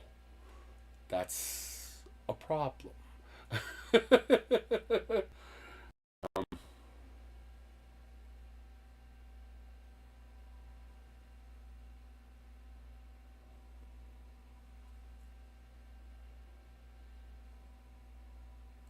So the EU makes on average more money per hour, pays less in taxes, and works fewer hours than the U.S. does. I mean, you guys get healthcare from that, you get public transportation and public works from that, you get public education from that, you get welfare benefits from that, you get educational benefits from that, you get childbearing benefits from that. We get none of that. None.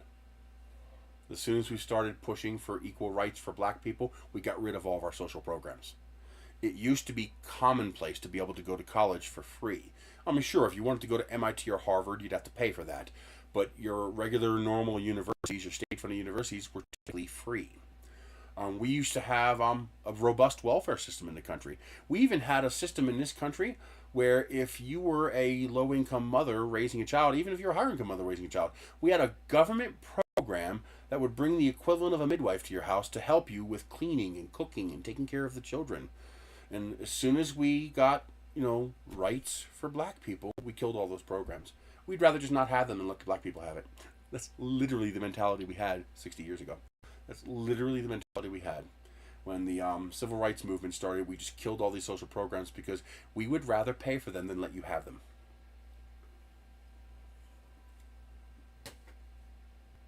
And that's a large part of the mentality in the U.S. If I can't have it, neither can you. If I have to pay for it, so do you. That's part of the problem. Yep. Well, yeah, because they're trying to become more like the U.S. Super profitable.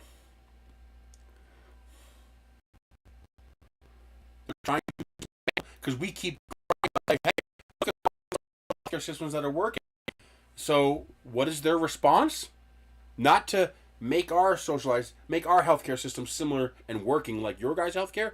No, our response is to destroy your healthcare system so we can't use it as an example anymore. It's insane. It's sick.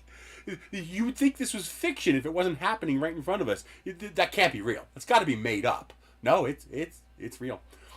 It's insane. Absolutely batshit insane. Yep. All right, I got a scat. That's enough politics. I'm done with politics for the rest of the day. That just hurts my brain. There's nothing we can do about it. Just hope we die before this shit hits the fan. Because I don't want to live through that. No. Alrighty.